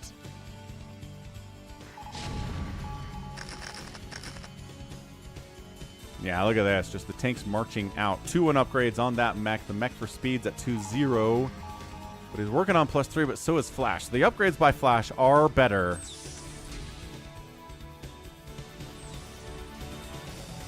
We got a Vulture Harass. Flash says 2 can play at this game, and it's an entirely undefended 6 o'clock base for speed that is getting wrecked out of its mind. Just absolutely riggedy wrecked. Sieging up.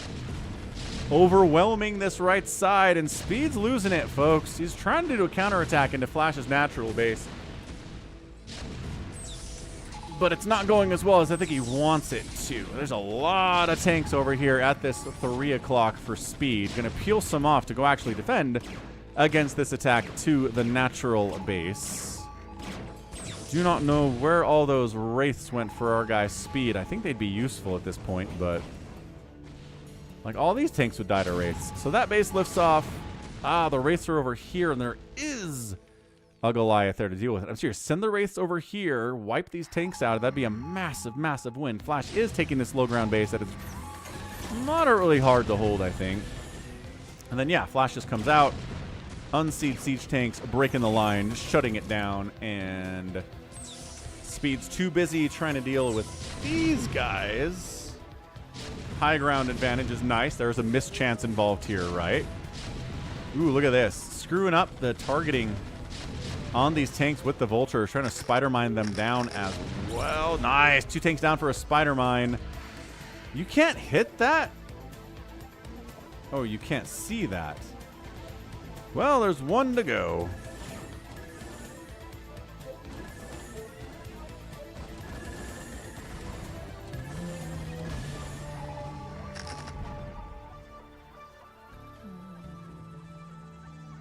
Flash is back with new superior tank count and Goliaths. And oh man, I think this is it.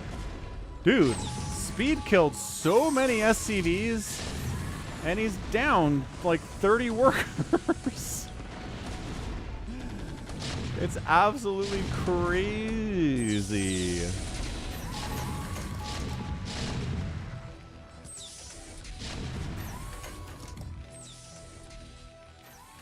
And he holds it, but 72 to 47 is not where you want to be. Flash is taking that 12 o'clocker, so he's got the economic advantage right now, right? This base is alive. This base is dead. Plus, he has the extra workers, but the extra mineral availability and gas availability here, too, is a big deal.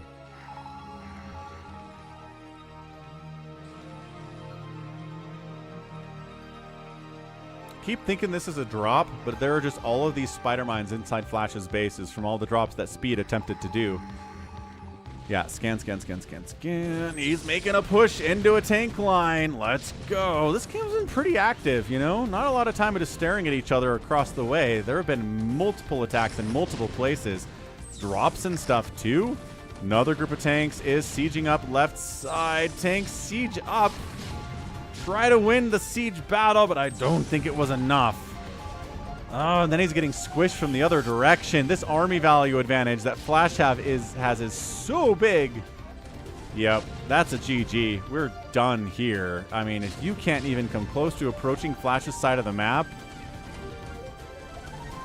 you're done. But I don't know. Flash, or 10-minute Flash says, let's go ahead and go for a drop here, folks. Do we have a drop in us? Possibly. Okay, high ground in it.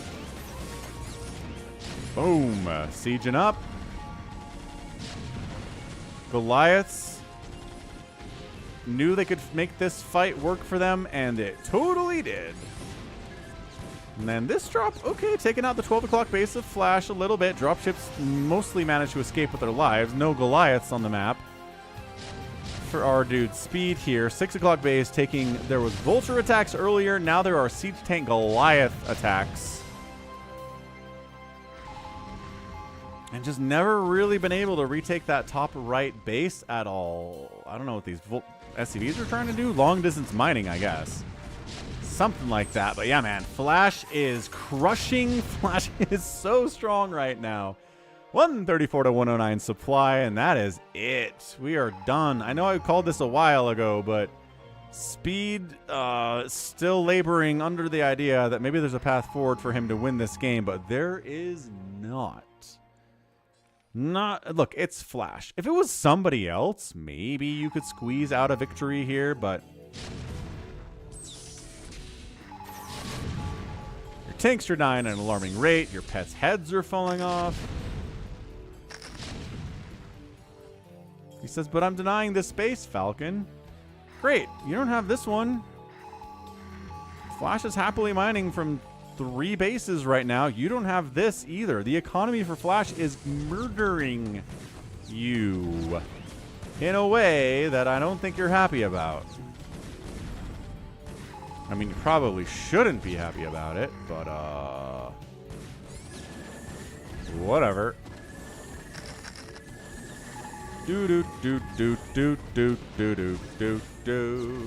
It's over.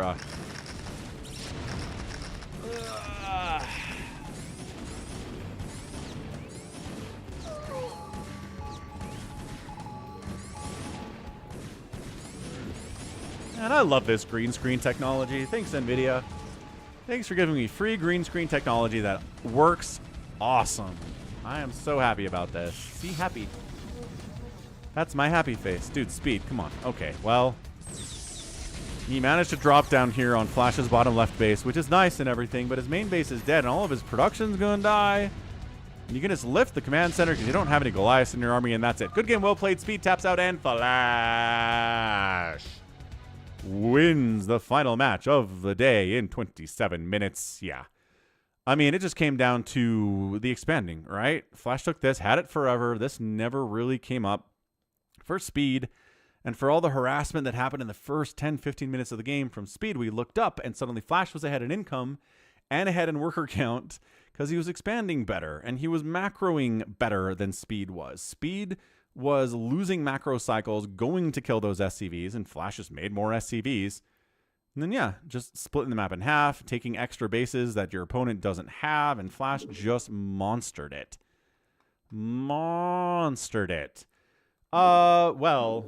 So what happened is, last week, Somicron suggested that I actually use a program called NVIDIA Broadcast that is available to people with NVIDIA video cards.